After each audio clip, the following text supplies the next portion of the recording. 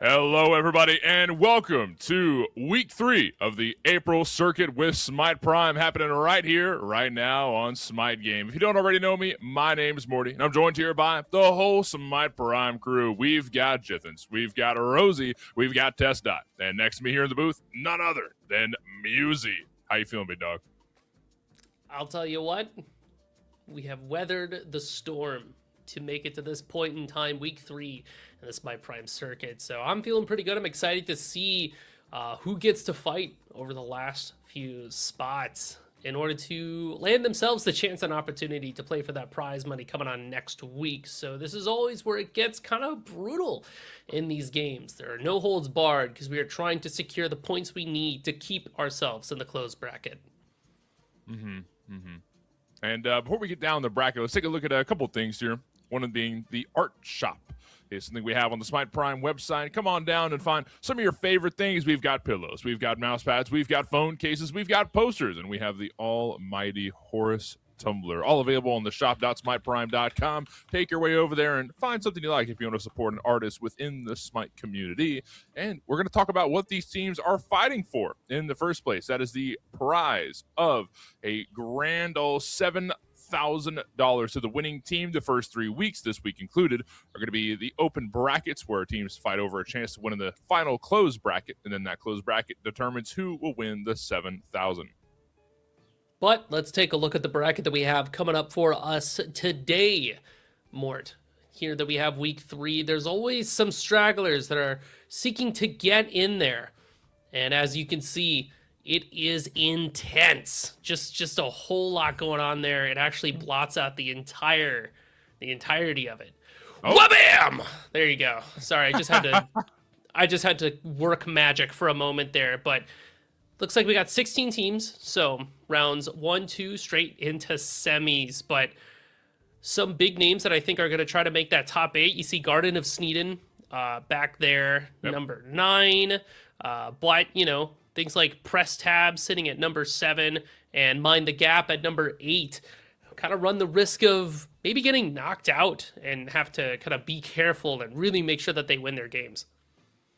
Yeah.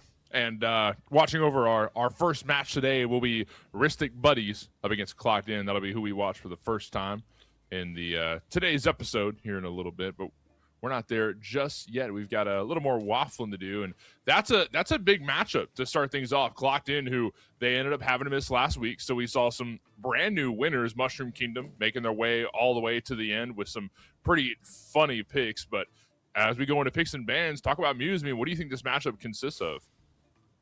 Well, you can't really talk about picks and bans without talking about the players that we have for both teams here. I mean, Clocked In, yeah, we're very familiar with who they are. They're Game, Paul, Karmic, Tagveer, Happen, and Hydrogen. Like, it's just kind of the boys ready to roll up and roll in. Ristic Buddies, knowing, Big Splash, Killcam Kenny really sticks out to me. Interested to see what they want to play with. But in terms of what's really strong, Pele's really good in solo right now. The Dodgy that just got banned away has been rising in popularity as a character that is just able to carry the player that plays that. I mean, last night, even on the Albion Giants League, you were there more. You saw it, even inbound playing in the jungle is able to pilot that pick and make it look untouchable, right? So it's no mistake that those 2 picks are going to be off the board, but that does leave things like the Achilles that I think is on the rise as the new gen Hercules of unkillable God King. And of course, you still have Hercules that even through the nerfs, I think is very powerful, a lot of sustain, and still is able to keep up in terms of damage. Yeah, definitely. So I think we were just talking about this yesterday too, is that I feel like sometimes the nerfs can feel a little bit exaggerated, right, in the player's perspective. You know, it's a cooldown they got, endured a little bit. And then everyone's like, oh my God, the god's really the worst. But in all reality, Hercules still has all the crazy protections he gets from Apotheosis. He's still tanky as ever. And that's still that one knockup combo can still do so much. I mean, the fight sometimes can be over before you get a chance to throw out the second round of cooldowns for Herc. It doesn't really matter. You still get the first knockup. You still get a bunch of tankiness. Whoever goes at you is probably not going to kill you. Like, I don't know. I still think Hercules is a pretty strong pick. Maybe not ban worthy, but yeah, there's still some nerfs to talk about and some things that'll go down. And we've got a hot fix coming out very soon that will definitely change up the meta than what we're seeing with Prime, but we're enjoying our last little bit of time we get with a very strong Anhur, or maybe not enjoying that time considering that Anhur's banned away for today, but Hercules as well. A lot of strong picks that we do not like to see. The Pele, the Daji, all taken out. Nuwa as well, but Serb is going to be the first pick, and that's a power pick right there. I do feel like Kerberos is one of those picks that is just very safe to pick in support. Specifically, his ultimate is really strong. It gets around some of the displacement immunity that some of the other range supports tend to rely on. I think of specifically like ESET. Also, it's a good response, preemptive response into a Naja, just because if the Naja tries to go for the sash on you, you paralyzing spin on top of them, and then you have your breath, your ultimate to follow up right afterwards. So just an all-around really solid pick for Happen to have right out the gates. Yeah, no, it's definitely going to do a lot of work there. Happen knows this Serb pick quite well, and he's going to be able to channel into something pretty efficient as Newt and Apollo join the battle on the other side of the field, and something tells me that'll be Paris mid with the Newt pick, and then Apollo going over to Inferno in the carry role. Should things, not work out too well in the early game, now you've got a carry who can split the map and run down either lane, try and get some towers under your way, and if things go south, hop into the chariot, get your way out of there, make your way to the FG or wherever the team's posted up, or just back to base in safety in general. And one of the things, too, about this Newt pick that you have in the mid lane, very, very good, especially with that Staff of Mirrodin item that you can build on her. Just a character that does a lot of damage. And because of Staff of Mirrodin, you can throw out the double abilities. So this gives her a lot of safety. You have double dash, you have double roots. She's also really good at countering dive on top of her. She can build Aegis, or go up into the ultimate with her, just go into the sky and then just have big damage. You can throw it on top. So great follow-up tool. So really solid mid for Ristic Buddies so far. The Zeus that I see locked in for Clocked In, though, is a little bit off color, but noteworthy. I know Paul does enjoy playing the Zeus. Staff of Mirrodin being as good as it is does mean that Zeus can have things like double chain lightning, double stun is the obvious thing to look at there. And just good follow-up damage for a Kerberos ultimate and a good circle to go with your other giant circle in Hou Yi. I do like the big circles coming together here for Clocked In. Ristic Buddies do have an interesting comp here too. It looks like they're going to focus on a lot more single target because Fenrir's damage for the most part is single target. You do have a little bit of AoE with Brutalize, but you're throwing that onto one single target so you can chase them down. Same thing with Ragnarok. Only picks up one god, doesn't pick up groups. So we're looking to isolate one single member of Clocked In and then take care of the rest of the team afterwards. Cross that bridge when you get to it. But interesting picks. We first saw the Zeus, Fenrir making his way after being comp banned for a while, and now Ratatasker for the first time in Smite Prime is here with us. And Ratatasker, I believe the aspect is allowed. I'm double checking right now because base Ratatasker, I'm not the biggest fan of, to be honest. I would love to see it go to the solo lane. A lot of fun to be had with Ratatasker. I'm very interested to see how Karmic is able to play this god, just because there's the Eggcorn that makes his dash really, really good, especially with something like a Rune Forged. His dash basically goes, you hit them, it knocks them back into the ideal range to immediately follow up with an Eggcorn stun. We'll have to get in game and hover which specific Eggcorn it is to make it happen because the aspect changes all of them. So really, really exciting. A good mix of engage and counter engage from this Clocked In comp, especially with that Tsukiyomi 2, good Aegis burner to go with your beads burner with your Kerberos.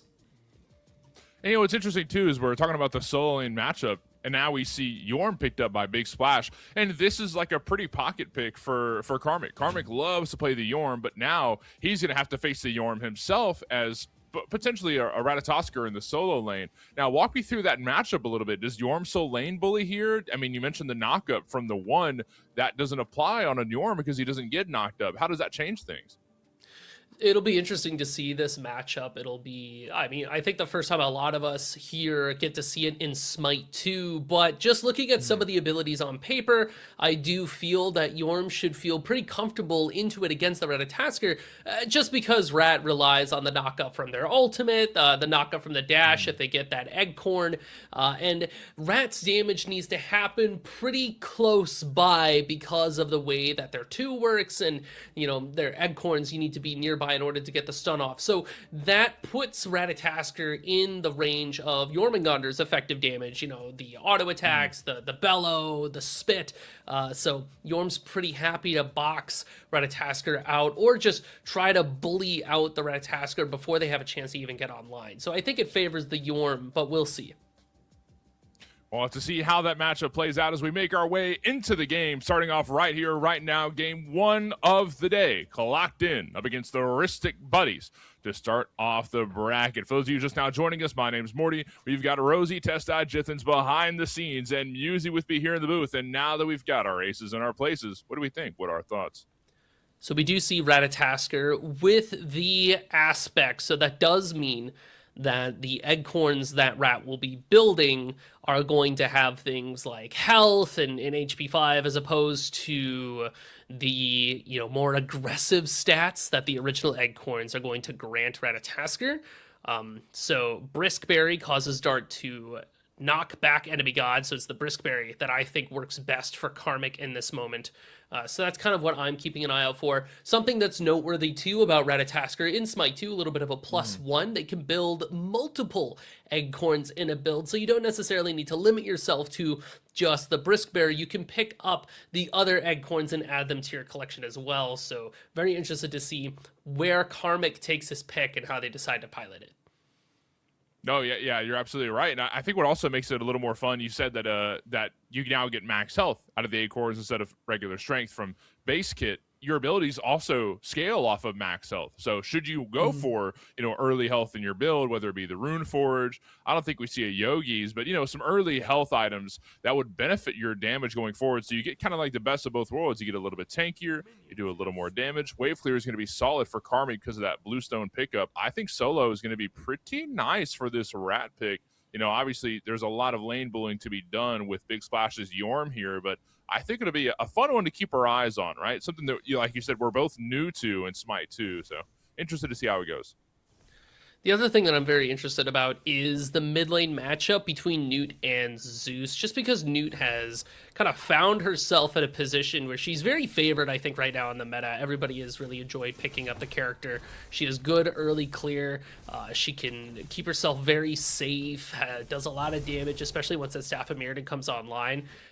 Noteworthy the fact that Paul is typically the one that pilots the Newt because you were able to clear so quickly and effectively. It gets you over to those firebrands right at that 3-minute mark, so the mid laner is able to rotate to confirm those. So that 3-minute mark is where I'm really interested to see how Ristic Buddies plays that out, knowing that they should have prio. Jormungandr clear is good, Newt clear is good, Fen clear is also good now that he's not banned. He's able to let the puppy out of the kennel. So very interested to see if Clocked In is going to be able to match that. We see some Pluck. Oh, Pluck goes down. Happen is in trouble, but jumps back to safety. Inferno dashes forward, but maybe we turn things back around. The Ghastly Breath melts some health bars. Karmic is a little low, but so is Kenny. Kenny's a little low, backing things up, and low health bars across dual lane, but everybody's just fine. Both of these supports have got themselves that conduit gem to get extra true damage just right off the rip. So very, very dangerous for the carries to try to walk up and box into them, at least until they get a little bit more health, a little bit more levels underneath their belt. So it's not as scary getting caught by a stray Ghastly Breath or a stray Sickening Strike, as it seems both Stewie and Tegby are not really ready to let these oracles go, but who's going to be the first mid laner to make that rotation over? Good damage from Tegveer. Pushes Stewie back just a tad, but look at the dual lane. Rotating over to Tegveer here on the left side of the jungle. Approaching now is Kill Cam. Kenny forces Tegveer back a step and going right to the arms of Paul, saying, "Help me, Paul, please." But the Oracle is going the way of Ristic Buddy, so a bit of vision onto that Gold Fury, which hasn't spawned yet. But what will spawn soon is those firebrands. Like you said, there's a good clear from Paris, good clear from Big Splash. They should be able to rotate to those firebrands with these, but maybe we'll see some competition from Clocked In. Tegveer's around somewhat in the area, so maybe we see somebody show up there. Well, it's interesting. Stewie was able to get their back off, so they'll have a little bit more in terms of itemization, the battle axe and the bow, whereas Tegveer is still only sitting with this Lucerne hammer, so they don't have a jungle, they don't have a starter item yet. They're just sitting on, I think it's like 35 strength right out the rip. So it looks like Yeah. Tegvir is going to be seeding the Firebrands as the Ristic Buddies kind of double up in that solo side, and Newt is able to make the rotation now as well. So Ristic Buddies will be able to have a first early engage there. Yeah, you mentioned it exactly. I mean, the farming game works out on point for Ristic Buddies, and going back, getting extra itemization kind of gives you a bit more benefit. So first round of Firebrands goes the way of Ristic Buddies, and that's a good objective. I mean, they want to nail, because Ristic Buddies want to take off as quickly as possible. The sooner that they get this game in control, the better, because once it goes down to splitting the map and macro play around the 15-20 minute mark, that's where Clocked In succeeds the best. We've seen early game falls from Clocked In just for them to make up for them. So I think Ristic Buddies should try to be, going pedal to the metal here. Rat's in the air, and Stewie's waiting behind the bush, but it doesn't look like Ristic Buddies are going to be able to catch out the old mouse there. And to your point as well, Mort, what Clocked In has in their team with this Tsukiyomi is a lot of late game scaling as well. I mean, Tegvir should be able to go like a Transcendence Book of Thoth build that I think has been very popular nowadays, and just really scale out towards that late game, do a bunch of damage. Zeus is able to make similar magic happen. And while Ristic Buddies also have a great scaler in their mid lane with this Newt, I really do feel like Clocked In can overtake them if the game gets too long. So important for Ristic Buddies to kind of establish an early pattern of trying to control the map, especially for their Jormungandr, who wants to be aggressive, who wants to stay big as long as they can. Like a Jormungandr from behind just feels really bad. You have to put them in an advantage state in order to get the full value from the pick. No, you're absolutely right. As a stun goes out, paralyzing spin locks Kenny in place, but looks like no kill will be found from there. Bounce off the mark from Hydro's arrow. And we're just kind of playing back and forth, but Stewie shows up on the left side of the map here to maybe join the fight, but instead we're fighting over the neutral camp, so we prioritize the farm over getting the kill there. Considering that both Hydro and Happen are both full health, I think it's a smart investment of time. We do see Ratatoskr has finished up their first Eggcorn. I want to say that's the Thistlebark, if I'm not mistaken. Got the old white one there. So what that should be doing is give Karmic a little bit of a... Oh, that's the Ash Whirl. Oh, no. Well, you get 400 health, 15 tenacity as well. So CC not as effective on the old Ratatoskr. And what this does is each time that you hit with that Eggcorn, you get some extra attack speed. So Karmic's going to be able to box a little bit more effectively now and kind of be annoying. But I think the tenacity is what really pushes that one over the edge. Any gank that Fenrir tries to do, any stuns, anything like that, Ratatoskr will be able to squeeze out just a little bit faster away. Yeah, no, exactly. Yeah, it'll help out just for safety means in general, as the first Moonlight phase has descended. The pad's not up to fight over just yet, but another round of Firebrands went the way of Ristic Buddies. Gold Fury is up for the taking, and the Moonlight pad, again, still, going to take another minute or so before we see some competition over there. 6 minutes in, and a very quiet game to start things off. A little bit of rotation here and there, some damage thrown across the board from Tegvir to whoever he looks at, but no first blood found. Might be able to find one soon, though. Knowing that this pad is coming up in about a minute here, that is something that both teams don't want to let go, just because it puts a lot of pressure on the map itself when you have those pushers, but also resetting your teleporters allows you to be a little bit aggressive back and get right back to farming, or take a crack at that Gold Fury, which Ristic Buddies, while they have the opportunity to do so, I'm really wondering if they will take it, right? You have Golden Blades online for both Stewie and Inferno at this point, so some good early damage and some, a little bit of health in your back pocket to be able to kind of survive a dive, or just be able to live through a fight a little bit more effectively. And that Staff of Mirrodin already online for both the mids, so you know that we have the tools to tussle. It's just the question of, do we want to tussle? And what's interesting is that Ristic Buddies have had Prio on these rocks, but we don't see too big of a lead developing for Big Splash yet. They've only got a small one, so we can't really rely on this Jormungandr to make big rotations, which is a little concerning. I'm really looking to see Ristic Buddies put the pedal to the metal sooner rather than later, because like we talked about before, if Clocked In gets to their late game, it's very, very difficult to play into. Clocked in have 3 members, Tegveer, Happen, and Paul around the mid lane pad, just kind of hovering and watching, but look at Inferno in the air, going to land down with the Chariot here in just a moment. Kenny finds a pluck on Happen, takes him straight to the back line, but in he goes. Stygian Torment pulls one under tower, but a Skyfall in response provides immunity, and showing up as well is Big Splash. The Lightning Storm's thrown down for a bit of self-peel, and Karmic goes into the back line to find first blood onto Kenny. Paris finds revenge on Happen, though, one dead on each side so far. The pad has still a lot of pressure on it. The meteor shower thrown down by Hydra, who showed up a little bit late, but better late than never. 3 members from Clocked In, 4 from Ristic Buddies. Will let the Buddies get control of the Moonlight Ritual, which is in pocket for Stewie. 1 for 1 there across the board. Ristic Buddies will walk away with that ritual, so not a bad trade for them at all. But a little worrying in my eyes, the fact that Clocked In were able to sneak away with a kill there. You just got to make sure that you respect the damage potential of, the Zeus especially, to be able to just cause a lot of havoc there. But so far, so good for Ristic Buddies. Now it becomes a question of, are you able to find the stuff after the stuff, right? Can we look at a Gold Fury? Are we just going to kind of go back to farming and get our victory and kind of move on from there? I think while you have pressure on the map with these pushers, they have to be answered. Otherwise, these towers come under duress. And you have your Jormungandr that is able to make the rotations. Now is a good chance to try to make a play on the map. They have good burn with their team comp. It's just a question of making it happen. No, you're absolutely right. I mean, it takes getting stuff after stuff to really make that snowball work. We talked about them hitting the gas as soon as they can, pedal to the metal, and I feel like that's a good use of time for them to make their way to Firebrand. It's just Stewie and Big Splash over there, for the rest of Ristic Buddies around the Oracles, and at least get those so Clocked In can't sneak a Gold Fury afterwards. The vision is going to be very, very detrimental to keeping their eyes on the early lead. And it's really hardly there, right? Less than 1,000 gold. It's still something, though. I mean, the farming working ever so slightly in their favor, thanks to the Moonlight Ritual as well. But you just got to keep that lead as much as you can. Try to not let Clocked In grab these neutral objectives. I mean, the macro game here, it's not too much to talk about right now. Not a lot of objectives to fight for, but whatever does pop up, you have to keep your eyes on. I think it's definitely worth mentioning the fact that Karmic got a kill in that last engagement, and that kind of enables this Ratatasker to catch back up to Big Splash, because Karmic got first blood there.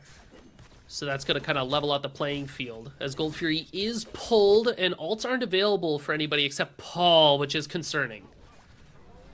Okay, Stygian Torment in. Paralyzing Spit already used. Lightning Storm. Oh, not even needed. Paul's able to get a kill. Takes down Stewie and kill Kenny. A massive Lightning Storm does gnarly damage, but overall, the Gold Fury goes to Ristic Buddies. I mean, is it worth to lose 2 for gold there? You do get out of the base a bit faster, but I think finding 2 kills, if you're Clocked In, it's not the worst thing in the world, especially if you can find a little bit more here. Paul's positioned very aggressively. And up goes the Thunderclap to do a bit of damage. The Eye of Erebus thrown down to slow down Paul in case he wants to dive, but I don't think he's feeling comfortable in the dive. Paul has no mana to work with. And going to go back for the Caustic buff instead, which is the smart move. But look at Karmic diving under tower. Skyfall in response. Karmic can't tank that tower all day. And Skyfall slammed back down onto Karmic's head top. Around the corner, kill cam Kenny to secure things. And Big Splash able to get the kill onto Karmic. Solid try from Karmic. I like where his mind was at, but just didn't work out thanks to the Skyfall. So now Ristic Buddies, I think, are able to feel a little bit better after that Gold Fury engagement, because you're able to find the kill on Karmic before then. I think Clocked In were kind of happy to trade gold for a couple of kills to keep themselves afloat, but now your Jormungandr is able to keep farming. You take a look at those Firebrands, you keep this Jormungandr up, fed, and ahead, and that's what you need for Ristic Buddies so that Big Splash can make these rotations and make an impact on the map. But more importantly, Paris being able to not die in that moment means that they'll be able to kind of keep up with Paul in the mid lane. So all in all, Ristic Buddies, I think, walk away from that feeling pretty good. Get out of the base a little bit faster, which it's a small detail that is often forgotten in Smite 2, but each Gold Fury kill gives you a little bit more every single time, and moving 50% faster out of the base just means you get to your farm that much faster than the other team, and I think that stacks up sooner than you'd think. No, yeah, absolutely. I mean, every little bit of gold matters, especially right now. Every bit of gold matters to set you that much farther ahead from clocked in. You know, it might make the difference between getting or not getting that tier 3 that you'll use in that next fight. And that's exactly what we're seeing here at the 12-minute mark. And, Moonlight phase slowly approaching, and the Pyromancer available to be fought after probably another round or two of Firebrands to go around before those stop showing up. But Gold Fury, Queen Naga on the horizon, a lot to think about as we're going into the farming phase still. Things are slowly starting to, get a little bit faster. One of the things that I notice here is Tegvir does have that Transcendence finished. They're going to have that Book of Thoth around the corner. That is a ticking time bomb in my mind that I'm always glancing at for clocked in. Once Tegvir is able to finish those 2 items and really get those stacked up, then the damage for the Tsukiyomi is going to be really intense. You can see that you've got 3 Aegises, Agi maybe, for Ristic buddies between Big Splash, Paris, Inferno. So very important relic in order to have to kind of survive that damage, but that means that you don't have beads for that Kerberos ultimate. So luckily Jormungandr has got the ability to not worry about that as much, but for somebody like an Apollo, Inferno needs to make sure that they stay positioned towards the back so that they don't get scooped up by all of the madness. And beyond that too, more in terms of what's coming up next on the map, Moonlight Queen Naga right around the corner in a couple of minutes here. That's going to be the next big contention fight between these 2 teams. Karmic in a bit of trouble. Stewie goes in with an Unchained, able to hit the stun, but after going straight into the air through the Cosmos, and Karmic gets the safety under the tier 1 tower on the other side of it. A lot of distance covered, and if you think about it, that's a pretty nice panic button. I didn't think about that going into the matchup, but Karmic has a decent chance at winning these fights, but when things get hairy, you hop on the tree branches, you get yourself out of there. Pyromancer getting taken by Ristic buddies, 3 members on top of it, but Happen is aware. And looking at it, 2,000 health, but getting zoned away by Killcam Kenny. Gets plucked away for the pit, says, not today, sir. Tail whip back in place. Happens not sealing any objectives today. Paris secures the Pyromancer. Clockton still want to find the fight, though. Karmic makes a rotation from solo lane, finds a stun, but not a whole lot of follow-up from Clockton. Yeah. Ristic buddies are able to make their getaway. And speaking of Karmic, we talked about it earlier, that Ashwhirl Eggcorn, 15 tenacity, and it comes in clutch when Fenrir decides to jump on and find the stun. Karmic is able to have their getaway button come up just in time. I don't think if they had that tenacity, I'm pretty sure that Ratatasker dies. The stun will last just long enough to get that damage off. Yeah, I think that tenacity helps. As we see a fight going down here by Gold Fury. They take it for a ride. Happens in trouble, but Paul throws a lightning storm down to find a kill. Paris slams Happen in response. 1 dead on each side. But Piercing Moonlight takes Tegvir straight to the back line. Paris will fall. Inferno's in trouble. And the big worm doing his best to peel for the team, but it won't stop Hydro from taking down Inferno. 3 dead for Ristic buddies. A free Gold Fury for Clocked In. Oh, we just did not have the CC immunity ready for that Kerberos ultimate. Happen picks up so many straight into the damage of Paul, who had their ultimate online and just ready to rip, roar, and fire. Now Clocked In walk away with the first Gold Fury, and it's unfortunate timing for Ristic buddies because they could just walk straight back over to that Moonlight Queen Naga if they wanted to. So Clocked In get to have a little bit of advantage on the map state here. Although Paul's really low on mana, so if they do decide to pull this, I think Ristic buddies could have a good fight. That's up again? Oh my god, Lightning Storm down, drains the health bar on Queen Naga, but Killcam Kenny now in the pit. Same thing with Stewie, waiting for an engage. Paris around the corner bomb! with 1,500 health. Who's gonna take it? Ristic Buddy stole the Queen Naga. Through the Cosmos goes Karmic, slamming onto the back line, but running away for their life is Big Splash and Stewie. They don't want to fight afterwards. They just wanted the objective. That's exactly what they got. A great play from Ristic Buddies. Oh, that was such a good bomb play there. I want to say it was Killcam Kenny that threw that out. Good stuff, that Pyromancer that Ristic buddies picked up earlier coming in clutch here. Great play to kind of stem the bleeding that Clocked In could have inflicted upon them. Also, talk about the fact that Zeusel was back up already. We talk about Spirit Desolation plus Staff of Mirrodin. That's so much cooldown, and if this Zeus is able to find, 2, 3 kills off of a fight. It just takes 0 time at all in order to be ready for the next one. Scary stuff. Happen gets plucked by Charge Prey from Kill Camp Kenny. Takes him back a little bit, soaks up a lot of damage, but then hides behind big old Tegveer. Tegveer, please get me out of here. Tegveer says, okay, I'll help you out this time.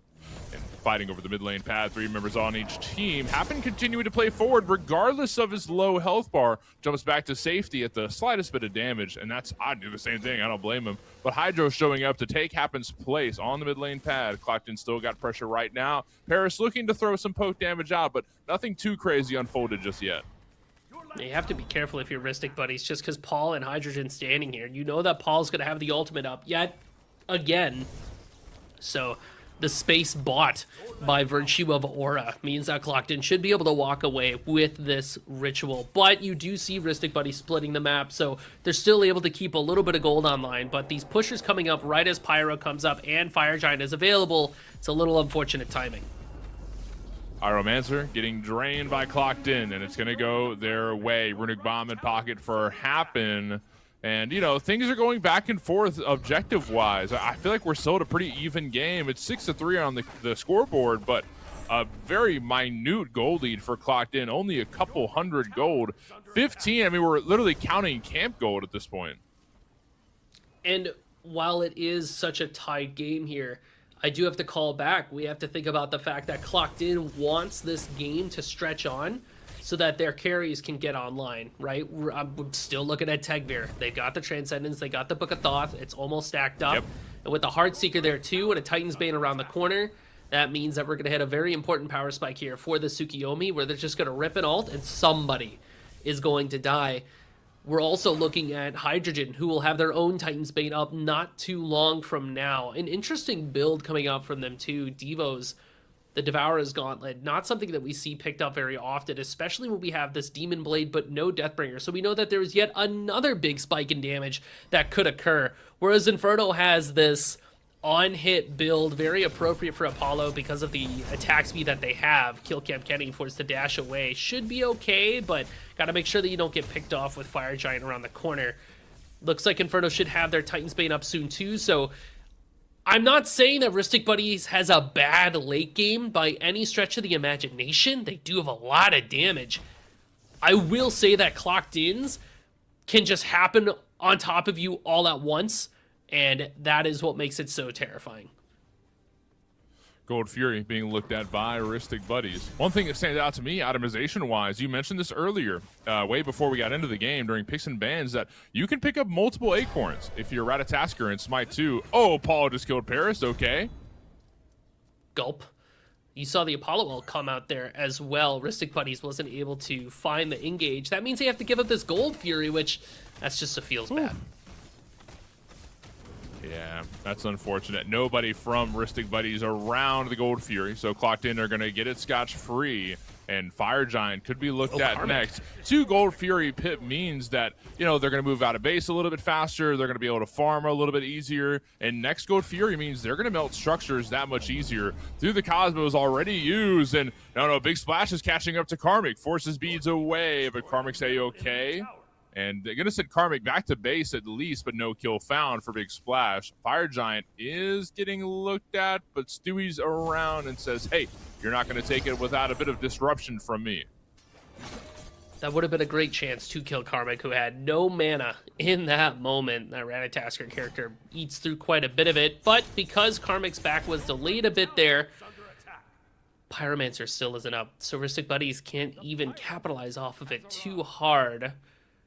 Although, if Paul decides to back here, nope, he won't. Fire Giant wants to be the pull for Ristic Buddies. They want to try to bait in Clocked-in if they can, and I do like their fight if they are able to pull it off. I mean, you have Fenrir ultimate, the Newt ultimate as well, but... okay, that works too. Okay, Kenny is dead. That's unfortunate. Down goes their support. So Ristic Buddies say, okay, never mind about that fight. We're going to have to, I guess we'll, exit stage left. And Fire Giant getting burned by Clocked-in. Karmic's on top of it, starting it off. Well, the rest of the team's burning Pyro. And now we look at this FG, but Paris, Stewie, and Inferno all walking forward. Big Splash around the side. There is a flank for Ristic Buddies. This isn't guaranteed for Clocked In, but they're playing like it is. 6,000 health on the FG. And into the air goes Inferno for a potential steal. Hydro backs off. They drop it entirely. They're going to go for a kill on Big Splash, who's been caught out of position under enemy lines, but hiding invisible. Clocked In are having a hard time getting anywhere with this fight. Inferno lands back down off the chariot, and Karmic is dead. Inferno slams right onto Karmic, who was zoning in the front line, and then killed him right after. Now Ristic Buddies have the man advantage, and they're burning the FG. I mean, we lose a couple of important ultimates for Ristic Buddies, but finding Karmic is pretty big. Clocked In, though, they're just waiting for their opportunity as FG falls to half. Look at Happen to try to make something work. Oh, he's looking, but what can happen? Karmic's still down, 2,000, 4,000 health on the FG. Oh, no. Torment throw down, followed by the Lightning Storm. Lurking the waters, forced away, and Paul is in trouble. No, Paul kills Paris, but 1 for 1, eye for an eye. Hydro just took down Kill Cam Kenny, and hovering around, Inferno's looking to flank Tegbeer. Into the back line goes Big Splash, zoning away and killing Hydro with ease. Consuming Bellow almost killed Happen, but he barely jumped over the wall. Tegbeer sent packing back to base, and Karmic, who just got here, says, "What happened, guys?" I'll tell you what happened as Karmic tries to go for the chase here. You had Happen jump in with that Stygian Torment, but it was off the mark, wasn't able to actually find anybody there. Whereas Paul's damage came through in a big way. Even if the ultimate wasn't landing the way that they were looking for, Chain Lightning will deal just a ridiculous amount of damage, especially when you have that Staff of Mirrodin to just rip either another Chain Lightning or another stun. So Paul was able to make up the difference, but the damage was already done. Ristic Buddies had good follow-up there, and were able to split the fight as it was Tegbeer that's getting chased away, and Big Splash able to find the damage on top of Hydrogen. Clocked In just kind of fell apart there too because Karmic got picked off right at the start of that fight. So both teams are able to delay the inevitable Fire Giant pull, but now it's Big Splash finding damage onto Karmic, but got to be careful not to chase too hard here. Clocked In are in the lead here at the 23-minute mark. Make it 24, 11-6, and they've got a Gold Fury pip over their opponents. The goal lead is barely over 1,000, almost 2, but Beads forced away by Tegbeer, a great plus, put Tegbeer in a bad spot, but the rest of Ristic Buddies collapse and kill Tegbeer. Into the air goes Karmic through the Cosmos, gets him back to safety under the tower, and recalling from there, Ristic Buddies hit the go button on Fire Giant. You still have ultimate available for Paris. Very good secure tool, but Paul has theirs as well. Ristic Buddies needs to make sure that they keep Clocked In away from this FG. They need this objective. Zoning away, Big Splash looking to lock down the front line, but blink in, Stygian Torment to follow. The Meteor Shower throws him down. Hydro gets a good ult back, but Big Splash forced into the air. Hydro takes down Inferno. It's a great kill, but Hydro is going to fall as well. Big Splash at the back line causing some havoc. Stewie forced to ult away. Ragnarok to safety. Happen goes right to Paul and tries to zone for him. Karmic in the front line by himself. Doing a great job of holding off low health members of Ristic Buddies, force off of the FG, and again, nobody gets it. The lack of beads for Inferno bites them again. You have to make sure that you are so far away from the effective range of Happen, who does have Blink plus a dash to be able to find the Stygian Torment. Once Inferno gets picked up by that ultimate, it is cooked for Ristic Buddies. They need that damage to burn the Fire Giant, but luckily, they did not wipe there. So Ristic Buddies just needs to keep playing the pick game. They just have to find somebody. And Happen could be that somebody taken down to a quarter health, but jumps back to safety and recalls from there. Looks like this middle aid pad will go to Ristic Buddies. They've got 4 members on top of it, and Clocked In aren't splitting the map. They want to fight fire with fire. Paul wants to go in. He's got Lightning Storm ready. Happen, go in there and set something up for me, and I'll follow up with some damage, but Happen's not feeling the fight. I don't blame him. That low health bar had me scared too. So after getting the mid lane beacon, Moonlight Ritual, and pocket for Kill Cam Kenny, they'll look at this Pyromancer, but Karmic is here. And lurking in the shadows, could have a way to dart in and maybe steal it away. It's burning pretty quick, though. Paris is just kind of watching, saying, guys, there's a rat here. Can we do something about him? But no, they're going to focus on the Pyro, but they drop it instead. Are we going to fight here? We could. Karmic Forced to dash away. Big Splash can't chase after it too well, and Tegveer in the bush. Looks like Clocked In are ready to counter engage. Oh, Clocked In took the Pyro. They grabbed it away from Mystic Buddies. They want to steal this, but Big Splash goes into the back line, zoning. But now picking back up the Pyro with going back and forth. Who's going to take it? Stygian Torment throws up Kenny, and Lightning Storm thrown down to follow. It's down to 1,000, and Karmic goes into the back line with Through the Cosmos. Inferno's in the air on the Chariot, but where will he land? Who is he going for? Karmic goes to safety in the back line, and Hydro finally takes down the Pyro and takes a para Crocodile boost while he's at it. Kill cam Kenny is dead, and one down for Ristic Buddies. Clocked In have some low health bars, but something tells me they can stick around for another objective. But nah, they'll play safe. They'll play careful, grab some camps, and maybe we'll go for FG right after, because Kenny's down for another 20. Pyromancer has never been more important. You would not believe it with the way that these teams are fighting over that bomb. You need that secure, and that second Pyromancer bomb could be what pushes Clocked In over the edge for this FG, knowing that you have 2,000 true damage to secure that FG with. Okay, but who's going to take it, though? Big Splash is lurking, and it's still pretty high on health.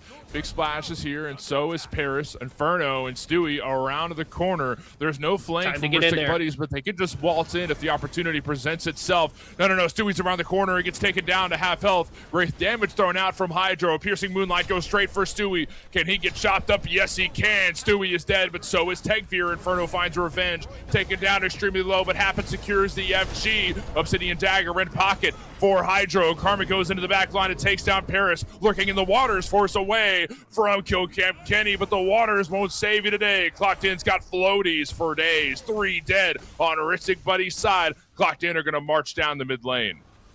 This is good play there from Clocked In. You know that Ristic Buddies has to stop you on that FG. Good vision and good eyes on a swivel to make sure that Stewie isn't able to get that flank off. Now Clocked In are able to just kind of run it all the way down. If they find picks off of this push, they could go for the end of the game, but a lot of towers means that Titan's going to be very healthy. Yeah, no third Gold Fury pip, and Tier 1 and Tier 2 towers on the side lanes. This Titan is not going to melt fast by any means. Clocked In, I think they realize this and say, oh yeah, let's go pick the map apart a little bit. You've got towers to look at. You've got an Ancient Fury to grab. There's plenty of tools to keep this game in your favor. You're not ending today, but Clocked In are looking more in the lead than they have all game here at the 30-minute mark. A 6K gold lead along with 8 kills over their opponents, or maybe 7. I'm not no mathematician. But Ancient Fury getting burned now by Clocked In. Inferno's on the Chariot. Where will he land? Kind of a risky maneuver here unless you can connect on top of Paul, but doesn't look like they'll be able to make it happen. No, Inferno brought company. It's an Uber lift. He got 5 members from Ristic Buddies by the Ancient Fury pit, and now it's a 5-on-5. Karma goes straight to Stewie in the back line, and getting plucked just happened, but jumps back to safety through the Soul Reap, and into the air goes Karmic and slams down on Stewie through the Cosmos, and straight to hell. Stewie's down, but look at the damage from everyone here. Paul takes down Paris, and Big Splash is in trouble. Tegveer did fall, but the rest of Clocked In cleaned up on Buddies. 3 dead. Kenny extremely low, and Inferno going back to base as well. Clocked In might just send it here. Yeah, they have all the tools. Kill Kim Kenny and Inferno alone, more than likely. Gonna try to put on the defense of a lifetime, but Clocked In's damage is just overwhelming. Yeah, it is, and they're going straight to the Titan. It's not burning fast, but they're going to find picks first. Down goes Kenny, and Inferno goes into the back line. The time lock Aegis won't save you today. You stopped in the middle of a lightning storm, a tornado warning, if you will. Just puts so much damage out, and the Titan gets damaged that much more. A first game goes to Clocked In. Clocked In was able to play their game plan. You just have to wait long enough for Zeus to get online, for Tegveer to get online, and especially for this OE2, once that Deathbringer got locked in, the damage from those autos were just completely overwhelming. And unfortunately, some bad fights, I think, from the Ristic Buddies, especially around that Ancient Gold Fury. Trying to put their foot down, but the regen from the Fire Giant buff was just enough to keep the health bars of Clocked In over the mark to make sure that they were ready for that engagement. But all in all, really good stuff, I think, from Ristic Buddies, just leading up to a rough couple of last fights, but all it takes is 2 fights for a game to be over.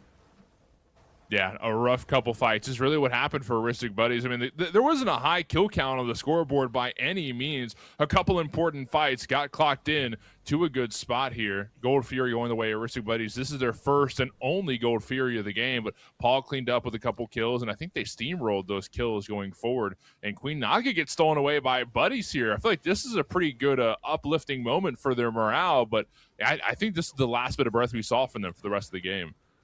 What it really came down to was Ristic Buddies had a couple of opportunities where they were able to find picks. I think this is a good one, right? You find Tegvir out alone. Your comp does what it wants to do. Like you said, Mort, you're a pick comp. Yeah. You have a lot of single target damage. But then Inferno getting scooped up by that Stygian Torment when this was kind of your fire giant to have means that you can't really find the benefit or find the play, the stuff after the stuff when you're able to get those picks. You just get picked in turn, and that means that Ristic Buddies team fight just kind of falls apart afterwards. They only really win if they are able to take the man advantage fight, and once it becomes a 4v4, it just is not as strong for them. No, exactly right. If you can't win the 4v5 after finding the pick, I mean, it is what it is, right? That's just how it goes. You can't really fix that. So, that's the way the cookie crumbles for Ristic Buddies. Had a lot of uplifting moments, a lot of good parts that, hey, I feel confident with their game going forward. But like you said, a couple bad fights led to a defeat. Clocked in, they're going to move up in the bracket, and Ristic Buddies will be out for today. And we do get a chance to see kind of the stats on, especially Karmic's Ratatasker. I mean, 20k damage, you're able to mitigate about 38k. I don't know if Rat is the next coming of the new top solo laner god in Smite 2 here, but I do think there was some value to be had with the pick itself. Good knockups, good damage. Is it a Pele? No. Is it an Osiris? Not quite, but I think it's very pickable, especially if you are, a higher level player like Karmic. Yeah, I think there's definitely some ball to be had there, but enough ball. We're going to learn some more ball as we move our way through the bracket, and we've got another hot game coming at you soon, but we got to take a quick ad break. We'll be back in a few minutes, so don't go anywhere. Hello, everybody, and welcome back to Week 3 of the April Circuit. It's alive, it's here, it's now. Let's take a look at it as we move on through the bracket. We just watched an intense match between Clocked In and Ristic Buddies, and we've got more coming at you very soon. My name's Morty. We've got the whole Prime crew today behind the scenes with us. We've got Testai, we've got Rosie, we've got Jithens, and next to me here in the booth, we've got Musey joining us for a lovely day of Smite 2. How we feeling, Muse? Feeling pretty good. It was a good match that we just saw. I'm kind of curious to see how the rest of the matches went. Only one way to find out more, and that's to put our eyes on ye old bracket. So, taking a quick look at who made it through. Hold that, mind the gap, smoke break clocked in, single bind press tab, Mushroom Kingdom, and Oni Warriors. Not Warriors. Yeah, I know. I've got production in my ear calling me a coward, calling me somebody that backs down, but part of being a caster of the people is listening to the cries of the people. And I want you to know that I've heard you and I've changed. I released a Twitter doc about the whole thing. I posted an apology. I went to therapy. I did the whole 9 yards. Oni Warriors. Going up against Mushroom Kingdom, it could not be more cinema when you think about it. So really exciting stuff I think we got coming up for us here. It's just an extravaganza, a Nintendo extravaganza. I'm allowed to say that, a Nintendo once. I guess I said it twice, but why talk here when we can talk? Before music says something right? dumb. just keep moving here. It's already too late, buddy. It's too bad. Mario's v Warriors here is Mushroom Kingdom takes on the Oni Warriors. I hate saying it. It doesn't feel good. It feels like I've lost. Like it feels like the home team got defeated at home, and I hate it. I hate every second of saying it, but it's all right. We're going to keep things moving. Neja banned away, as well as Nuwa. So very sensible bands coming through to start things off. Well, it's interesting to see the Naja ban, too, because that's a character that kind of fell from grace, especially after a lot of the changes, but Mushroom Kingdom still value it. I think more of a support pick than a solo pick at this point, but the Kerberos ban, I will keep the Kerberos for as long as I live. I'll drop the Warriors. I'm keeping Kerberos. But the Kerberos ban makes a lot of sense, I think, especially when you see Happen do the work that it did and as strong of a pick that it is generally known. Absolutely ban-worthy. Jingwei's off the board. I wonder if the Anher's off the board. If Mushroom Kingdom don't ban it, it's because they want to first pick it more than likely. Hey, you think Kerberos is bad? Watch this. I'm going to really piss some people off. The Kerberos ban is really making some sense here. Yeah. I'm just making that up here. I'm not going to do that. I'm sorry, chat. I had to put y'all through that. The Pele, Honor, sensible bans coming through, and to start things off for first pick, which is on the horizon. I mean, surely we're going to be going for Port Degree or Mario Bro, right? Carry role extremely prominent right now. So I would say let's get a Jingwei's banned, so it was on her. Let's get another strong carry pick under our belts, and then we'll put some focus onto the mid lane later. We know that Chang'e likes to throw some spicy picks around, but no, are we going to go for this first? Surely this isn't Koja, right? This is Chang'e mid again? I mean, Chang'e Best was rocking this Yamoja mid last week to, I think, some pretty solid success.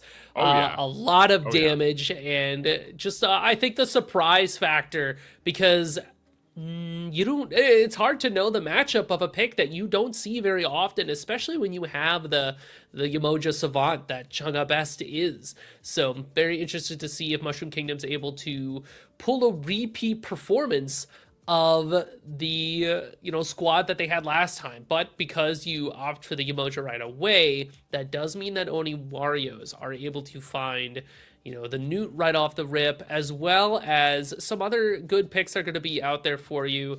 Thor, which we haven't seen in a hot minute, makes his return. Still really good, by the way. Just one of those picks that is still incredibly strong to have in your back pocket. He can go jungle, he can go solo. You can even rock him in support if you really wanted to. But I think Solo Troll will be very happy to play the Thor solo here. I think Solo Patrol, sure, definitely looks good. Aspect of Thunderstruck, a bit of extra healing. You've got some more disruption. I think that Sot could definitely channel that pick well, but this also seems pretty pocket for Panatom. Panatom, who, has been around in the Smite scene for quite some time. Maybe he wants to resort to some older picks, things that he's more comfortable with. This could be the Thor. We'll have to see as the game gets on and the draft goes through, where that will be going. But surely this will be Newt and mid for Pagon. He seems to love that Newt mid pick as of recent, and I don't blame him. It's very strong. Apollo going to Mario Bro. He's been slamming that one in the rank queues. You can see it on the Twitch for Mario Bro. The passion streamer, right? Most passionate streamer there is, but Sobek gets picked up, and something tells me that's going to go back to Port Degree. So now that we see the Humbot slam down immediately from Oni Warriors, we know that the Thor is going to be headed over towards Solo Troll. Probably a Hoi pick would be a good complement to the Oni Warriors comp at this point. Just another circle to have. But it could be the Newt ADC. So I know some people have been running that. You go like Bumba's Dagger, you're able to clear pretty effectively, but now I talk about how safe the Newt is in mid lane.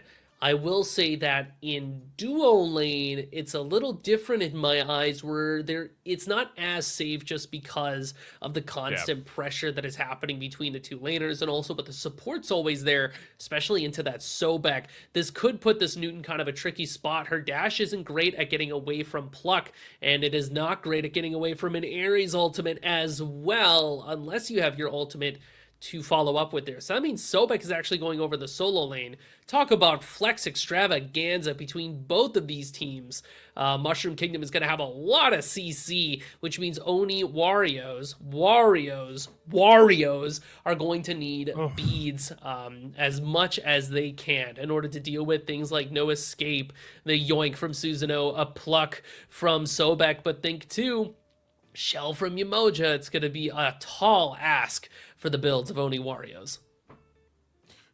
Okay, so I'm looking at the draft for Warriors, and I feel like I'm stuck between this Thor and Kabrakan now. I feel like we've seen a lot more Kabrakan solo rather than support, right? But we've also seen a fair amount of Thor support as of recent, even yesterday in AGL.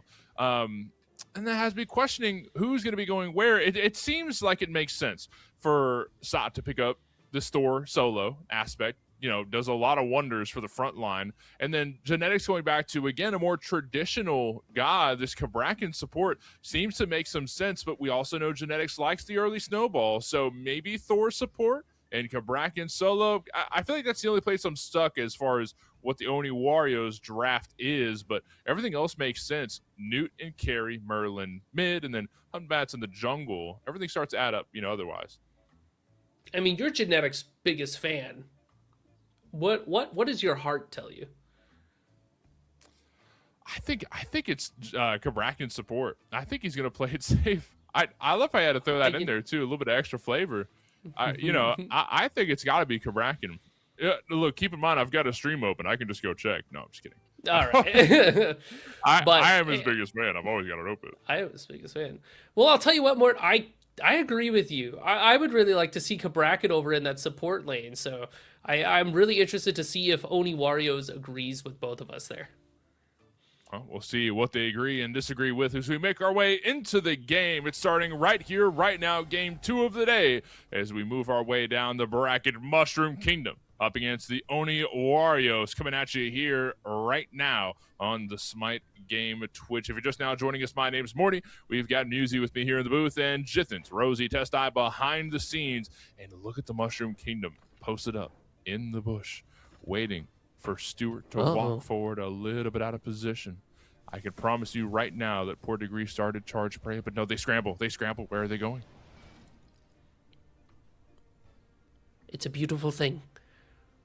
As the Mushroom Kingdom posts up. Nope, they're gone. They're just disappeared there. So lame. We can move our directions to some of the lame. We can talk about some of the other stuff going on the map here. Mort, you were right. You asked with your heart answered Genetics, Kabrakan, support. And like I was saying before, I do prefer Kabrakan over there for this matchup specifically because Kabrakan Ultimate does a great job at eliminating options for Mario Bros. Apollo here. Where is Apollo going to do? Where is he going to go and what is he going to do when this Kabrakan ults him, right? You have to shell if you're mini delving in order to keep him out of that bind. So I do like that as a means to kind of shut them down, and also a good aggro pick to go with this Newt. I said before, Newt ADC, very aggro, not that safe, but if you've got a support that can kind of exacerbate that aggression and really just keep the pedal to the metal here, I think sometimes the best defense is a good offense, and this is a great offense between this Newt and Kabrakan combo. Now, we talked a bit about the oddities here in the middle lane between, Shanghai Best and the Pagon picks, Merlin and Yamoja, but we have an oddity over in solo side as well. Poor Degree is picking up this Sobek solo, and up against the Thor. Walk me through that matchup. How does Sobek fare? Sobek is a pick and solo lane that is, for lack of a better term, a bit of a lane merchant, right? Where they are able to deal a lot of damage, stack this blue stone pretty quickly, but also stay pretty healthy thanks to the sustain off of Sickening Strike and getting the protections off of their passive. I don't think Thor does the best into it just because Thor can interrupt a lot of Sobek's damage, but in the same hand, Sobek shouldn't be able to find too much on top of Thor because Thor is able to keep themselves pretty safe with the hammer and, a pluck from Shadow on top of Stewart. Oh, and Shadow is able to get first blood. Stewart taken down, and that's a kill for Mushroom Kingdom to start things off their way. Such an early aggressive play there from Shadow, too, to go straight over to the duo lane. Not something that we traditionally see so early on these days, something that we saw a lot maybe a few patches ago. But because there's so much, thought and presence put onto these firebrands, usually both jungles don't like to get too active because you don't want to miss those early rotations. But now this means that the solo lane side is opened up. Panatom's over in solo. Oh no, this is bad news for Poor Degree, who gets stunned by the wall and put down from there. Sot gets the kill. Poor Degree is dead, and this one goes to the Oni Warriors. So far, 1-for-1 across the board, but who gets to come out ahead? I'm really looking at Shadow. The Susanoo being able to get the first blood gold 500 is pretty significant, especially for a character that wants to get their items online sooner rather than later. I mean, who doesn't, right? But Oni Warriors looks like they'll have the first crack at the Firebrand, so who hits level 5 first? Shadow walks over there, throws the teleport in, but does he feel comfortable going in for the fight? Chang'e says, let's do it. Why not? I've got some Obi to work with, but they don't do so. Panatom was able to hit level 5, but it doesn't look like the Humbots wants to take the aggressive stance against Shadow. So while this Humbots has this level 5, you have to ask yourself, where is this Fear No Evil going to be landing down? And if you're Oni Warriors, I'd love to see it come over to that dual lane, right? Especially because Stuart at Genetics should have a pretty solid way of pulling the beads away from Mario Bro. That would open them wide up to a gank from this jungler, and they're already positioned so aggressively with the way that their dual lane works. I would love to see that tempo handed back to them. Oh my goodness, the damage from Sot, but a pluck back under tower. Tail whip not in response, but does take Sot very low. Shadow's here as well to maybe clean up, but ult's ready for Sot. He's just going to hop into the air and teleport back to the tower, probably so. No, he's landing back down to find the stun and put Shadow in place for a moment, but Shadow's going to dash forward, and maybe Sot's got some damage, goes straight for Port Degree, but a Typhoon in response takes Sot into the air, and will Sot fall? One basic from Shadow says, yes, you will. A good outplay attempt from Solo Troll, but not good enough to go his way. It's simple to see a fight over here in duo. No escape does pull 2, followed by a Skyfall, gives Stewart immunity, and locked in place is Mini Delvin. He's got 3 members of Warriors chained up, but can't walk away from the fight. Down it goes Delvin, another kill for Panatom. So I really do feel like maybe Solo Troll didn't respect Mushroom Kingdom there, right? Like, you land down, you still want to get your kill on Port Degree, you think you can make it happen. So I think it was a good play there from Port Degree and Shadow, working in tandem to be able to play against that.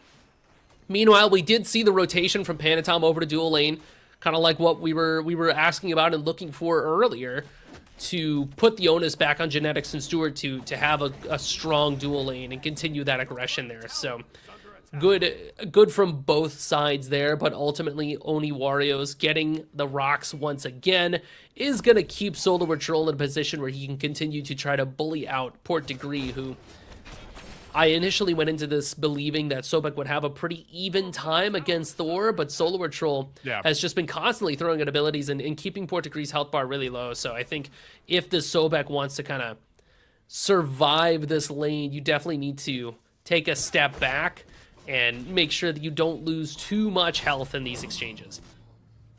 And I feel like that Life Finder pickup from Port Degree might change that up a little bit. I mean, think about it. You land the Sickening Strike, it applies the disease, and then while the disease is applying, you can just throw the Life Finder. Look at the teleport from Shadow. Forces away Rivers of Buke, and Shadow's taken down. Panatom in response, but Chang'e is able to find the kill on Pagon. 1 dead on each side so far. Moonstrike barely off the mark, and Panatom lives to see another day. But, no, Sot's here in mid, diving under the tower, but falls right after a very ballsy play. A little bit too egregious. Will take down Sot. 2 dead for the Warriors. Mushroom Kingdom come out on top of that exchange. Yeah, I mean, initially that 1-for-1, both teams walk away. You're like, okay, well, that could have gone better. That could have gone worse. But now Mushroom Kingdom can take a look at that Gold Fury because, well, I mean, the solo laners died. So might as well take a look there. Can the Oni Warriors get here in time? Panatom doesn't have ultimate, but Genetics does. Genetics does. He's got it ready. 2,000 health, and he's waiting for an in. Genetics dashes away, but a no escape to follow. Does pull Genetics in. Can he live through the expursion? I don't know. But the Skyfall thrown down. Who takes the gold? Mushroom Kingdom secures it. A great play by Mushroom Kingdom. Oni Warriors giving it your best shot, but Genetics fell for it. And you know what? He didn't really have to fall. We could have just tried to steal with the Skyfall, and then we wouldn't have lost a body there. So I think that was a little bit of a misplay from Genetics. He did try to get away, but the no escape from Mini Delvin. Keep in mind, Genetics doesn't have beads. He had to opt for the Aegis in order to keep himself safe and alive. So that does make him a prime target for an Ares pull right into the stun from Shaga Best, right into all the damage. So Mushroom Kingdom, good play to have your cake, eat it too. Skyfall just didn't come through quite in time, but at least now Oni Warriors, because Mushroom Kingdom used so much to get that Gold Fury, Oni Wario should be able to walk away with this ritual here. Panatom has ultimate hanging around in that left side. Could be danger, but a rotation from Port Degree. Mushroom Kingdom doesn't want to give it up. You got 3 on each side. Shadow approaching the mid lane to make it 4 for Mushroom Kingdom. But Sot's around the backside looking for a zone. Looks like Sot's in the air. Maybe looking to land on the back line. Over goes straight for Port Degree. We're going to take Port out first. Rivers of Buke in response to lock a couple in. Pagon takes down Port. And Sot's in a bad way as well. Shangha just took down Sot. 1 dead on each side, but in the air, on the chariot, Mario Bro looking at the back line. Where will he land? Lands right in the thick of battle and gets a good bit of damage off to Genetics, who's barely alive, but Shadow flanks and takes down Genetics. Shadow going straight for more. Pagon taken extremely low, but Shadow doesn't feel comfortable continuing the chase. Instead, we'll settle on the mid lane pad. We'll get the ritual, and we'll hang out by the neutral camps as well. Shadow looks to take some of the camps away from Panatom, too. That's a great way to use your time. And that's what's going to push this Susanoo, who already has 4 kills, up and over this Hun bots. Panatom's been doing a good job keeping their farm game up, all things considering. A good fight there to start out by Oni Warriors, but I'll tell you what, this Yamoja ultimate, what she does in support is split up a fight and, you know, kind of cause havoc and enable the damage of your teammates to make it so that nobody can get away from it. But now this time, you split up the fight still, but it puts everybody inside that ultimate on a timer. It basically says, hey, if you stick around here, you're going to die. It's exactly what happens to Solo Troll, who just couldn't get away and got stuck in there. Oni Warriors have to make sure that if you are going to take these fights, make sure that Chang'e Best does not have their ult, because otherwise it gets dicey really quick. Firebrands goes the way of Mushroom Kingdom. Meanwhile, Panatom stealing some camps away from Shadow. It's a great way to respond. You know, you lost some camps on your side. Well, I'll go to Shadow's side and I'll take some of their camps. But Firebrands is lost. The round goes to Mushroom Kingdom. And, you know, it's a very back and forth game here. 10 minutes in and a 3K goal lead for Mushroom Kingdom. But it doesn't feel like Warriors are down too much. We're still seeing some decent plays from Sot. You know, he's making this Thor pick look pretty decent. A little bit egregious at times. You know, you're trying for some things that you can't handle, but I think when the plays work, they work well. We talked about how solid this team comp is for team fights. A lot of big circles and a lot of things to lock them in place to make those big circles easy. You know, you got the Bracken walls, you got Thor walls, etc. So I'm excited to see how the team comp, you know, plays out when we get in later on in the game. But Mushroom Kingdom, they've got an early lead right now. Mini Delvin knows Genetics is in this bush and has ultimate available, so they could go for the chase here just to kind of keep him out and away.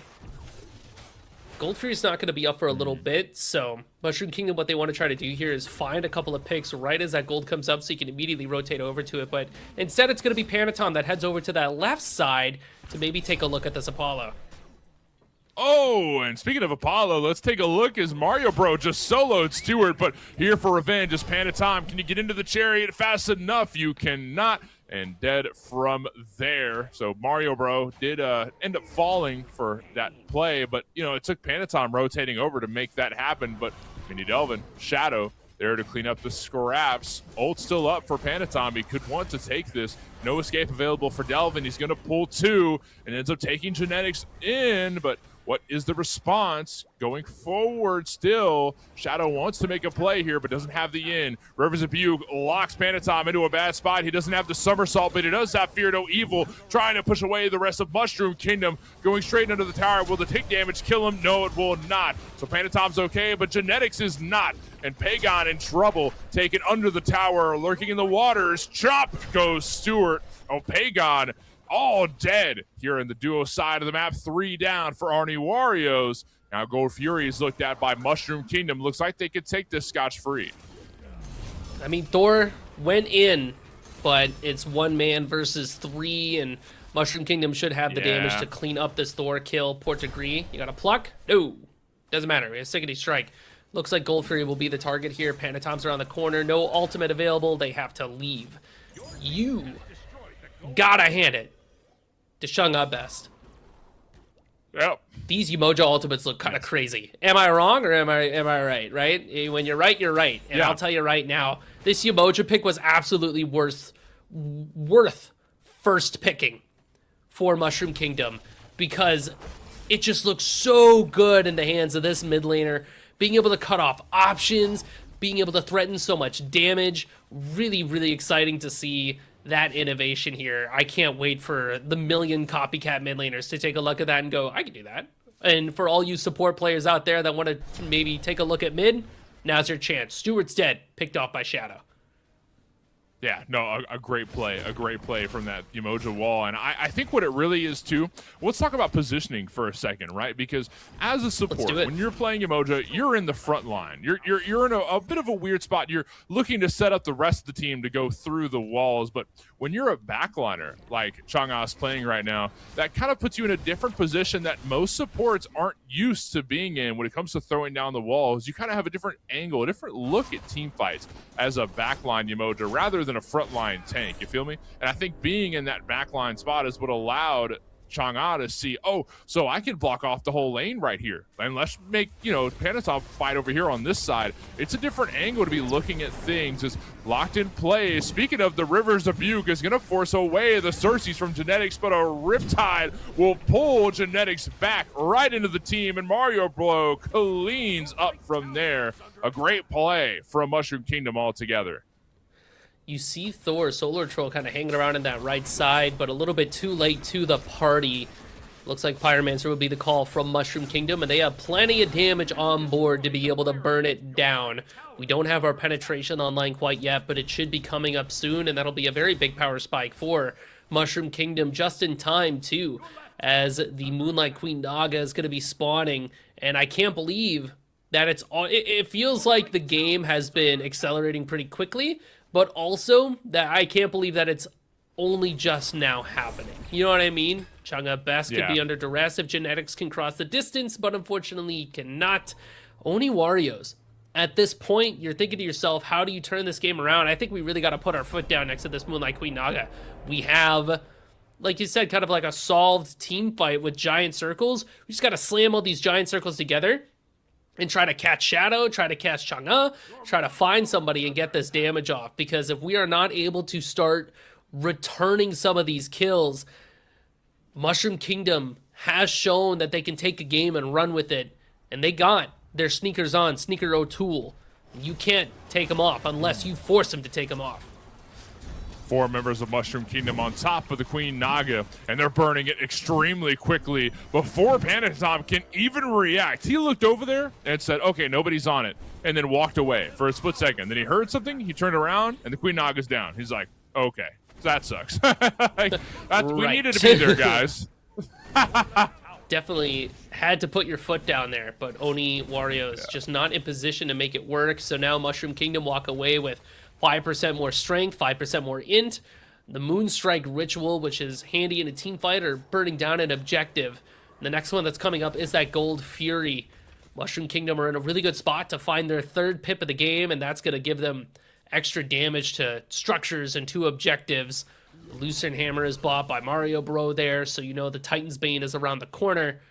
And that Evil Eye for Chang'e, so not too far away from either a Rada Tahuti or even an Obshard there too. So it's a scary round of the corner here. Mushroom Kingdom just need a little bit more gold to really start running away with it.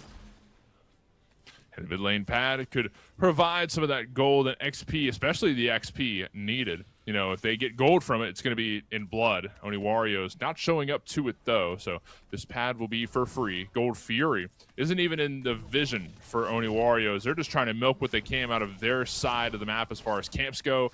Let's try and get something under our belts before these next fights come around. We need some more itemization. It doesn't look too bad in comparison, though. When you see items over there, it doesn't look too crazy. So, I don't know. I think that Warriors still have a pretty decent chance when it comes to fights. You do have some pickups here. I like the fact that Genetics goes straight for a Mantle of Discord. Very efficient item for them at this stage. Gold Fury is getting absolutely shredded, by the way. Genetics was not able to steal it. Gave it the old college try. Shadow confirms it'll be the third one there for Mushroom Kingdom. They had to use their ritual to make it happen. And now with these pushers on the board too, feels like Mushroom Kingdom should just be able to control the map at this point. Oni Warriors have to deal with these pushers. A great stun, locks Chong on plays, but no escape in response, pulls Genetics up, and Skyfall pulls Delvin back, lurking in the waters, looks for the Sobexic cube, but Genetics healed up just a tad, enough to not fall there. But look at Mario Bro, into the air, could engage onto the back line. A charge prey, blink off the mark, and Port Degree could be put down for it. Tail Whip creates just enough space, and Delvin goes straight into the back line. Down goes Genetics, and Sot's in a bit of trouble. Stewart walks forward looking for Delvin, but Mini Delvin is just too darn tanky. That tier 1 tower falls in the process. Fire Giant could be looked at. Nah, we'll settle for the Pyromancer. It's a constellation prize, but better than nothing. I say health bars are pretty low, a risky pull for Fire Giant, but after getting that Pyro, you can immediately back and TP towards that right side, because that pusher is still there, and right there is the Fire Giant next door to it, so could be around the corner there for Mushroom Kingdom, and Oni Warriors just have not been able to execute on a fight so far. I mean, they had an opportunity to turn it around underneath that tier 2 tower, but a good ultimate in there from Mario Bro pushes everybody back, confuses the team fight for Oni Warriors, and they're not able to really execute the way that they want to. Whereas Mushroom Kingdom is doing a good job kind of playing off of the plucks from Port Degree, the ults from Mini Delvin.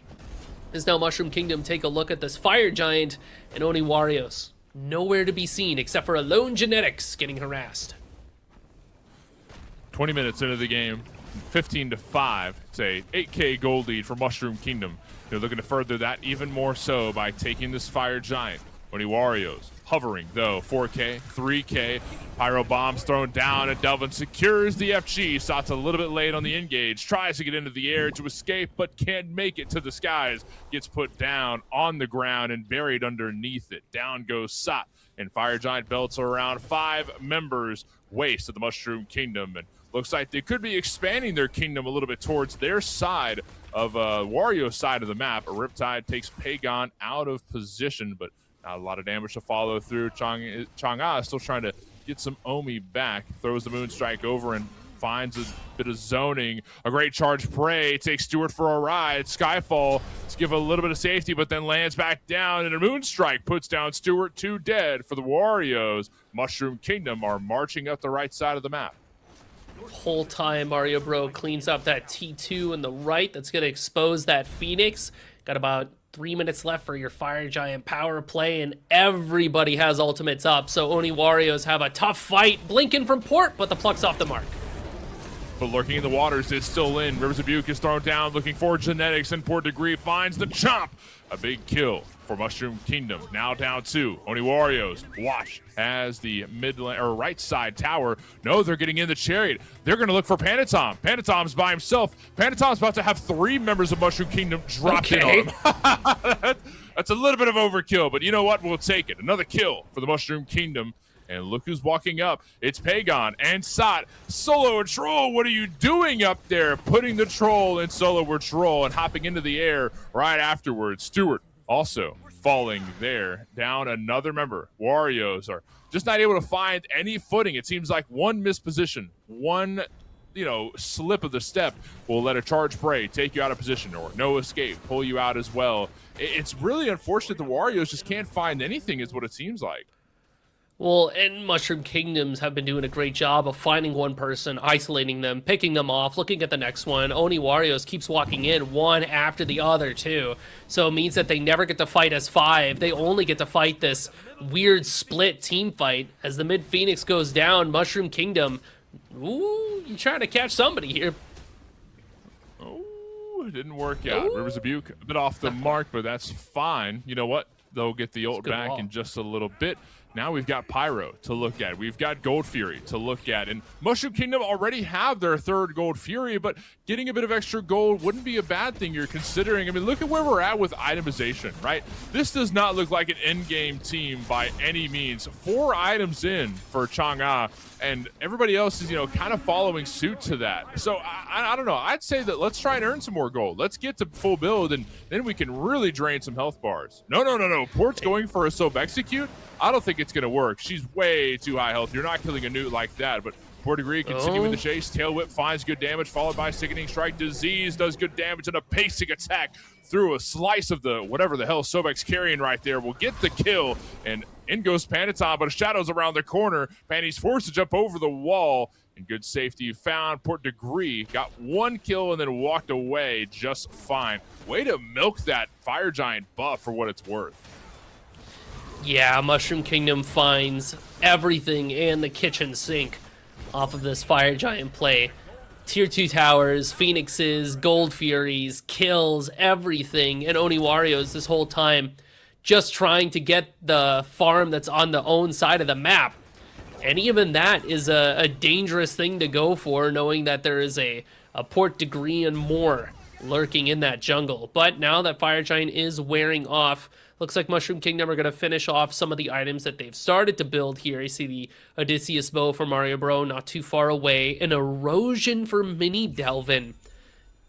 Interesting, knowing that there's only one shell for Solower Troll. So how much you're getting from that item kind of remains to be seen, but even just having the response kind of shows you how far ahead Mushroom Kingdom is, because that is it's very much an item that you buy to counter something. And when you're only countering a singular shell in the team, I think it just kind of goes to show how rough of a spot Oniwario's is in. Meanwhile, you also have Obshard finished up by Shangha, so they'll be able to deal extra damage. Shadow wants this fight, by the way, Panatom. I don't know if you want to tangle with the beast there. And we're not too far away from even more damage for Shadow, that Heartseeker right around the corner. We're going back before this next FG fight. Fire Giant hasn't spawned yet, and the Moonlight Beacon hasn't come up either. Pyromancer has 50 seconds or so. So Mushroom Kingdom have some time. Let's reset, spend every bit of gold we have. Everything matters going into this next fight. We need as big of an advantage as we can. Shadow goes into mid lane to look for a pick on Pagon, and a teleport forward will let Shadow rampage through the map. Another great kill for Shadow. And look at Port Degree lurking in the waters, but does get zoned away. He says, okay, I'll come out of the waters and I'll rotate back to the team. We'll go for the burn on the FG, but is this a bait or is it a burn? We'll find out. 10k health. Port Degree will be able to make a good amount of space here. Fire Giant falls down to below half, but Solar Trolls around the left side. Fear No Evil goes in. Can they take it? No. Mario Bros secures the FG, and then the rest of the Mushroom Kingdom, all 5 members walking forward towards Genetics, who could get caught here. Shadow looking for the pull, looking for the pluck, looking for anything to take down Genetics. One kill before we rampage into the Titan room. Genetics finds a stun, but gets charged prayed right after. Genetics dead. Mario Bro gets the kill, and Chang'e is all the way forward on the right side of the map. Maybe looking for a pick onto Pagon, but Chang'e feels very comfortable over here. Rivers of Buke thrown down, jukes away. The Skyfall takes a little bit of damage, but ends up taking down Stewart with nasty moon strike damage. Good lord, Chang'e is on fire as the rest of the Mushroom Kingdom finally shows up. And a blink, no escape, does pull beads away from one. Away from Pagon. Now to the right side, Bird is down. They're going to go straight for endgame. 5 members of the Mushroom Kingdom approaching the Titan, and the Warriors are just watching, waiting to see what they can do, but the Titan is burning way too fast for any type of response from the Warriors. The game will go the way of the Mushroom Kingdom. I mean, Mushroom Kingdom kind of had it in the bag, not quite from minute 1, but there was definitely a shift you could feel when every single fight just started to go their way. The Yamoja's just pumping crazy damage. The Apollo, get in, we're going shopping just to kill one person. Mario, that's messed up, man, but almost thematic, kind of Mario has to win over Wario when you do think about it. But I think if there's anything to be learned from what we've been seeing from Mushroom Kingdom the last week and even right now, Yamoja is a ban against this team. I think 100%. Either you ban out the Yamoja or you need to have a plan to deal with this Yamoja mid and the damage that it does. Yeah, there's so much damage. I mean, I think it's a worrisome enough damage to a point where I think we might start seeing other mid laners pick it. I think we might. Like I don't know if it's super realistic. I think there's a world where maybe Paul picks it up. Paul's known for the a little outstanding mid lane picks, right? The Princess Bari, etc. I feel like Paul was kind of getting onto the new tech before most, and Chang'e is one of the few who really caught up to speed there. Maybe this is the next bit of tech. Maybe this is the new thing we're going to start seeing, because, I mean, the example I like to use is Karmic with the Yorm pick. Karmic was playing Yorm way before anybody else was. Next thing you know, Dishonored's playing it. Next thing you know, every solo laner is playing Yorm. Could this be a similar case with this Emoja mid? If it's not something that catches on, it's at the very least something that you need to respect Chang'e best for having in their back pocket. Like, it's a ban. It has to be a ban. In the same way that you target ban out a Thanatos or an Odin from Sunprod. Now you got to start thinking about the Emoja pick for Chang'e best, because the damage that it puts out, the space control with the ultimate, and that's not even to say that the other players of Mushroom Kingdom weren't on fire. I mean, obviously, Shadows was putting on a clinic with this Susanoo when completely unanswered. Portagre was looking good with the Sobek, Mario Bro on it with the Apollo, and, you know, Mini Delvin with this Ares was able to do quite a bit of work, but you cannot help but look at this Emoja 7-0-11 and go, what is happening? What is going on, man? Yeah. It's You a did little not bit of a see that in shocker. Smite 1. No, you did not see that at Smite 1 at all. I mean, on the very rare, you know, the custom game nights or whatever, you know, the oddities, right? People having fun. But when it comes to a competitive sense, nah, never at all. So I'm glad that we're seeing a bit of recognition. Top damage almost in the lobby if it weren't for Pagon. Pesky Pagon takes away the top damage of the lobby. But at least throughout the team, you know, Chang'e showed up and showed out, really. And like you said, great outplays from Shadow. I think a good couple no escapes from Mini Delvin helped get the ball rolling. And Portagre did A-OK in lane. Sot had a bit of footing for a moment, but, you know, those ganks from Shadow really put him out of position. As we're going to take a quick ad break before we make our way through the bracket. We'll be back in a few minutes. Don't go anywhere. Hello, everybody, and welcome back to week 3 of the April circuit. It's starting right here, right now, coming at you on the Smite Game Twitch with the entire Smite Prime crew. Me, Morty, at the helm. We've got behind the scenes, Jithens, Rosie, Testai, and next to me here in the booth, Musy, to talk about the games that we've seen and the games coming up. And Muse, we've got some pretty exciting news to share. There have been quite a few shakeups in the brackets, folks. I mean, the game that we saw was only the tip of the iceberg. So I'm excited for us to actually put our eyes on the brackets when they come to us. But it is with a heavy heart that I have to say to everybody that not only were the Oni Warriors knocked out, but it would seem that Hold That and Clocked In were also knocked out. All right, we'll just, I'm not even gonna wait for the bracket. We'll just talk about it, right? Let's get there. Let's see that. What the Sigma? What the Glorp? Smoke Break. Yeah. And Mind the Gap coming out on top. And now that's what we get to see. Yeah. That is going to be exciting to see as we get there. You have a couple things to look at. That's the post game for how Hold That unfortunately lost the game. Not looking good for Bayro there. It's a lot of deaths and not a lot of kill participation. Yeah, I mean, Mind the Gap looking pretty strong there, I think. I mean, Tuba getting that farm in, getting a lot of damage out there. Layers, Benny Q, super strong stuff. But yeah, I mean, it looks like even the greatest of boogeymen can be felled in the new day and age of Smite. I'm kind of curious, do we have stuff on how Clocked In also fell down? So Clocked In. I'm so pumped. How they unfortunately were defeated by Smoke Break. We'll take a look here as we move on through our next graphic coming at you in just a moment. So that's how Dardes. Wow. Banco. That is a team. Dude, can you believe that? We talk about how their early game can be a little rough, but like, wow. You mean to tell me Karmic went 0-6? Oh, goodness. Oh, the Pele got through. Oh, no. Yeah, that'll do. Look at that team It comp, all actually. makes sense. How do you get Pele and Dodgy? Oh, my goodness. That's disgusting. What were those bans?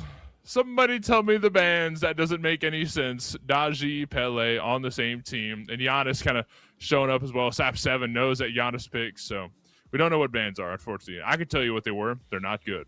You know, Daji and Pele both got through. Not good. We could look over that. But and while we were talking, single bind defeated Mushroom Kingdom. So we've only got one semis match left. It's Mind the Gap and Smoke Break. Well, who awaits single binds in the finals? That will be for us to see between Mind the Gap and Smoke Break. Interesting that single bind won out over Mushroom Kingdom there too. That's kind of intense. I mean, but enough of that, right? We've got the Horus Tumbler. Oh my goodness. There it is. I'm so excited. My goodness. And if you're having a bit of trouble, you know, how could I afford such a beautiful art or work of art like the Horus Tumbler? You could maybe get that money through winning Smite Prime. A little bit easier said than done, but the $7,000 prize pool from Smite Prime, you can win it in the final week, weeks 1 through 3, or for the open bracket. Anybody can sign up. Anybody with your whole team, your dad, your mom, anybody you want to play with, you sign up and you play, and then you qualify potentially to get into the final week where you can fight over the best 8 teams to win $7,000. And that's the way you get it. If you want a Horus Tumbler, you can get 10. You can get 20. You can afford 100 Horus Tumblers with that grand prize. You did the math on that? No, or is that that's free balling. Shoebox math. It could. Okay. Yeah, you know, shoebox math. That's an interesting term. I've never heard that before. Never heard that one before. Never heard shoebox math. Not Never in my done math life. on a shoebox before. Really? Dude, you know how big just never my bought shoes are? I shoes? mean, they're not even. They're shoe crates. They're shoe crates. 16.2 Oh, here. shoe crate Not flexing, math. but Okay. a little flex. Yeah, shoe crate. You know, Well, that's how big my shoes are. Taller you, Mort. I'll pull the feet on camera right here. If you call me a liar, I'll show you. No. I'm saying how tall how tall are you? You know, last year was the worst year to be tall because I work at the grocery store, right? And little kids come up to me and they're like, "How tall are you?" And I go 6'7", and they go, "Yeah." I'm like, "Oh God." I eventually I had to start lying to people and telling people I'm 6'6", so it is what it is. Picks and bans ready. Oh, how the mighty come down. Yep. Hey, you know what they say? The bigger they are, the bigger they fall. Mind the Gap up against. This is going to be a hard one. Smoke Break, they've got some pretty nice players over there, but Layers, Tuba, Minikube had a pretty solid game last time up against Hold That, keep in mind. So, I don't know. This is going to be a hard one. Well, you do have the bank. I mean, this is like the EU All-Star team is kind of what it feels like, especially for Smite too. Banco, Adapting, Sap7, Darda, Streak, like really, really strong players to have in your back pocket. Already some strong bands. Pele off the board. Thank you. Dodgy off the board. Thank you. But what's interesting to me here is that the Newt is also taken off the board. And I kind of wonder where we look towards if Jing Wei is going to have a chance to slip through. It's another really strong ADC that's usually banned. She just scales really well towards the late game. She's very safe. She does a ton of damage, and crits pretty strong right now, even though there was that fix that went through for Spectral to give it their effect as like an aura. Still good, right? You still get to 2-shot squishies, so kind of curious to see if that gets to slip through.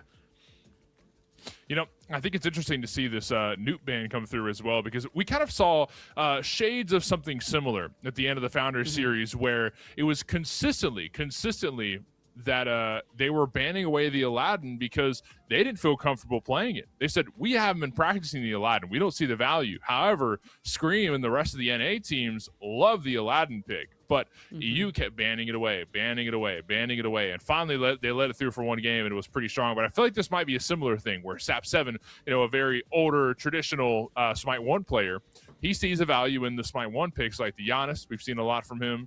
That mainly picks like that. So where, the Ra too, for sure. We've seen a lot of good Ra from him. But, the newer gods like Newt, who was added into the very end of Smite 1 after, SPL was already gone. and just barely into Smite 2, hasn't had the experience. So instead, we'll settle on a different mid lane pick and pick up Jing Wei for Streak as our first pick. And I think it's a great shout that you had. Jing Wei is a very strong carry right now. Let's get her under our wings. Yes, I mean, you get like Deathbringer Hydras. She works really well too with Combat Blink. It makes her even more safe than she already was. She's got a stim attached to like 3 of the 4 abilities that she has, the final one being the ultimate, so she will always be threatening and always find a way to sneak away. I do like the Cabrakan in response from Mind the Gap. Dishonored can make that look really good in solo lane, and Kerberos just another really solid support to be able to pick up for your team. So worth noting though, Jing Wei should be able to dash away if she gets kind of scooped up there. So just got to be careful that you don't target the Jing Wei too much with your Stygian Torments. Make sure that we look for paralyzing spits more than anything else. Or the Cabrakan is really good for locking her down too, forcing the ultimate when he uses his. Yeah. No, there's a lot of lockdown on the side of Mind the Gap. You're definitely right about that. But what can follow up? What are the gods that we pick up to follow up on, abilities that lock everybody in place like that? Stygian Torment takes people up for a ride, and you land here where I say you do. Maybe land into the Cabrakan wall, so you've got nowhere to go. But somebody who not only has a leap to get over the Cabrakan wall, but able to create walls of their own, Odin joins the battle along with Bacchus. Okay, Bacchus. Bacchus, I mean, really solid in the solo lane, actually. Kind of, I don't want to call it a dark horse pick, but something that we don't see as often just because the Osiris, the Achilles, and Cabrakan and Artios of the world kind of dominate the lane, as it were. But Bacchus with the aspect still has a ton of potential, especially with like a Golden Blade build. You're able to itemize into things like Golden Blade Berserkers, Pridwin, Spirit Rogue. Yeah. That core combination of items is just very strong. And the Odin, Cage, Jungle could be super good too for adapting. I almost wonder if it's not Odin Jungle though, because I feel like it doesn't fit what adapting likes to do because he's just so aggro. I wonder if he looks for something else here. But you can't underestimate the damage from the Odin. Yes, there are some, a lot better of picks that I would see adapting going to, but if this goes his way, I don't think it's the worst thing in the world at all. I mean, you've got decent lockdown. Sure, we know other popular Odin enjoyers like Sunprod will definitely go up a tankier build. We'll pick up a breastplate along with the Odin, so we've got a little bit of, best of both worlds, right? But I think that full damage Odin might be a little too squishy, so we might still see the hybrid build, but I think you can still get a lot done early game-wise, especially by the time you hit level 5. I mean, the Odin walls are already ready to go as a Giannis and Tsukiyomi join the battle. So surely that's got to be, okay, Odin solo, Bacchus supports? Yeah. Okay. Cabrakan mid. I had a feeling because I saw I knew the Willix was going to come through too because of the knockup from Serb, and you can get a lot done off that. Even the little knockups from Dishonored, sure, layers can play off of that, but especially the Stygian Torment. I mean, there's a lot of wombo combo potential on the side of Mind the Gap. But looking back over here at Smoke Break, so you've got some big AoEs, right? You've got some good engage between the knockup, the belly flop from Bacchus, and the Odin Cage to follow through. Walk me through their team fight. How does that work out? Well, I mean, I think you set it out pretty plainly already, right? You have Bacchus flop engage, Odin can blink engage with their ultimate, and then Tsukiyomi's got great follow with their own, so good split between needing Aegis, needing Shell, maybe even needing some beads. Giannis has got some good damage at range and can kind of play super mobile next to, or like adjacent to either Suki or Odin, and Jing Wei. Similar situation, just does a bunch of damage. I really want to talk about this Mind the Gap comp though. Because for those watching at home, you see a Cabrakan, a Yorm, and a Kerberos all lined up next to each other, and you go, who's the mid laner, right? And we talked about it a little bit, little sidebar comment. Cabrakan mid is something that Benny Q has been playing for a bit, kept under wraps, but cat's out of the bag, right? So Cabrakan mid with the aspect specifically where he's able to stay super aggro and get a bunch of damage off too. I also, like you said, the Wheelish pick I think is really solid here, not only because it plays well off of Kerberos, but also a good counter pick into Jing Wei. She relies on knocking herself up to get more out of her dash. So when she tries to do that, if the Wheelish is around the corner, able to ult and yoink her in. Similar story with this Odin, similar story with this Bacchus. But the question becomes, is the counter pick worth it? Because word on the street is that a Wheelish is just on the whole not that strong, but when you're able to find so much value inherently just because of the pick into all of these jumps and knockups, I feel like as long as Layers is able to keep their farm up and stay competitive, this Awilix can get very scary, especially if she can get an early snowball running. And then, of course, meanwhile, in the solo lane, you have the Jormungandr, and in dual lane, Kerberos, Cernunnos staying together. It's a lot of damage, a lot of CC, but is Cernunnos the next best available hunter? Honestly, after you lose out on her and Jing Wei, the rest kind of falls down to maybe like the Ho Yis and the Cupids of the world, but what Cern can bring to the table is just a giant AoE ultimate that forces a beads along with this Kerberos, along with this Awilish. So it's making sure that you are getting the maximum efficiency from your ultimates just by being able to threaten so much.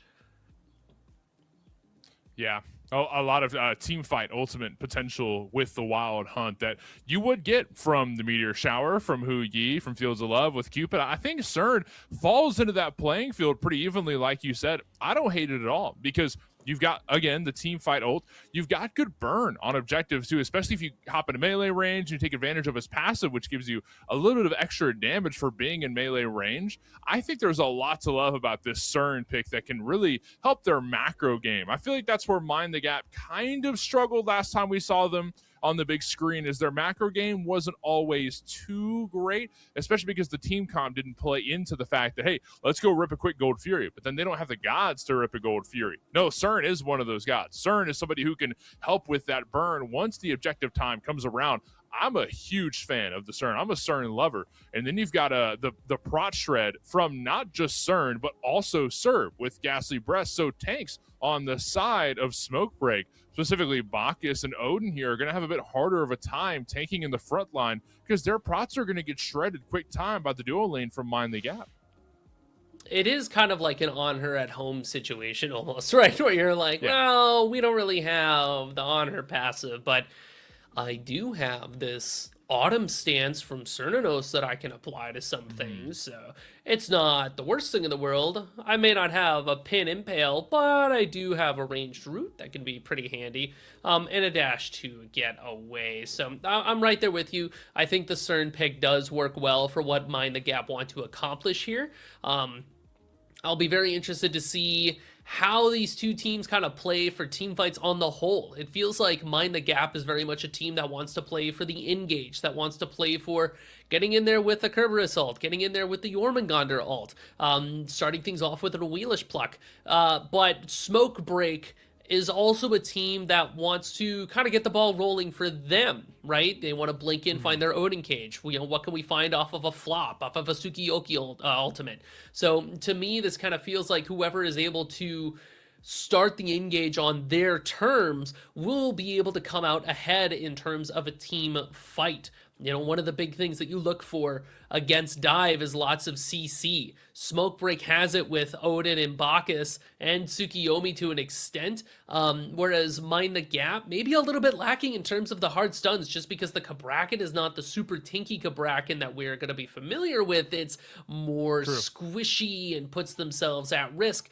when they're trying to maybe stun out somebody, a tank that is seeking to engage upon them. And the only other hard stun that you're really looking at here is Kerberos. So like I said, it really just depends on who gets to go on who first. Well, we'll see who gets to go on to who first as we get our way into the game. It's starting right here, right now. Semifinals of Week 3 starting live, and looks like we're frozen Ben time. Uh-oh. Scepter of Dominion on the whole game? That's crazy. But as we wait for that to, get itself sorted out there, I will say I am pretty excited for both of these teams here in semifinals. I think the compositions are really interesting, and I think that the fact that all the boogeymen in the bracket have been backed out gives us a chance to see some really interesting play. Yeah, a lot of interesting play. I mean, you've already brought it up multiple times, but I love talking about it. It's the Cabrakan mid aspect of the Rotund Jotun. It just lets you do so much more damage than what most Cabrakans are used to doing. It's like a whole new god, really. You kind of get, I feel like when they showed it off on Titan Talk, like it was like, yeah, you're kind of like playing Loki, but like, Loki does not do that. Look, the tremors just do so much. And the fact that you can throw the tremors at them, right? Because the tremors usually stay in place, but now you have the ability to throw the tremors at the wave in the team fight. It's like a zoning tool almost, especially because of how much damage you get out of it. If he wants to go for the bluestone or the conduit, you get so much more damage out of it. You just chunk it at somebody and they're like, oh crap, I got to get out of this specific AoE. It's a great zoning tool. I mean, it really just kind of takes a character and makes them fat Loki. Oh, wonderful. We're back in. What'd we miss? Not that much. But we do see the Cabrakan mid there locked in for Benny Q. We knew it was happening, and there it is. Aside from that, nothing else seems too far out of the ordinary. A lot of beads for Smoke Break, which makes sense considering what we were talking about before about how much of that team comp burns away the beads. So it's good to know that they already have that ready to go. Ready to go in case things get hairy. And who needs to go soon is going to be Rangu, who's down extremely low from the burps. Darda's taking advantage of that Belch of the Gods damage you get so early, and a basic attack to follow through. No aspect of Revelry for Dardes, but you'll still find some decent basic attack damage through Chug. You get basic attack damage based off of your protections every time you take a swig of the jug that he's got in hand. Uh-oh, look at Layers. Force hop on to Suku, take some damage from Sap 7 and force back to the jungle, but no kill found. Also, Odin over in the solo lane. Actually, arguing over these oracles a little bit, adapting, jumping on top of Layers, who's able to get over the wall thanks to Suku. So, good, risky business, but they're able to evade it. Odin Cage and solo, like I was saying before, I'm not always a big fan. Just because what makes this Odin so good is its ability to rotate and force shells in places where maybe they aren't there. So the fact that we're not going to have it till a little bit later where we'll have upgraded shells and then extra relics after the fact makes me think that we're not going to get the full util, the full value out of this Odin Cage. But it does force a Jormungandr ultimate if Dishonored doesn't have their shell available. So Benko will have that at least, but Yorm still bullies out this Odin just with the raw damage that he's got. Yeah, even without any actual itemization online, you've got an axe and a bluestone, and Dishonored still slamming. Now, watch whenever we get a Skagox and the round shield. What are we building into there? Are we? Oh, you know what? It might be a shield splitter. I mean, even though shield splitter saw the nerfs recently. Oh, hi, Layers. Oh, who might be getting nerfed is Banco. Might be getting taken down. Consuming Bellow does decent damage and a couple basic attacks to follow through. Layers will get the kill. Banco dead. And Layers gets first blood. Oh, Dardas flopping on top of Rangu, forces out the shell, but a rotation 2 from Suki. That's abilities down for Streak, but Rangu in trouble as well. Throws down the stun, and Dardes cleans up with the Belch of the Gods. Melts Serb down quickly. Dardes flops in on Tuba, who isn't able to find too much after the fact. I like that rotation there, too, from adapting to the left side. You know that Odin isn't going to win out over this Jormungandr. So, Prio on rocks is just completely gone. So, might as well make a play over in the left side and get your dual lane ahead. Knowing that this Jing Wei is a ticking time bomb, just got to get that rage online, some Deathbringer action, and then we are big swinging. So, I like the way that Smokebreak is kind of moving on the map. Both teams playing to their strengths at this current point in time. Darda is continuing to get aggressive to get the gas going. I love this Bacchus pick now that I'm thinking about it. It seems a little, out of the ordinary, right? But Dardes loves to take these out of the ordinary picks and make them look so good. We saw during the EU Conquest tournament a while back, Dardes utilized the Amaterasu support and just ran people down. And I feel like we're going to be seeing something similar in this game. You've got less DPS, but you've got good burst and a solid engage through belly flop to get things started. Then Streak's going to have the DPS to follow. I think Smoke Break's dual lane is something we got to keep our eyes on. Just a lot of damage and a lot of aggression, like you said, especially with Adapting lurking around this left side yet again to argue over this purple buff. But Layers is here too, and both are level 5.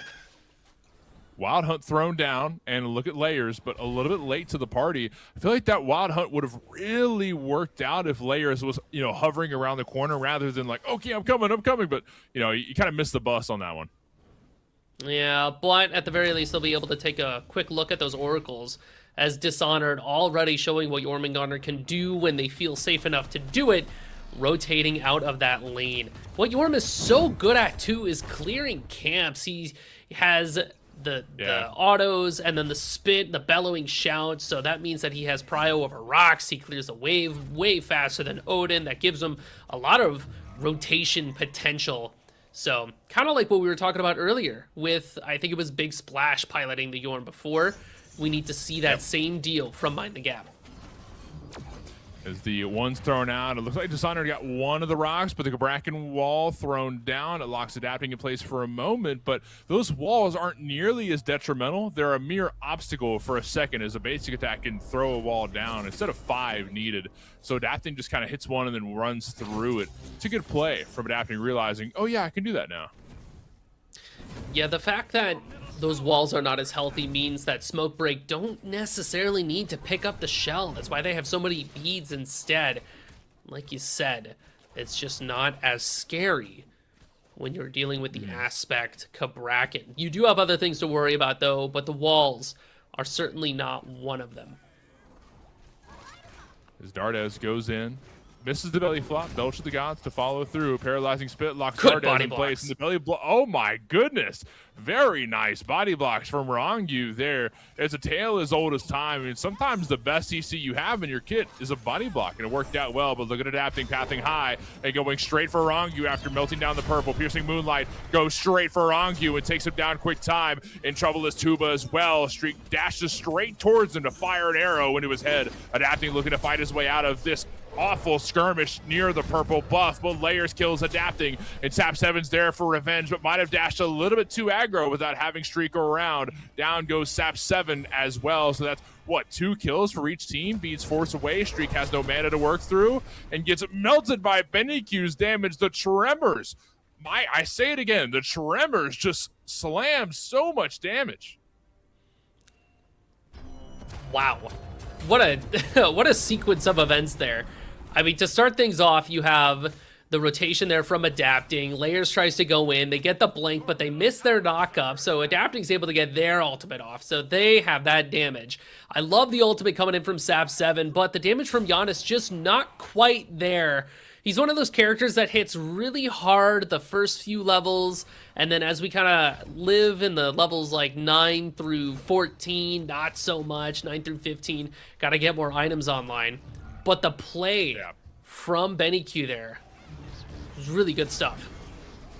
Odin Wall thrown down, and in big trouble is Banco. Banco died, and 3 members of Smoke Break watching over 4 from Mind the Gap fight over the favor of the Moonlight phase, and looks like Mind the Gap are going to get it this time around, and then Dishonored going to hop into the World Serpent and then dash back to safety under the Tier 2 recall from there. But still objectives to look at. Firebrands up, Gold Fury available, and the mid lane camp is going to go the way of Sap 7 is what it looks like, but still a lot more to look at.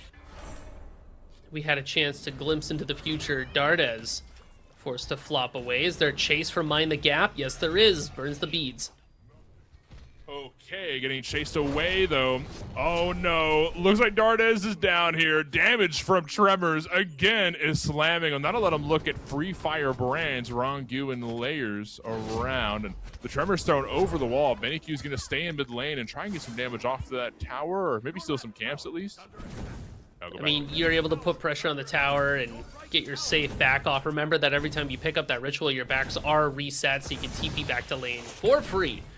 but already Mind the Gap looking to take a pretty substantial early lead, which is what their team comp needs in order to succeed between the Jormungandr and the Awilish. Because if they fall behind, those characters become very, very tough to pilot, in that you are a character that survives on engaging and being the aggressor. If you can't engage, if you can't be the aggressor, it just becomes very, very tough to play your game.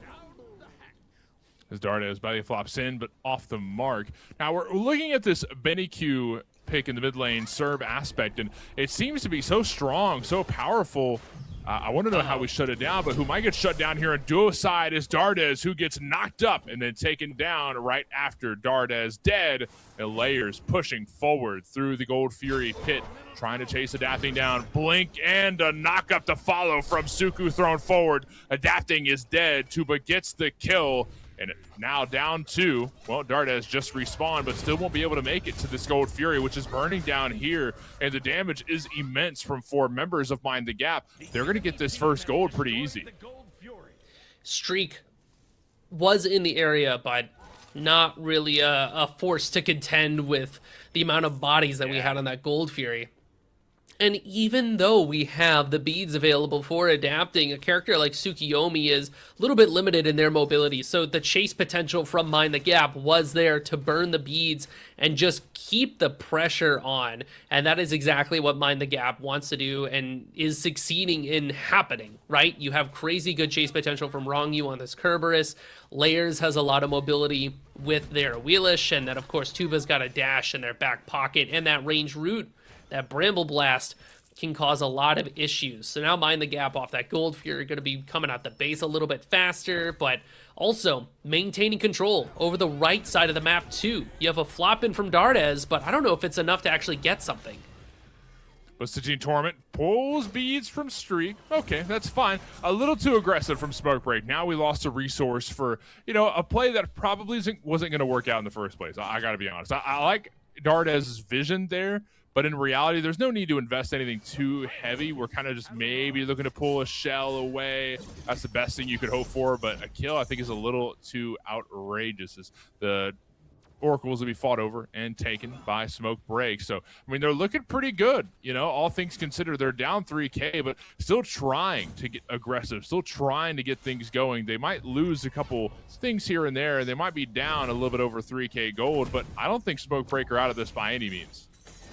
The real turning point comes around this Moonlight Queen Naga. That is where the next 5 minutes of the game or so tends to get decided based on who walks away with the extra gold experience, the Moonstrike ritual, 5% strength and int increase just off of killing that objective. If Smoke Break is able to defend that away from Mind the Gap, if they're able to stay 10 toes down, as it were, they should feel pretty good heading towards that late game. And I like the fact that Smoke Break is still trying to make something happen. Dardes tries to go for the flop on Tuba, but look who's coming in force. It's Mind the Gap. Yeah, this is bad news. Benny Q showed up, does have the wall ready to go, and a paralyzing spit locks Dardes in place. No belly flop available to get back to the tower. Down it goes Dardes, and Streak's just going to say, you know what? You want the tower? You can have it. I don't care. I don't like that tower anyways. Yeah, towers are for losers and for chumps. Streak gets jumped on. Wild Hunt off the mark, but no way, going into the air, maybe pathing back and letting Adapting take the pace of the fight. Piercing Moonlight goes straight for Rongyu. Down goes the 3-headed dog, and around the side is Layers, who's not on Suku just yet, looking for an outplay to maybe make something happen. A great backflip will let Streak hop into the air and then dash away to safety. Layers is in trouble into the portal and taken for a ride, and the Tremors are thrown down. Goes Streak. That's really bad news. Sap 7 caught in a hard place as well. A couple basics from Tuba will melt them down. So 2 dead on each side, more or less. And Tremors thrown down to slow down Adapting. But, I mean, aside from the damage, Adapting kind of ignores it down to half. But not a lot to fight over afterwards. This purple buff will be secured by Benny Q. And the mid lane neutral, the side lane neutrals secured by Adapting. The Gold Fury about to respawn, Pyromancer up, and Firebrands. I don't think they're going to be up before Queen Naga shows up. Doesn't look like it. What a good rotation there from Benny Q to slip in, find a couple kills, and get out. It's kind of crazy how little damage this Cabrakan takes, even when they have full damage in their build. I mean, Bluestone, Chronos Pendant, Staff of Mirrodin, it's a lot of cooldown, but no prots. And then you have to think to yourself and remember, well, doesn't Cabrakan get passive damage mitigation just by being alive, that aura? And then you go, oh yeah, that's not too shabby. It's going to be late game builds that really start to chunk this mid laner. But until we get some penetration online, it's going to be kind of tough to put this guy down to size. And speaking of penetration, Benny Q, as long as we're looking at that build, Totem of Death. So already we've got some early penetration for Mind the Gap here. And when you think about how Benny Q's ability works, being able to throw out those tremors that you love talking about, Mort, each tick of that is going to be able to reduce the prots just a little bit more because of that Totem of Death. So that helps the team out as a whole, as long as we're able to all collapse on the same target that Benny Q calls. You know, I think this kind of makes sense for Benny Q now that I'm thinking about it, because something that me and you saw in AGL, Musi, is that he would go for the Geb aspect pick in mid, and that's the same exact story. You still get the hard as a rock passive from Geb, where you take less damage through critical strikes, less damage from basic attacks, yada yada yada. You can't take a quarter of your health through any ability, so it's kind of the same thing with that Geb aspect. Same thing with Cabrakan aspect. You've got to take you passive. You got a lot of damage in your kit, so you get the best of both worlds. At least in the early game, you might get chunked later on, but right now you're still just as tanky as most Guardians. If the Gold Fury gets looked at, it's down to 1,000, and into the air goes Streak, who just stole Gold Fury with what, a basic? Nah, I don't believe it. Throughout the gust, and even though Benny Q walked up and face tanked an auto, it just wasn't enough. So what do you want to call it? All luck, all skill? I mean, it's the break that Smoke Break needed in order to keep themselves afloat in terms of gold. Now we just got to make sure that we're on it with these rotations, right? Mind the Gap has been moving as a unit, right? You've got at least 4 people moving together at a time to a Gold Fury, to a gank, to anything. So you get a chance to see the replay. Benny Q walks up, has the ultimate, but Streak still able, just got the gust out there in time. I think we needed a stun there, if anything, from Benny Q, but unfortunately for them, that's not what they got.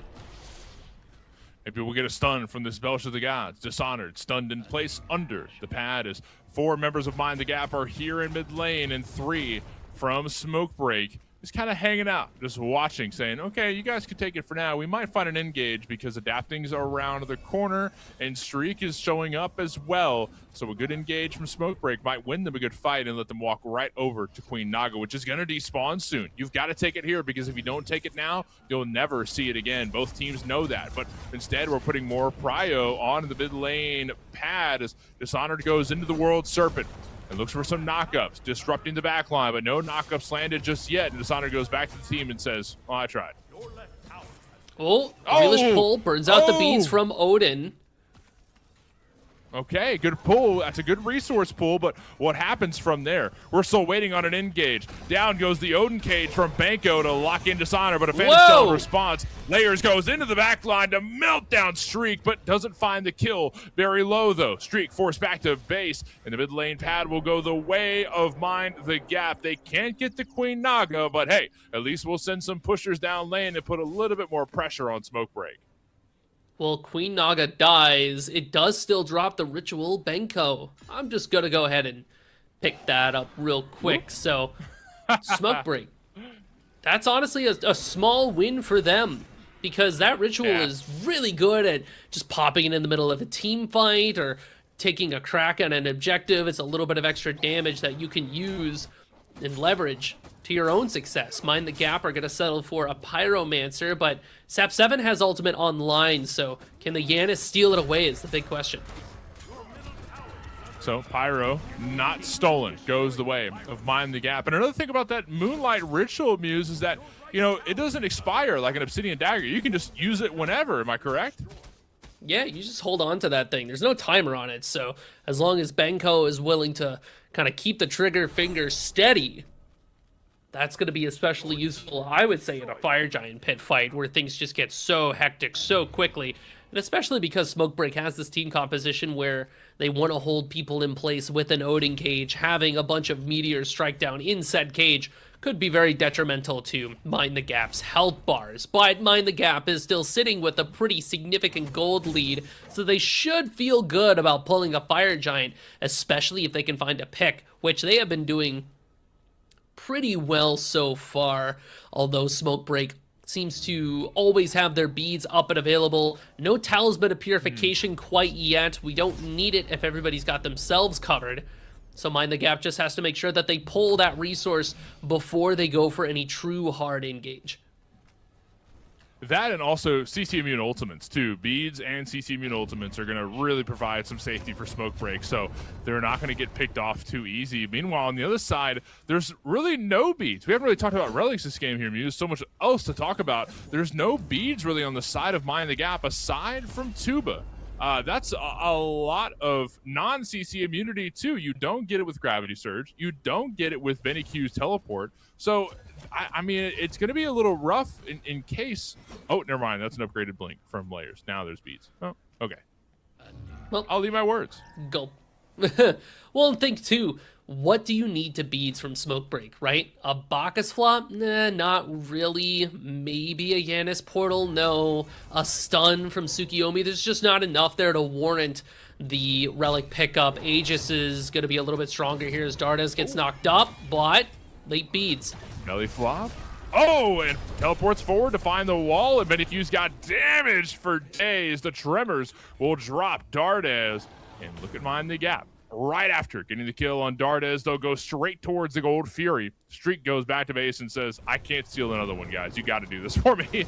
I can't steal a second gold. So maybe Sap7 can pick up charge, but doesn't have an ultimate to work with. I don't think anyone's going to steal it. That's going to be Mind the Gap's free gold, their second one of the game. Smoke Break positioned over here next to this Fire Giant, though. They're going to pick that up knowing that Mind the Gap is not quite here, but Dishonored's around the corner. Maybe they can stop it. Yeah, Dishonored's going to try and at least, put a bull in a china cabinet. 6k health on the FG, but Mind the Gap just showed up. Odin Cage thrown down, and splitting the map like that might not work their way. They're keeping on fire. It's down to 1,500. Who's going to take it? Sap7 secures the FG. Layers just killed Banco, but the rest of Smoke Break's extremely low. Sap7 getting chased down. Adapting goes into the back line, looking to take one with him, but can't take anybody. Low health, but still alive. Tuba, Rongyu walking forward, looking for Sap7, but a great teleport will get Sap7 to safety. That's a really good play, but 3 members of Smoke Break still with FG belts, but that won't stop Mind the Gap from marching up the right side of the map because Dardes and Streak are nowhere to be seen. That's a free tier 2, and if they don't go back to base, that could be a dead bird as well. I mean, 2 people for a Fire Giant at this stage in the game.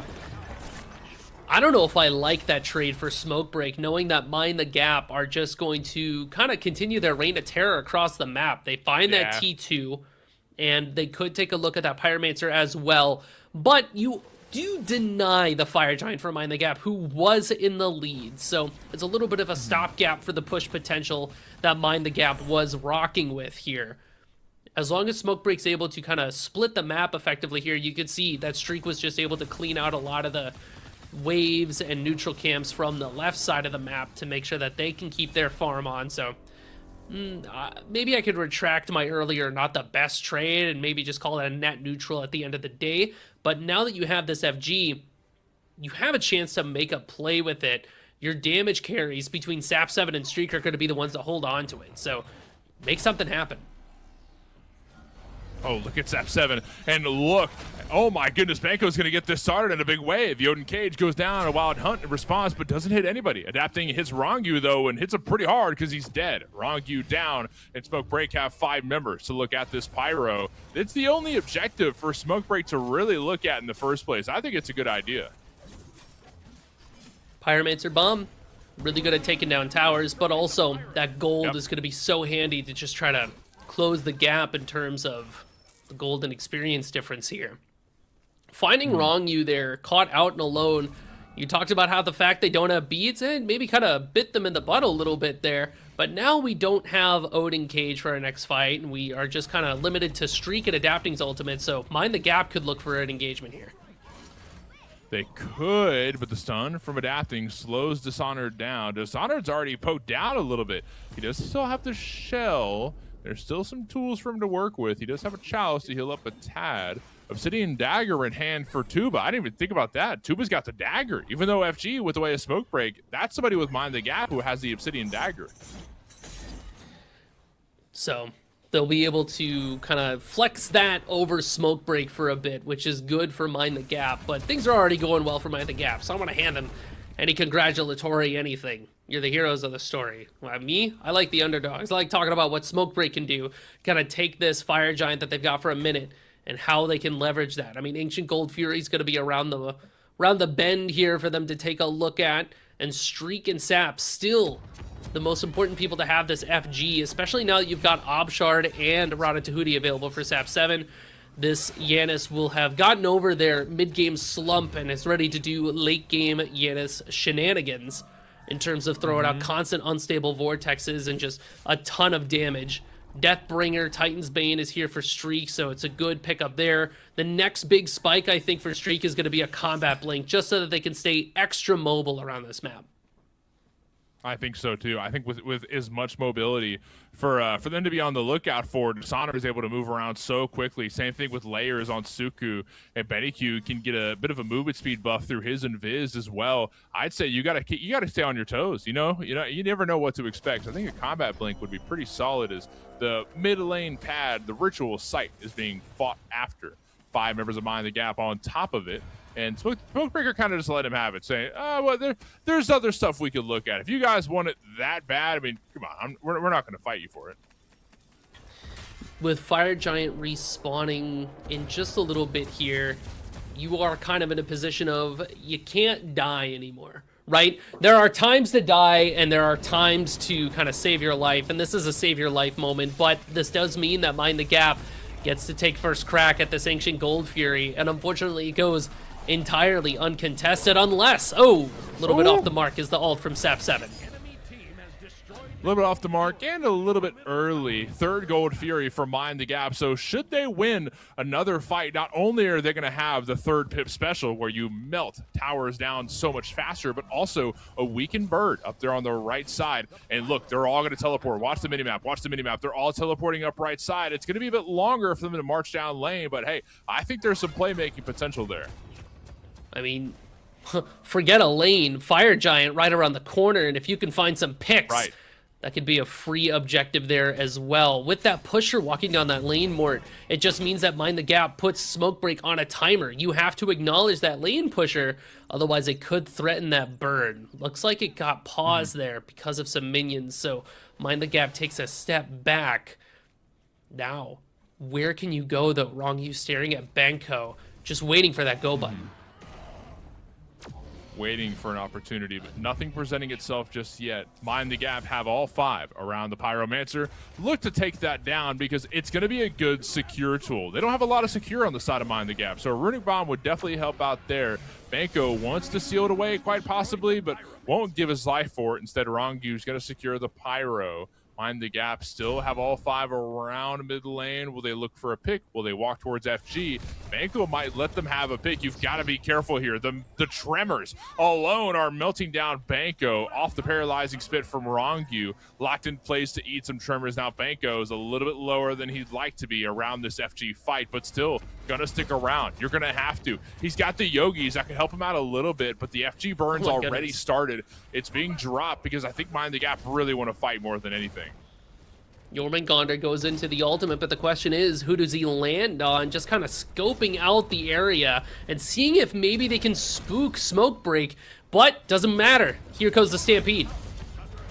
Down to 3,000, down to 3K. Who's going to take it? FG is getting looked at. Who's going to take it? It's going to be Mind the Gap to secure the FG, but they lose Dishonored and Rongyu in the process. Banco and Sap 7 fall as well. A lot of ults thrown down immediately. It's going to end with a couple lives and the FG falling. It goes to Mind the Gap. This is really bad news for Smoke Break. Not good at all. But you know what was good? That ultimate from BennyQ blocking off the path towards the Fire Giant. I mean, those walls only have 1 health, but 1 is more than 0. And in the time that you need to spend to break it, Mind the Gap finds the confirm on top of that FG using that Pyro Bomb.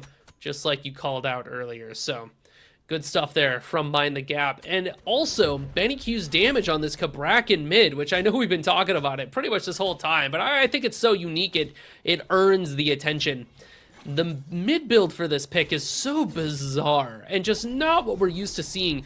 Just a crazy proc build, it would almost seem, but all you're procking is that Soul Reaver there. But we don't have a Rod of Tahuti. We don't have, like, I guess now we have an Ob Shard to go with our Totem of Death, but it's such an awkward build that I think wouldn't work for anybody except for this Cabrakan to just throw out these Tremors, constantly poke out and look for damage, and then finally close in on the kill when somebody is like down to half health, because you are a Cabrakan after all. Odin Cage thrown down. Benny Q has to teleport away with his ultimate, so ult for ult. Benny Q, Banco trade. But look at where Dardez is at. Might get caught here, but a belly flop over. That little wall there will get Dardez to safety. And hanging out in the mid lane. Look at two on the left side. Mind the Gap have Rangu and Tuba pushing up on the left side. Now as the tier 2 is down, there's a weakened right bird to look at, but instead we're sticking with our guns and pushing up left. But Smokebreak might find a pick. No, Dardez is the one who gets picked. Belly flopped in, but a little off the mark and dies from there. So Smokebreak down one. Mind the Gap have FG belts on not Rangu and Dishonored, but everybody else. They can enjoy those FG buffs. So I don't know how this defense goes for Smokebreak. Look at where Banco's at in mid. Trying to position to find the flank, but the flank is not flanking. Down goes the left side bird, and Mind the Gap gets to take a look at that mid T2, and unfortunately Banco is still on the flank, and we just don't have the people around to defend it. So now the question is, how do Smokebreak play this fight? I mean, you've got a lot of damage thrown in front of you, but nobody else is here. Where's the rest of our team? No, we're going straight in. They're looking to break this Titan room open. They've already taken down one, but AQ just melted Streak with some tremors. Good lord, Streak down. Dardez respawning, but losing Streak like that, and now they're going to lose Banco. Teleports in straight into the pockets of Wild Hunt, but Beads force away. Banco A-okay, not so okay. Gets knocked up by Suku and can't jump over the wall. Banco's dead, along with Streak, and Dishonored's into the ult, looking to disrupt anybody who wants to stop them. But Mind the Gap say, screw the bird. We're going for the Titan. We're looking at its head. They want to end the game here, but Smokebreak have three members hovering, waiting, and watching for the push. But Mind the Gap say, okay, never mind, we'll go for the bird. A consolation prize, if ever there was one, but depending on the damage that Mind the Gap can find here, Smokebreak could stand to lose, so you have to play back, you have to poke out and take down their health bars. Here comes Mind the Gap. Here they go. They're putting down the tremors. They're starting to burn. Betty Q just took down Sap 7, and wow, it just melted. Oh, that's a game for Mind the Gap. Done. Okay, cool. Well, there was a Titan there at one point. You know, I was looking, I was like, well, you know, if they can find a way to slow it down and throw out an unstable vortex or 2 or 7 or, you know, a million, then that should slow them down. But Mind the Gap was like, what if we just kill it? Realistically, what do you do about that? Yeah, honestly, I mean, they have some crowd control, but like what? You know, if Dardez wasn't around, they don't have the belly flop to work off of. They don't have the stun from the Bacchus. When you're so dependent on one god to bring that CC, the rest of the team's kind of just like, well, we can poke him maybe. We can poke, but poke's not going to be enough. That's going to be a great game for Mind the Gap, but it went back and forth. Smokebreak had a lot of breathing room, especially in the early game. I think they had some decent moments. Yeah, especially in duo, like looking at Dardez and Streak playing together, and initially adapting was putting a lot of pressure here. You could see with this first rotation, not first blood, but second blood, because this gank happened right after that gank in solo. But I think this fight, I think, was a defining moment for me in terms of Mind the Gap looking really good. The fact that Benny Q was able to live as long as they did and find all this damage, all of these kills, even though Streak tries to go in after the fact to make something work here. Good game of chicken played around this bush. Benny Q waits, walks out with Aegis, forces the beads by Aura alone. Layers finds the root. Benny's got the damage. And that, to me, kind of spelled out a mindset difference where Mind the Gap went, okay, cool, we can just go at you, so that is what we're going to do. So really good plays from Mind the Gap, but adapting goes forward to find some good damage over here in duo. Some great ganks from adapting. I think it was smart for adapting to play through the left side of the map. It did give them some decent advantageous points. They might not have gotten every single firebrand, but they got some gold furies. They did what they could to at least try and stay ahead at some point of the map, but mind the gap overall just kind of control things for the most part. Look at the streak steal. Yeah, I mean, that was really good stuff. Even though Benny Q tried to get up there, to use the ultimate to stand in front of Streak, but it just wasn't enough. Streak was still able to get that singular gust off, and that's all it took. This Fire Giant, though, good secure here from Smoke Break, the unstable Vortex with the Staff of Mirrodin to try to get some extra damage on, but unfortunately, Mind the Gap are still able to find a couple of picks from the people who were left behind, and Mind the Gap does not make the same mistake. Well, at least when they make the same mistake, they still find a couple of kills off the back end, too.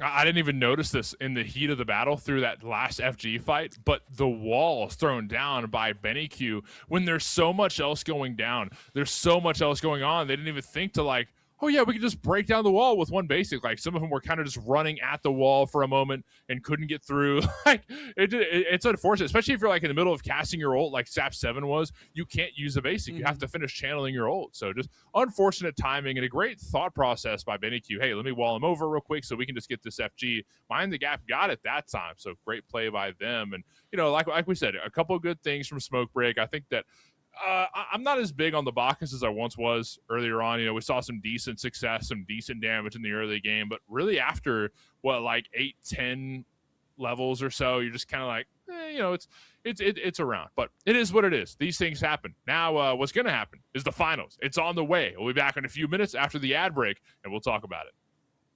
Hello, everybody, and welcome back to Week 3 of the April Circuit. It's coming at you live right here, right now. The finals are underway.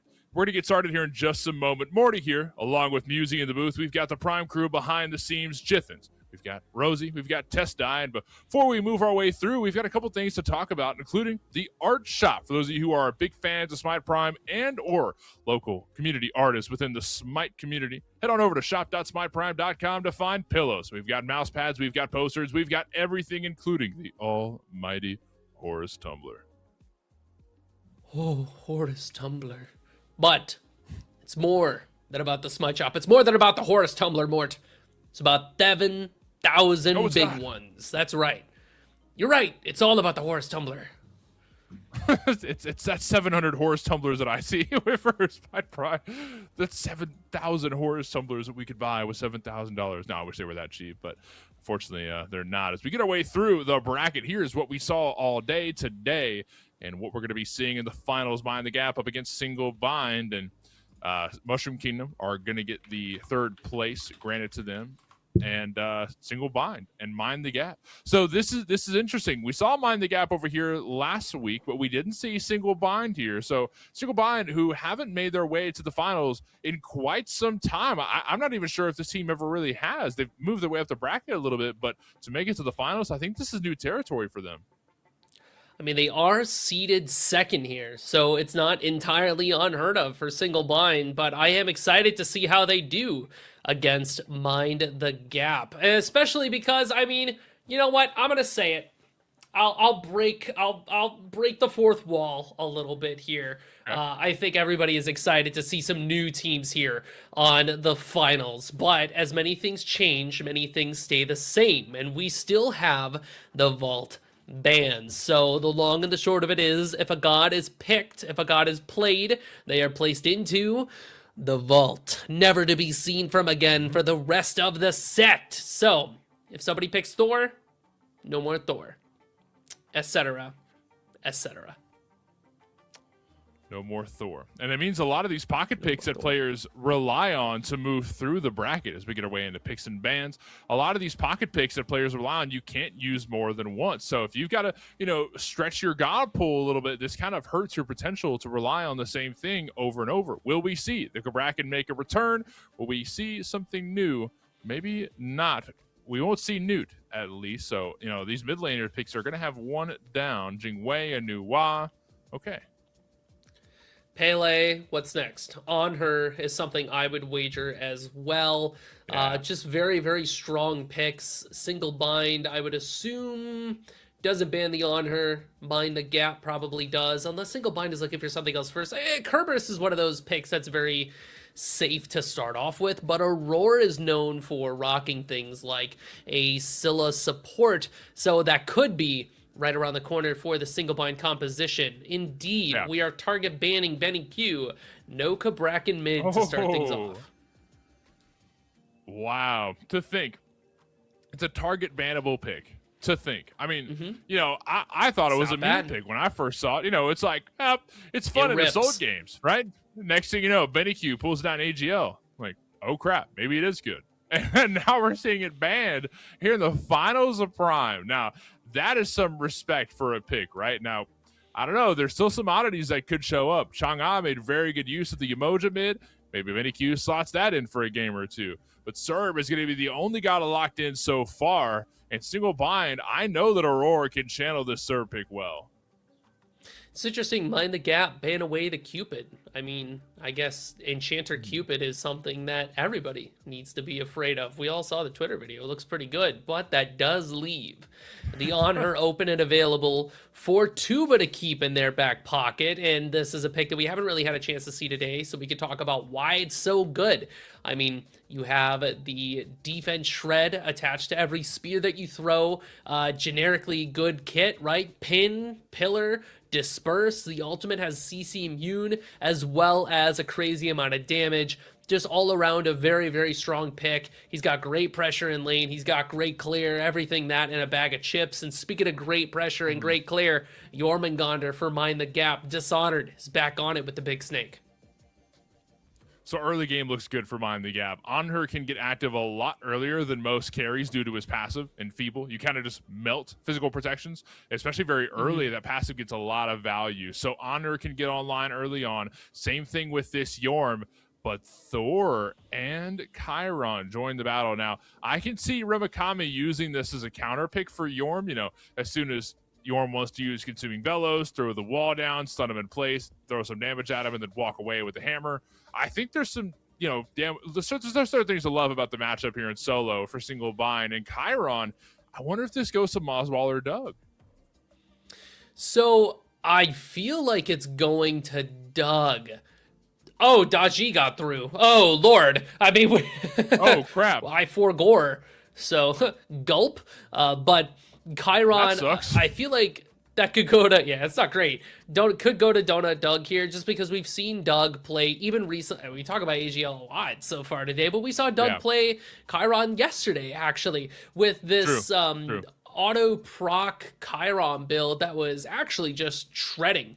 Had a couple of naysayers at the beginning, but the damage numbers do not lie. So it's a good flex pick for single bind here to decide how they want to deal with this Daji, which I feel like Daji does very well into Kerberos and into the Chiron and into the Agni. So many cripples on characters that rely on dashes.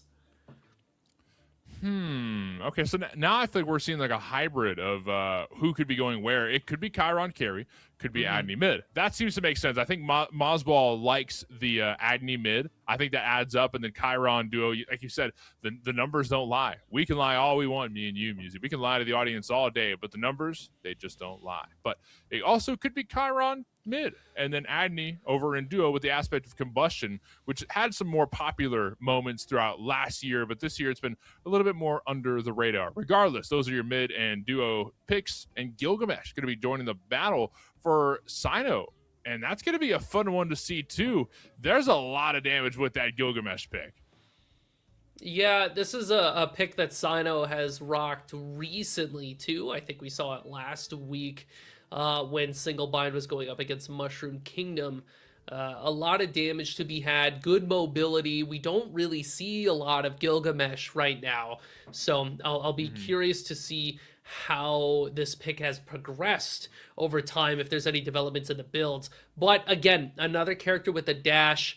This Daji, to me, seems to get a lot of inherent value against the single bind team, so Beads is going to be a hot commodity find something that you really need, because if it's not beads, Yeah. it's a Chiron training exercise to be able to maybe CC cleanse away this dodgy ultimate. But who else is pulling the beads, right? Bacchus flop, Yeah. potentially. Morgan Le Fay's got a fear, as well as a knock up on her pin. Jormungandr's got a knock up in their ultimate, as well as their submerge. So single bind needs to make sure that they don't put themselves in a bind when it comes to this relic usage.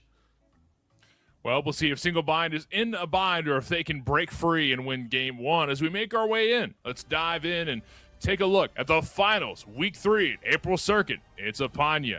And we see our aces in our places. Yuzi, what are your thoughts? What are we seeing here? Seeing a lot of bees, which is good. And I see that Donut Doug has an Aegis. He can get away with that. Chiron is allowed, right? Because he can give himself CC immunity with the training exercise, right? That's kind of what he looks for there. Meanwhile, you have Remakami Dishonored back and forth each other in the solo lane. That kind of looks familiar. Morgan Le Fay's going mid for Benny Q. So when he didn't have the Cabrakan pick to fall back on, he does have this Morgan Le Fay pick, which I think, I don't want to say it accomplishes similar things to a Cabrakan, but it does just do a lot of damage at range and has a lot of CCs. So kind of like a Cabrakan at home situation. Cabrakan at home. I'll take it. You know what? It is what it is. That's something I'll dig out of the cupboard and, okay. All right. It's not McDonald's, but I'll take it. No, you're fine with it, right? You're not upset. Sometimes you have Burger King instead, and you're just like, okay. Well, I tend to steer clear. You know what? Burger King got me through some hard days. They used to have these big old sheets of like Burger King coupons, and they would ship them to all the yes, neighborhoods 100%. around. Dude, those got me through some hard times, brother. Let me tell you, I lived off those coupons for about a good 4 or 5 years. Look, we're Smite Prime employees. We're held to a higher standard than doing that kind of. You know what I mean? I think that you should probably look into that a little bit. Look within yourself and ask yourself, why am I using these coupons today as an older, late 20s Yuzi, you know? I don't know what to say to this. You got me. I'll get you. You got me, dude. It's good. So, looks like the players had a little bit of a hiccup here. We should have it up for you in just a short bit of time. So I know we're all kind of frothing at the bit to see how this one goes through. Interesting to see Dodgy through it again. I know I've been, talking and yapping about it so much, but it's just one of those picks where it feels very polarizing. This Dodgy character looks and feels very, very good, but as long as Single Bind has an answer to it, you should be able to shut it down. But the problem is the answer lies in beads and lies in the ability to turn around on top of her when she goes in for, her dash, her burn, her bleed. So the bead potential is there for Single Bind, just being able to find talismans and training exercises. But how well can they actually turn and burn a Dodgy once they go in? Chiron, I think, is going to be the safest pick in the whole team because of Giddy Up and because of training exercise. But beyond that, Agni specifically, I feel like he's going to have a tough time. If I'm Agni, I'm saving the 2-1 combo, that stun, specifically for whenever Daji shows her face. You have to be reliant on that stopping her. Sure, it doesn't get you out of the powwow. That's for sure. It doesn't, rip the chains off you. But when she starts that, I call it the fiery claws. I have no idea what the ability name is, which is bad luck for me as a play-by-play guy, but still, I'll admit to it. I have no idea what, it's like the circle, right? She's like, I don't know what that's called. But whatever that is, you've got to silence it. You've got to silence it fast. And if you don't have a silence, you've got to stun her out of it. Yeah, I have no idea what that. I don't know what that's called. I could tell you, gun to my head, no idea what that is. But swing, and then it's like she gets the double arms there. Yeah. She uses both arms. The fire, because they're like claws, and it has this like. It sounds like that sound effect. When you like the old like. And then both of them. Yeah. When you watch like the movies back in like the 60s, they had like. It shows like the frames like you could see the frames pop up on screen. Oh, like the old Western movies. Yeah. That's what it sounds like. If you listen for that ability, you'll hear that. You know what? This set, I'm gonna listen for exactly that, and I'll tell you when it happens, when I get it. I'm gonna say, there it is, Musey. When it happens, I'm gonna say that. That'll be your cue to know that I'm talking there to it you is, and I'm bringing up that sound. Yep, and then I'll come back and I'll Not be much like, else that could mean. just like you said, Mort. Yeah. Wow, it really is like a what did you call it? And then you can launch into the explanation again, and then we can run the bit back and get Right. even more value out of the bit when you think about it. And that's called a bring back, by the way. A callback. And well, it kind of depends on which school of comedy you're from, right? Oh, I went to thing. Northwestern Comedy Mutual. You might have gone to South Comedy Lina University. So maybe you call it something else, but we call it the bring back is what we call it over there. Yeah. Morty Musey, by the way, everybody. Jithens tells us to back. waffle and we do our best. You know, this is what we've got. What about pancakes? Like, yeah, what about airline food? what is the deal with airline food? Apparently the deal with airline food is the fact that you're at like a higher elevation and that messes with your sense of taste. So like that's why it's so bad. But I kind of feel like airline food is bad because the food is bad. Except that's probably more likely. But except for there was an airline that gave you cookies, and that airline no longer gives you cookies. Like, oh, they gave you a warm chocolate chip cookie. Which one was that? Any airline ball knowers out there that can tell me? Because when I say that, I'm mostly waiting for like Tess to tell me in my ears, and Tess will be like, "Oh, that was United Airlines or something like that." I don't know which one it was. It was like what do you think of red. Vegas? If I tell you, you're gonna laugh. You're gonna make fun of me. No, because I think I know what it is. I took Spirit. That's pretty. That's not bad. I took Southwest, which is like even worse. Southwest is like the public school, the public bus. No. Southwest is good. Dude, I like Southwest. That was awful. Southwest Really? might be the worst flight. I mean, I've only been on like a couple planes in my life. Crazy. It was like the worst experience of my life. I mean, it's like just hotter than ever. Maybe you just don't like flying. Midwest did the chocolate chip cookies. That makes a lot of sense because that's where I am. So thank you, Tess. Mm-hmm. Yeah. The little cookies there. I remember the cookies were good. Like it was good. We got the little like they were good. I was a graham little guy. crackers. Yeah, it's just not the same.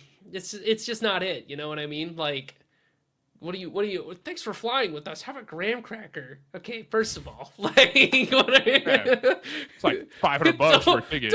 Graham cracker. Don't insult me. Where's my cookie? Right? Like I paid how much money to get on this giant? Like I'm scared for my life right now. I'm in a they tell you like airplanes are like super safe, like numbers wise, but like I'm still freaking out because I'm scared of heights, right? Like I look out the window and I'm like, yo, like get me out of here, right? I don't want your graham crackers. What?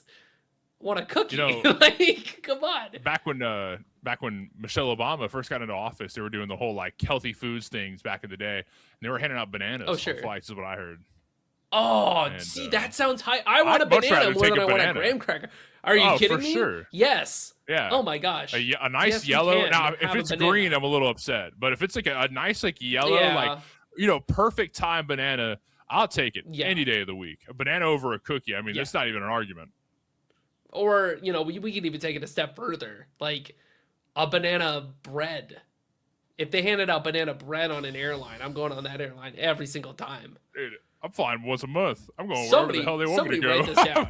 Dude, I don't even care where I'm going. I'm getting on the plane. Like we're heading out to wherever that may be, right? So, I mean, dude, it better be some good banana bread if you'll be flying like that. I don't know. Oh my gosh, it probably won't be because airplane food sucks. Dude, yeah, and that's the bring back that we do at Northwestern Comedy Mutual. That's the bring back right there. Right. Oh, so this lobby. This lobby here. I went to a farmer's market local to where I live maybe like a month Oh, that's ago, huge. and with one of my friends, and he's like, Mhm. "Yeah, I got this banana bread last week. Like it's fire." He said it's fire. I'm like, okay, I'll take your word for it. I'll get a Fire. loaf. Just Fuego. dry, like just super dry. I was so Oh. unimpressed. Like Oh. I could make better banana. I'm not even a baker. I could make better banana bread myself. I have multiple times, and I just tasted that. I was like, Dry banana bread. yeah, is, like I need some. It's milk, kind of hard to some make me not water. enjoy banana bread, but that's kind of a rough way to go about it. Like, Yeah. maybe if you have a glass of banana milk to go with your dry banana bread, do you think that kind of completes the? Have you had banana milk before? Dude, I was about to say, like, I feel like you're just. I've making had something every up. kind of milk, man. Yeah, I've had every almond, kind I've of had milk. oat. You better believe I've had cow's milk. I've had enough for a lifetime, but I've never had banana milk. Does it taste like banana? Where's the nipple? You're on not going to believe Like, I just this. think we're okay. Where is it on the almond? Right? You press it down Well, and it's the juice. it's just right? nut So maybe juice, it's really. banana juice, right? Like it's just banana juice and that's what it is. But you call it banana milk and it sells. And I'll tell you what, right now, I had like 7 glasses of banana milk back to back to back, and I had a bunch of people being like, "You got to stop drinking all of this banana milk." But I said no, I'm gonna keep drinking it. It's delicious and I want it. I'm gonna have it, and I did, and I just never stopped. I just kept drinking the banana milk as many glasses as I could get my hands on, and it was freaking amazing. Like it was the best freaking thing I've ever had in my whole life. So I think you should probably reach out and try to get some from a grocery store, because it's absolutely freaking worth it every freaking time. All right, chat. So we're gonna break this down and have a therapy session with Musi here. Musi, what are your thoughts on self-control? Do you feel like do you feel like you have a lot of self-contrul? I don't got it. Self-discipline that's something you lack. I don't got it when there's banana milk involved. I'm not gonna lie to you. Like if there's a glass of banana milk out there, I'm just boom. You know what I mean? Like I go out there and I get it. Sylvanas pull a glass of banana milk every day of the week, dude. Like even now, it's like if I got banana milk in the fridge, I'm fighting the urge to go grab it. Right? Like it's just that strong. It's just that powerful. It's a real thing, by the way. Banana milk it's real and it's delicious. So if you ever get to have the combination, I mean, it's absolutely bananas. Let's go into the game. Test us. We're ready All right, for let's game. get there. I've got nothing else. Let's get there. Chat, I completely forgot what the draft was. It's been so dang long. Here we are. We got Moswall in mid with Agni, Chiron, Donut Doug over in duo. A lot of picks to talk about. Morty Musi in the booth. Testai Rosie Jithens behind the scenes after a heck of a therapy session, banana milk talk, airlines, and everything you could think. We went through it all. All the check boxes were checked, and what you would expect from an average Morty Musi weight screen, waffle lobby, etc. thing. Musi, the floor is yours.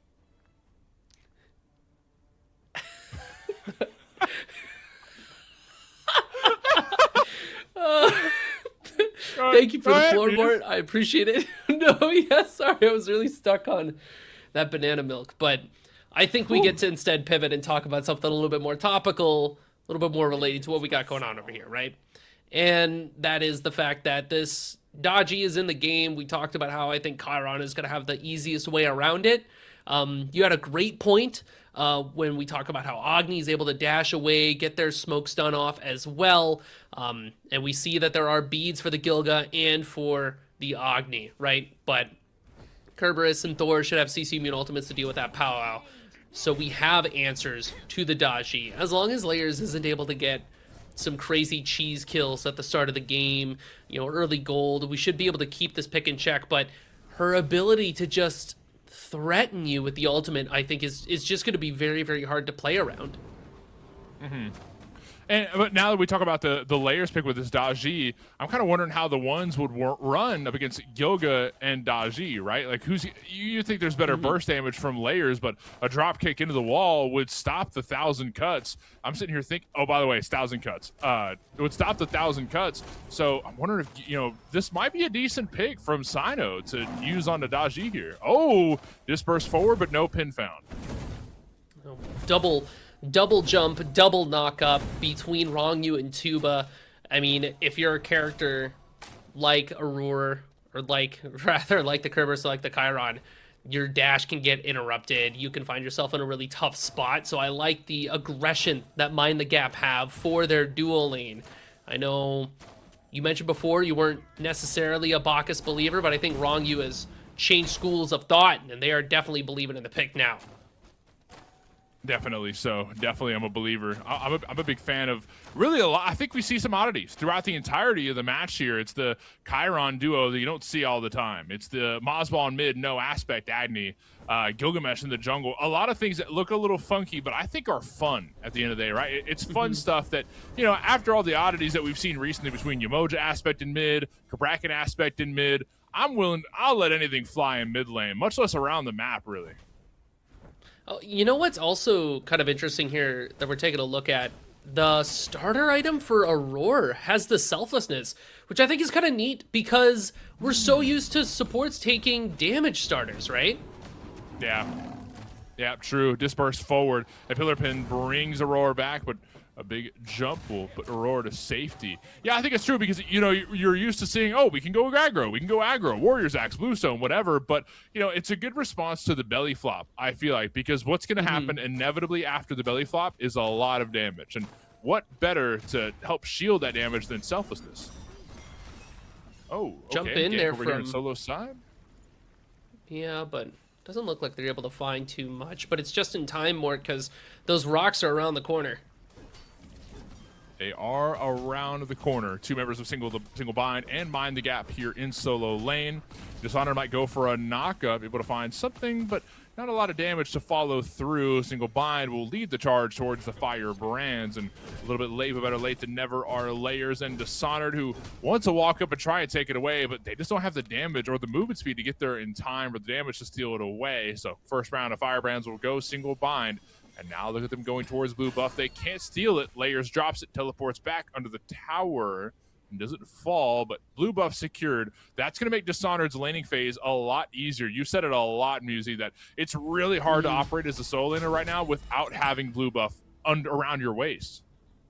Yeah, the mana changes that went through not that long ago make it so that you can't just simply sit there and spam abilities. Jormungandr especially is a character that, yeah, you can kind of get by on your breath, but being able to throw out the spit, the venom pools, and spread them around with your submerge, like, that is what makes the character so good in lane. So I really actually like that play from Layers to be able to kind of be like, okay, cool, let's go clear this blue real quick while they get our firebrands, just so that we don't have to lose too much in our own solo lane.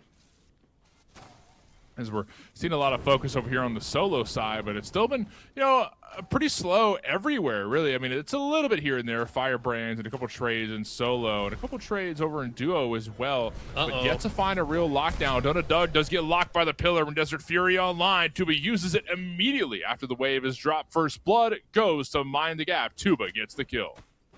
That was insane. The second they hit level 5, boom, Rongyu goes for the immediate flop, and Donut Dog just caught out in the time that we are being flopped. Tuba has the damage on hand to be able to get a quick ultimate and be able to shut down Donut Dog. Doesn't even bother with an Aegis or a dash or anything like that. Even though Aurora had the ultimate too, just wasn't there. I think the most important part of all that, Mort, Donut Doug, still level 4. Maybe if he had the ultimate, maybe he could have made something out there, but just wasn't able to happen. Mind the Gap, we've seen what happens when they take an early lead. So if you're single bind, your hope is that between Sino, who is Ella Langley fan, for those of you who don't know, when we keep saying Sino, we're talking about that Gilgamesh. For Sino and for Remikami / Moswell to kind of control that solo mid side of the map and try to contain the lead that Mind the Gap is developing in the dual lane. So we're 5 minutes in, only 1 kill for Mind the Gap, and none for Single Bind so far. A couple of firebrands have been fought over back and forth. Looks like Single Bind are going to maintain control of them for now, but a relatively slow start, all things considered. And, it's a decent paralyzing spit. And Sajin Torment to follow through. Does pull Rongyu back, but he gets put in a weird spot there. I think he tried to put him on top of the pillar, and he ended up like somewhere different. Yeah, that was kind of bizarre there. Aurora does not get him in the place where he wants. Both junglers hanging on to the right side. Looks like Sino will be the one to aggress on layers. Yeah, I don't think too much happens, though, but continuing to press forward to Sino. Really wants a piece of layers, but that's fine. Layer says, I don't really want to fight. You can take whatever you want. You're not going to burn Gold Fury. I know that, so I'm just going to walk back and hope you don't take too much else. Taking a quick look at some of the builds developing so far. Golden Blade there for LL Langley fan for Sino.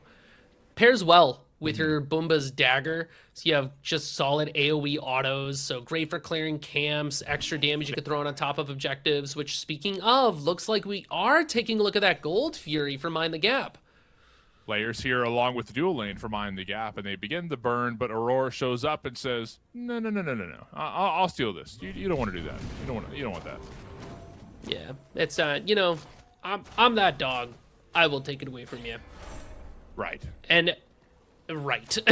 Still looking at these early builds, I'm actually really interested into Sonard's build. When was the last time we saw a Triton's Conch, like, ever? It used to be true. the item that you rush for Jormungandr, but I wonder if because of the changes with Shield Splitter, Worm Skin, like, now Triton's Conch, by virtue of the fact that everything else is just not as good, kind of gets to come back into the limelight for this Yorm build.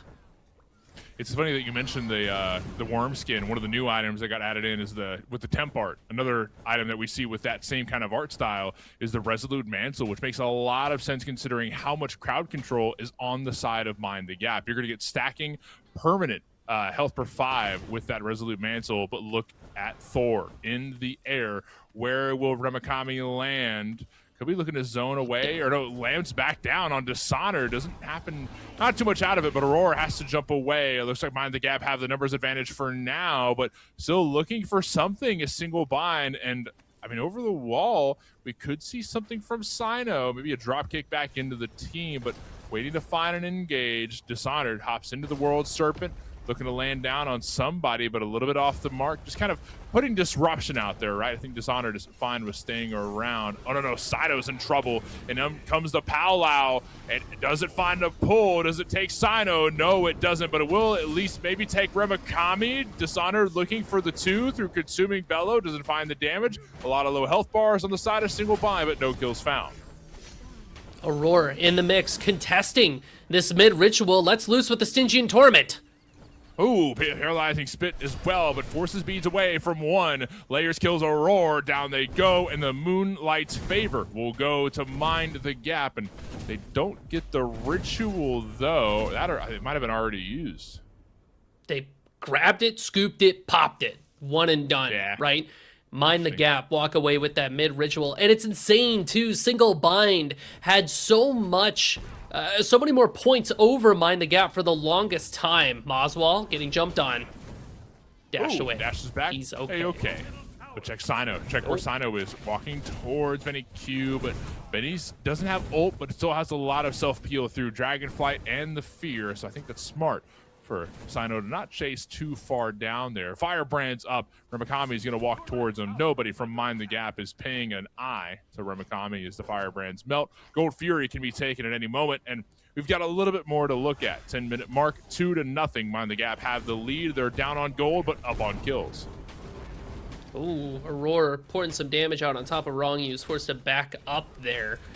As both teams, like you said, it's kind of a quiet start, but that does give us an opportunity to kind of zoom in on a couple of things here. Specifically, I get a chance to talk about the fact that Aurora's positioning so far, I am such a big fan of. Like, this guy is not scared to walk up and get in there, but you mentioned this Resolute Mantle for him earlier and how when you get hit by a hard CC, it stacks up. Aurora needs to get into the mix, needs to bait these hard CCs and tank them in such a way that he doesn't get completely turned and burned on so that he can stack this Resolute Mantle to get even more healing every single time. True. And what's good about this Kerberos pick into the other healing of Mind the Gap is, remember, if Kerberos is standing next to you, you won't get as much healing. In fact, Kerberos steals that healing away from you, so it makes the sustain from Mind the Gap a little limited in its effectiveness. So it almost benefits Aurora to stack up Wrong Use Resolute Mantle as well.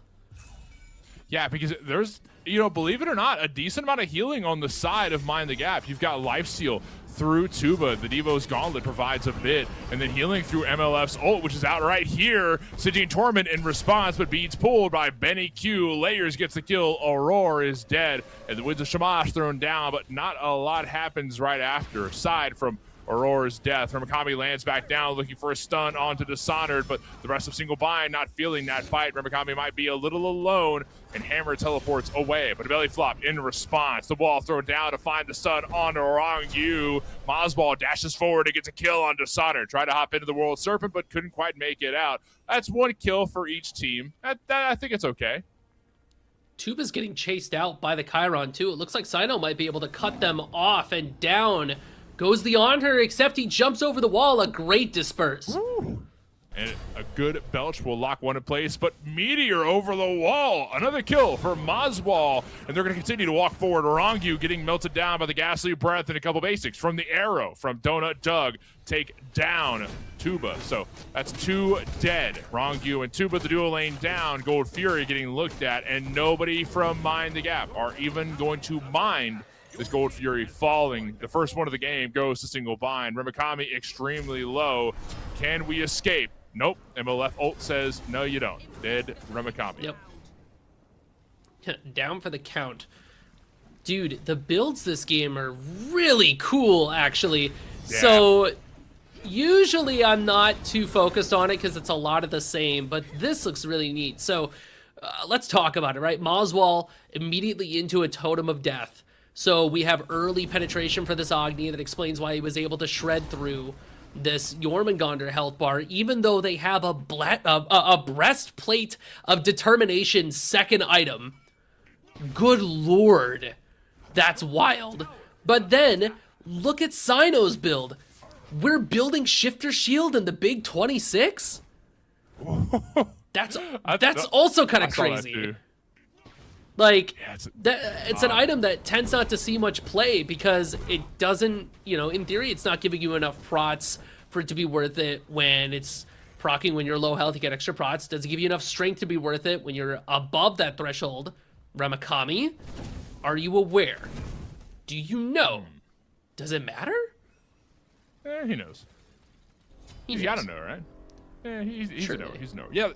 The Shifter Shield was a bit of an oddity for me, too. Like you mentioned, it kind of gives you fighter syndrome, right? Where if you build too tanky, you don't do enough damage. If you build too much with damage, then you're not going to be tanky enough to live through these fights. I feel like Shifter Shield kind of gives you that problem when you do get a bonus depending on where your health's at. But is it what you need at that moment? Not so sure. But check out Layers. Layers going to Firebrands, melt those down.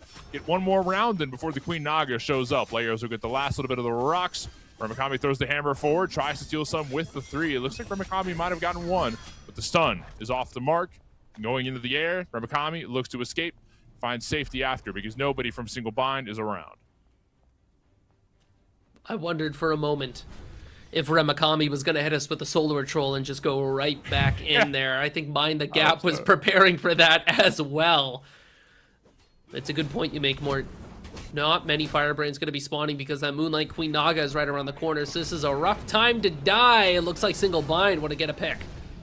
Rongyu going straight to Aurora, trying to hit him with the Belch of the Gods. A great drop kick in place, puts Rongyu out as well, and then goes straight into the back line off the belly flop. Rongyu says, I'm out of here, but Lair says, I'm in here. Gets the pull through Powwow. Down goes Sino. And Aurora and Mazwal hovering over the wall. Maybe looking to disrupt this siege on the mid lane pad, but it's not going to be up for more than a minute. What is up, though, is this Queen Naga. Neither team seemed to pay in mind too much, though. They want to get these kills in mid first, ideally, and health bars are kind of low for the Gap, but the rotation from Tubes us that Mind the Gap do want to pick this up, and they have plenty of shred, like you said, with this Honor to be able to get down that health bar. Single Bind's going to be on the way.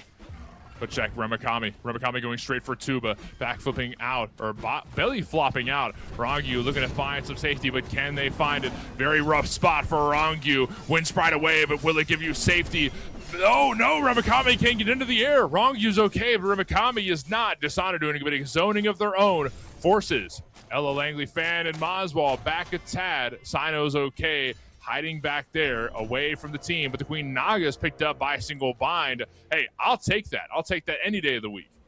Yeah, that's a really good trade there for Single Bind. They needed that in order to make sure that they can keep this gold experience differential up and kind of make sure Remikami doesn't die for nothing. Good movement there from Mind the Gap to turn on this Thor, pin them to the wall, and get your damage off, but an even better maneuver from Single Bind to notice that, hey, if they're all looking at my solo laner, then we get to have this objective for free. Now with that Moonstrike Ritual, very, very good consumable to pop in a fight. Might even need it sooner rather than later, as Mind the Gap and Single Bind start arguing around this mid ritual.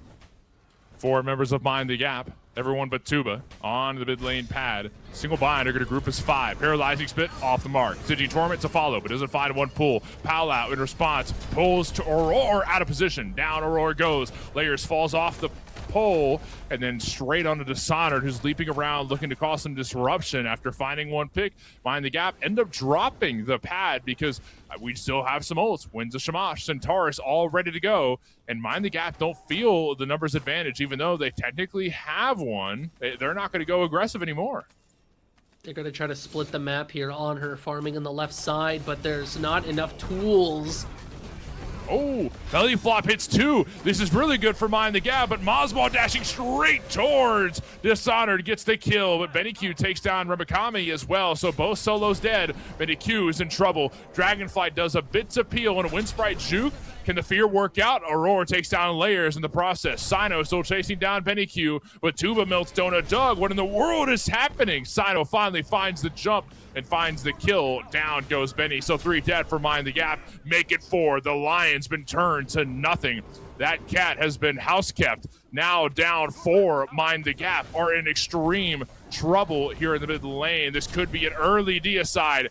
That it is, with Dishonored just barely spawning in time to not officially make it a deicide. Single Bind just got a whole lot of kills, are now getting a Pyro, and they could look at Gold Fury, they could look at FG. Who knows what they're going to do?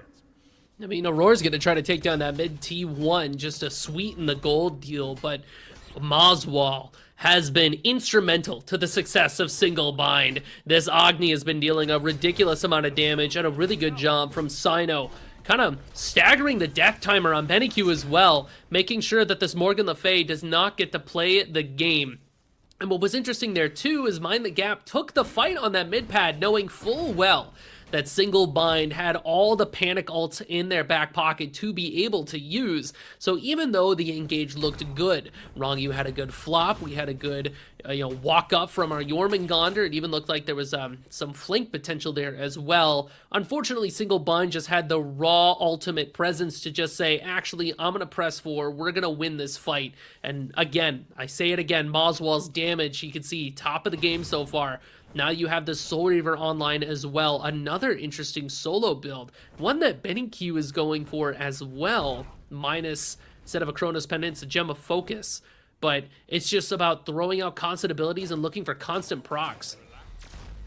Centaur snipes out. Tuba might be in trouble, dashing over the wall, but Sino's going to fall low, so Tuba can fall. Gold Fury might be looked at here with Tuba dead, and the rest of Mind the Gap are over here on the left side of the jungle, but what will Single Bind go for? Maybe they find another kill. Dishonored here as well. Can Aurora find a stun? Sino dashes forward to block off all means of exit. Dishonored hits the knockup. Bacchus hits a stun.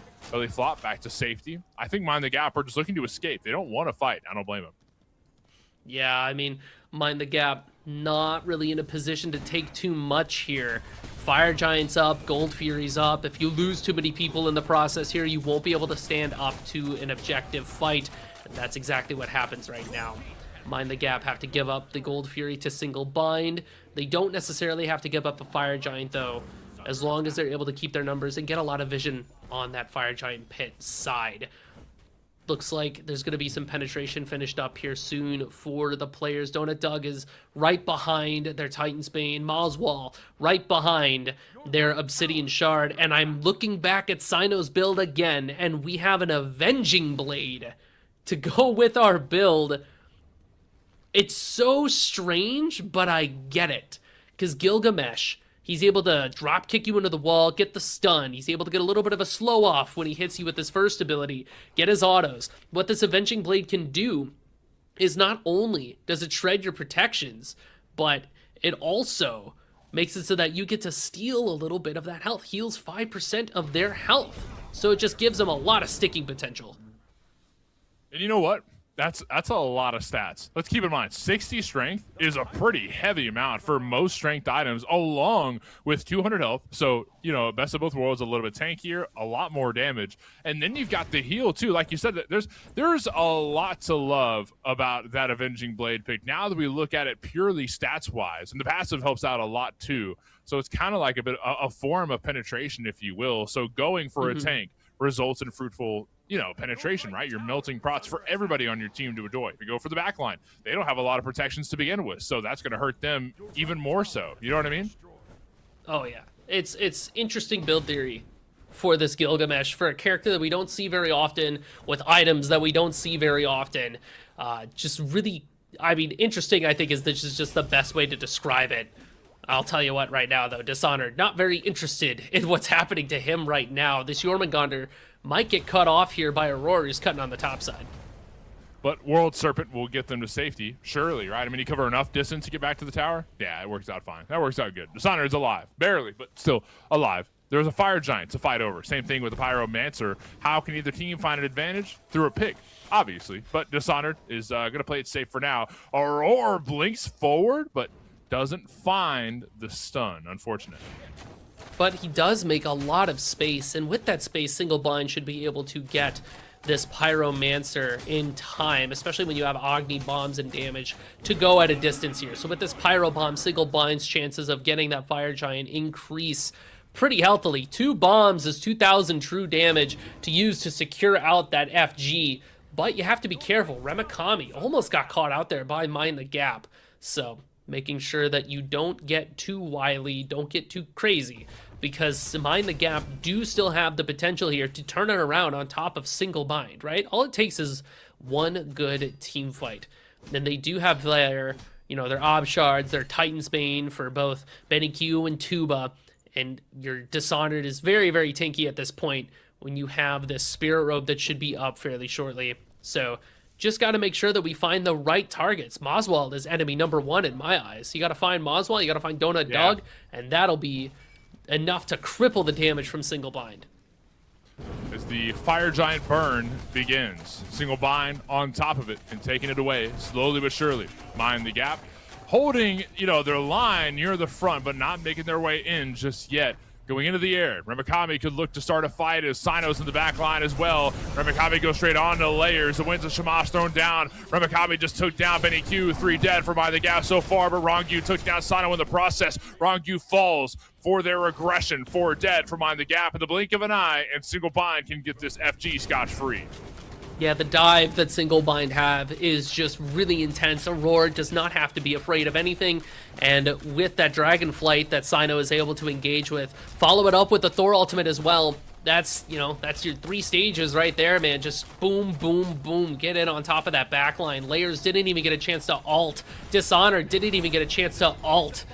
We did not have to bomb that FG, but we do it for Aura, and for Aura alone is all that matters. So big stuff there. Single Bind find the Fire Giant. Ancient Gold Fury has spawned at this point because we're in the nighttime. There are tier 2 towers up though, so the question becomes, do we want to strip those and then do gold, or do gold so that getting those towers is way easier?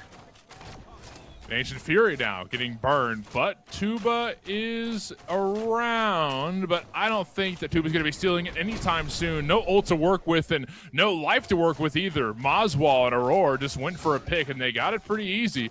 Remikami and Donut Doug still on top of the Ancient Fury. Man, you weren't kidding about that Donut Doug build. He's just kind of slamming. You know, I wasn't loving it at first, because kind of what you get out of Chiron carry is that his masterful shot will now apply on-hit effects when you hit a certain threshold with attack speed. But there's not a lot of on-hit in the build, so I didn't feel like at first, you know, you're not really getting the best of it. But now that I'm seeing it in action, I mean, you're seeing it too. Just kind of melting structures down. Donut Doug is comfy with this. Yeah, you got the Bumba Spear, Audibo, Chin's Blade. It's a lot. Aurora taking a lot of damage, forced to use their ultimate. Layers finds the kill.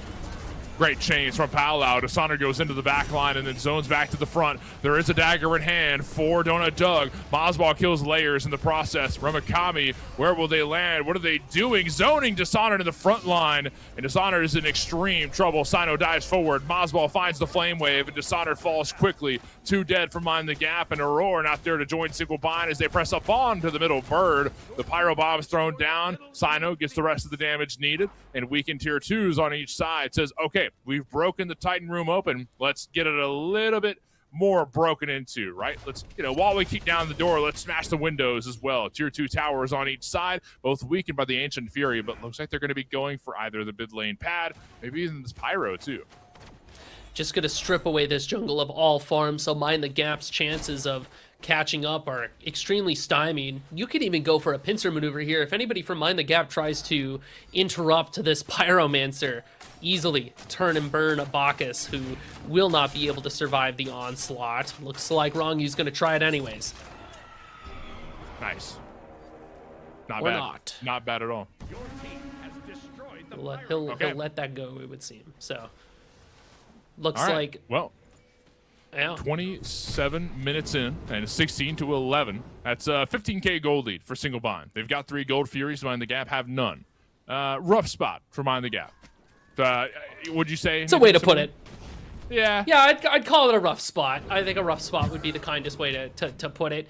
We're deep in that uh-oh territory, as Z-Tam would call it, especially with pushers going in on the middle and the left and the right side. It splits up Mind the Gap, and it looks like we find a pick. Aurora Cersei's forward, looking for a paralyzing spit, but we'll go for Layers. Spit off the mark. Layers still might be in trouble, though. Stun found by Ramakami, and where can Layers go? Into the Palau, looking for a chain. Ramakami slams into the air. Dishonored on the World Serpent, going for the back line. Layers in extreme trouble, dashes away. Ramakami lands back down, but might have went a little bit too far. Burst damage from Rongu takes down Ramakami. Single Bind just lost one, but they're going straight for Tuba in the process. So Tuba down, same with Ramakami, 1 down on each side. That means that, they can't end the game, but they could at least, they blew open the door. The door is dead. Oh no! Where's my kill feed for the door? That is going to make this left side bird defense very troublesome for Mind the Gap. They can't play to throw damage to the door, and with this pusher, that bird's good as dead.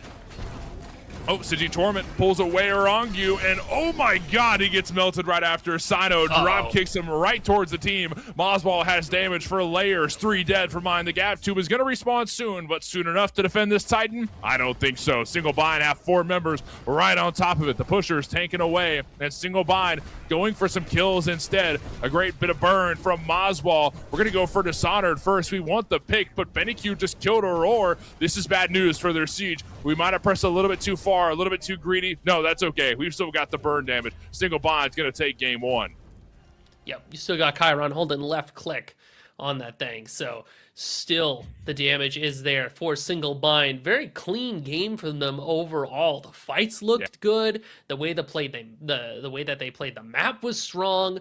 I especially think about the way that the Moonlight Queen Naga fight was handled, sacrificing Ramakami to find everything there. Really good stuff from Single Bind, and excited to see what else they can show us. Yeah, I mean, it was just smooth overall, mechanics-wise. We saw a couple oddities pick-wise, but overall, just very smooth gameplay, very technical, very standard, and it got them the dub. Not too many oddities mechanical-wise. They got what they needed. They got the gold Furies. They got the pads to send pushers down lane, one after the other. And it was beautiful stuff. And Mazwal, too, on this Agni pick, just farming a ridiculous amount of damage. I think they were 10-0 by the end of that game. So just absolutely killing it out there. I mean, maybe you don't have to constantly look at things like the Akate and the Discordia. If Agni's on the back pick, man, you might as well just scoop them up. And now that we're going into the replays for real this time, Tuba's got some decent damage in the early game. We saw a little bit of life from Tuba. The Mind the Gap's duo looked pretty strong, but throughout the rest of the map, I think it was just a little more action from Single Bind. And even though Mind the Gap had the first bit of blood spilled, Single Bind just kind of kept up in farm and kept their head down and waited for some engages, like a great Sitting Torment from there. Layers will find the pick in the process. Just really solid fights so far, and Single Bind again able to get really aggressive here. They find Wrong You, immediately turn it into that Gold Fury. It's the stuff after the stuff that we like to call it. I will say one thing about this Kerberos pick for Aurora. I feel like there were a couple ultimates that just kind of went a little bit wonky. You know what I mean? Like that one by the pillar, this one right here where it didn't quite go where we wanted it to. And then this fight that Mind the Gap takes that eventually just turns on top of them. Just didn't quite respect the ultimates that Single Bind had ready to deploy there. And ultimately, I think these small mistakes, these small little fights, end up catapulting Single Bind into a situation where they can just start a fight whenever they feel like it and win it too. Well, bad news for Single Bind, though. Now that we've got game one over with, they can't reuse any of these picks at all. Vault system is going to mean all 10 gods you see on screen are locked away and can't be used in game two. So that, along with the 6 bans they have, we're going to be scraping the barrel when it comes to god picks a little bit. So it's only game two, so 16 is not a crazy number to worry about, but still, it means that some of these pocket picks like the Agni in mid and Donut Doug, who loves this Chiron, we're going to have to be stretching thin a little bit. Say we won't be able to see the repeat, but there still are some pretty solid picks that can come through here. Notably, like Cabrakan is one that always seems to find its way through the cracks, and the Najas of the world, which, banned once, never picked. Kind of interested to see what goes on there. That is the joy of the Vault ban systems, is that you always get to see something new every single game that you play. But for Single Bind, they've only got one more to go, whereas Mind the Gap have a reverse sweep ahead of them if they want to come out on top today. So who's going to come out on top in game two? We'll find out after a quick ad break. We'll be back in a few to continue with the finals for April 3. Hello, everybody, and welcome back to week 3 of the April circuit. The finals are upon us now. Game 1 just happened. We're about to see game 2. If you don't already know me, my name's Morty. We've got the whole Prime crew today. Musey next to me, here in the booth. Jithens, Rosie, Test Eye behind the scenes, and Muse. We've had a pretty wonderful day of Smite so far. I can't wait to see how it goes. It has been a journey so far here in this week 3. We've had a chance to see some very interesting things that we don't get a chance to see very often, from Yamoja and Cabrakan mid to the Ratatasker solo we had a chance to see earlier today, all the way to the Gilgamesh jungle that Sino has been running back. Moswell putting on a clinic with the Agni. So, I mean, it has just been a really fun day so far, but who says it has to end here? Oh, we've got a game 2 here. It's a best of 3 in the finals, so whoever takes this game 2 will determine, are we going to be going to game 3 to maybe watch a reverse sweep, or will we see Single Bind be able to take the great cash prize, maybe so next week, and they give a good chance to qualify. If they take this by storm, it's going to be not only the fact that, hey, you're probably going to be in for the closed bracket, but it's momentum that gets you, going the right direction. It's the momentum like, hey, Clocked In's not the only team that won the finals this month. Let's celebrate. Let's go all the way in the next week. And you can see the Vault bans showing up below us. So if you weren't here for game 1, here are the gods that are banned for game 2. The way that Vault bans work is that once a god is picked, they cannot be picked again for the rest of the set. So they're going to be grayed out there so that we know what isn't going to be here. As well as what else isn't going to be here. Cupid, Nuwa, do Single Bind ban out the Cabrakan mid again from second pick? Because do they think, yeah, I guess they do. Yeah, I think they think Mind the Gap might just first pick it. And honestly, that's aura on Betting Q's part to be able to force that ban away. Like, that's kind of crazy. No, it is, yeah. that is pretty wild. And it's also, if you think about it, aura from Sino to force the ban on the Cupid. That's even more aura. It's one thing, because we saw the results of the Benny Cupid. We've seen it like 2 days in a row now here on Smite Game. But to think that, we haven't seen the Sino Cupid. It's been a couple weeks, I want to say. It's been a while. And it still lives in their head rent-free to a point where they know they have to ban it. That is something, too. Cupid. It's scary. It's terrifying. You ever have a Cupid dash at you out of the jungle? You put you in a fields of love. You're just like, gulp.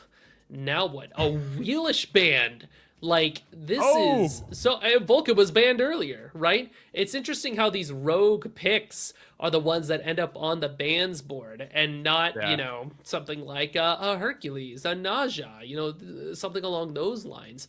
On her can't be picked. Jingwei still available though for Mind the Gap if they want to have it for their first pick. That to me is going to be a very strong pick for Tuba if they want to be able to put that in their back pocket. Certainly not something that I want to give to Donut Duck. I freaked out for a second because we're so focused on the Willish, the Cupid, and I was like, "Where's the Pele?" And then I finally found it. I was like, "Dude, we cannot let Pele get." Yeah, Pele's down there. Thank goodness, right? But Jing Wei gets through. Going to be going to Mind the Gap, and that's a pretty powerful pick to grab first. I love this Jing Wei. Yeah, she's very strong, gets to late game very easily, very cleanly, stims on 3 abilities, just does a ton of damage. Crit's good, so she's good. Single bind, though, are going to be able to have their swing back picks.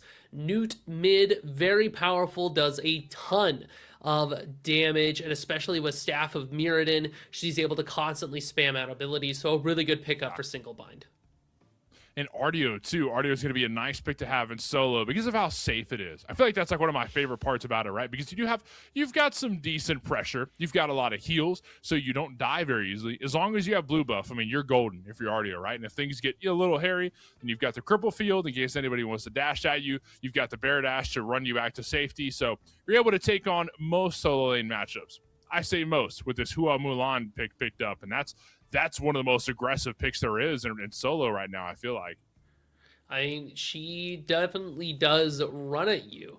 But Artio, I feel, should be able to have a leg up over the Mulan pick just because Artio is still able to use Bumba's Cudgel very effectively. She's able to use the Runeforged Hammer as well to do just a bunch of damage. Even a Bumba's Dagger, she's able to slot in there and clear wave effectively just because of her ranged autos, right? So it's interesting to see the Mulan here, but I think we do consider what the rest of the team there is, especially with that Discordia. It's a lot of roots, it's a lot of CC, it's a lot of engage, so it makes sense for Mind the Gap.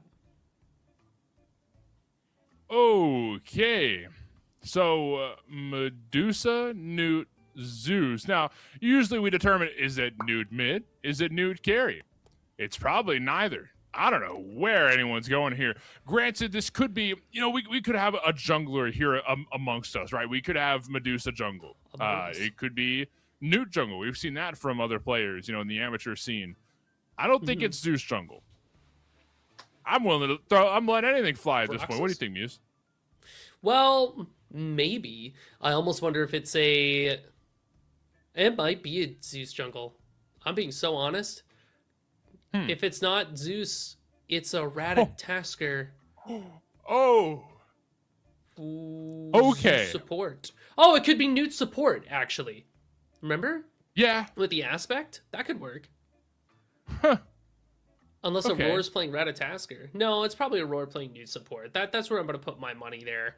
Artio goes solo, Medusa ADC, Zeus mid, Rat jungle. Rat jungle fits what Sino does too, with like these tankier jungles as well. So I can believe that. Yeah. Maybe Rat aspect. The term is coined. Rat spec. Yep. Over in the Big jungle for Sino. Rat spec. But you know what I'm seeing? I feel like I'm seeing a lack of tankiness. Now, true, the rat spec could change that a little bit. Artio can be a little tanky. Mulan can be quite tanky as well. But aside from that, there is a pretty big lack of tankiness between both teams. Fights are going to be over pretty quick. We're going to be so reliant on the engage through Skyfall, through the rope pool, or through the Fear No Evil. There's a couple engage tools, but I mean, we'll have to see how they go as we get into the game. Let's find out who's where on that crazy comp from Single Bind. Huh, you were right. Woohoo! Way to go, Muse. So I say Aurora does like these ranged supports, so it makes sense that he's kind of looking towards that. Newt with the aspect.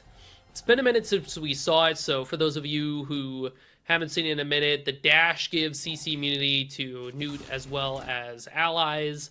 The root now becomes a ranged stun, so that's going to be pretty strong. Also noteworthy, we have Rat, but not Rat Spect. So it's just pure Ratatasker goodness here. And one of the things that a lot of people have been complaining about when Ratatasker released was just that they didn't feel strong, right? Ratatasker, not as good as maybe some of the other options. So Sino might know something that we don't know in terms of what the rat itemization should really be looking like and how you should be moving around. But in terms of what it brings to the table for single bind, it's a big knock-up ultimate, great mobility, a lot of stuns as well, good prot shred, chase potential. So single bind's comp looks a little, what would you call it? Maybe looks a little hipster, right? I'm thinking of thinking of a different game. I can't remember what it's called, but it's a little off color, little off the book, but I think it has a lot of potential. And yeah, I think it's funny you say that yeah, the rat jungle has been complained about a little bit. I do agree. It did feel a little weak, especially when I ran it. But I'm also, you know, a hard stuck plat jungler, so I'm not going to speak too much on what isn't strong. But I noticed that there a lot of these old school junglers. Sino is definitely one of them, but also Elion, who I tuned in on the Twitch streams a little bit. Elion's been running this rat like it's one of the best picks ever. I think it's really just a user differential, right? I mean, if you're good enough with the rat, I'm sure you can make it work. And I feel like that's what we're going to see from Sino in this game. Somebody who knows this rat pick well, ran it a lot in Smite 1, and since it's so new to Smite 2, maybe not as much experience here, but if anything, it's all +1s now that you can buy multiple acorns. So this brings back a couple aspects of Rat's old kit that, you know, a lot of people really loved and then got reworked eventually due to, you know, it kind of needed it, really. So I think we'll see a lot out of Sino in this game as he gets online. We start seeing ults through the Cosmos. We could see some solid engages and maybe some good snowball, too. Oh! Ooh, blink engage from the Hunbots. It stuns out the Zeus, but he's got a stun in turn. But look at Sino. Misses the Acorn Blast, so doesn't find a stun. Layer somersaults over the wall in response and goes straight to the neutral camp. We'll fight over that as Sino's going to walk straight towards Oracles and take those down before Layers can get there. Unless BendyQ has something else to say about it. Throws a root over the wall off the mark, but maybe found the Oracles. I think they went the way of single bind. So this Zeus pick, it is a known element for Moswall, so I do have confidence in it and its ability to perform. But I'll tell you what, between a Hunbots and a Discordia, this Zeus has to make sure that they are staying very far back away from fights, just because one root, one strife into an overhead smash, which Hunbots is running the aspect, so it is going to have the stun attached. A lot of tools here to keep a Zeus pinned down, even if you look over at the side lanes, right? You wrap it up. You have the bow and arrow from Mulan, as well as her ultimate, as well as the life of the party ultimate for this Baron Samedi. So beads, maybe even a combat blink, just anything to make sure that we can stay away is what's going to be necessary for Moswell to be able to function the same way that they were able to last game. But last game they were on the Agni pick. Last game they had a dash. This time you don't have a dash. You've just got a little bit of a movement speed stim. So got to make sure that you have vision on the map and eyes on a swivel. Eyes on a swivel. That's the name of the game here. Is Firebrands. It's something to keep your eyes on, but Mind the Gap are going to make their way over there first, and showing up as Sino, get some decent damage on it with Sino looking for a kill, throws the flurry forward, darts straight onto the Layers, hits the slow, but Layers somersaults over the wall, and is A-okay. Nobody's going to fall here, but Blue Buff will fall and won't go towards Dishonored. That's a good steal and going to make Dishonored's early game a little bit rougher. Oh, Purple Buff invasion. Yeah. Oh, hold on a second. Wrong. You're taking quite a bit of damage, but now it's turning around on top of Tuba. Oh, Skyfall kills Orangu, but there is adapting. Gets petrified, stunned. Layers is in trouble and tries to go for the kill. Layers is barely going to find the damage needed. Fear no evil in response, but a lot of dead bodies. Layers, Tuba dead, and Skyfall killed Orangu as well. Good lord, what an explosive start. Oh, yeah, through the Cosmos. Where's he landing? Lands down. Straight onto Dishonored. Finds the Acorn Blast. It's the stun. Rope pull in response. Dishonored gets a stun on their side, but not too much happens right after. Red buff dropped by single bind. They stole it successfully, and Dishonored can't even get his blue buff. Dishonored says, come on, guys. Please give me something. Like, anything at all. You know what's crazy? Usually in these game 2... Wait, Aurora has no mana, getting chased down by a Hunbot Zeus around the corner, able to peel for their friends, so Aurora is okay. What's crazy about these game 2 scenarios, more, is that usually it doesn't get this crazy this early. Teams tend to play a little bit more conservatively and don't swing for the fences. Not these teams. Oh my goodness. Between the Bloodbath and dual lane, the Bloodbath here in solo lane too, as Remakami takes so much poke, it is kind of intense to see. Single Bind is not ready to give up the momentum that they built in the last game. In fact, they need it again in order to catapult themselves into a winning situation. When you have so much damage so early, you better leverage it. You better steal what you can. Yeah, set the tempo of the fight in the battle going forward. They're doing a great job of that, right? I really love what Single Bind are doing and moving through. Wait a minute. Aurora and Donut Doug picked up the Avenging Blade. I think they heard what I said about the stats. Wait. Whoa! The overhead smash at the stun. Golden Apple in response doesn't get a kill. Moswall low.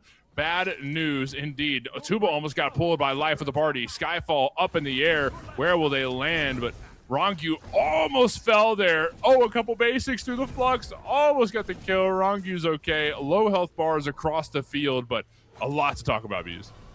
I mean, even more to talk about it for your job, because here comes Layers.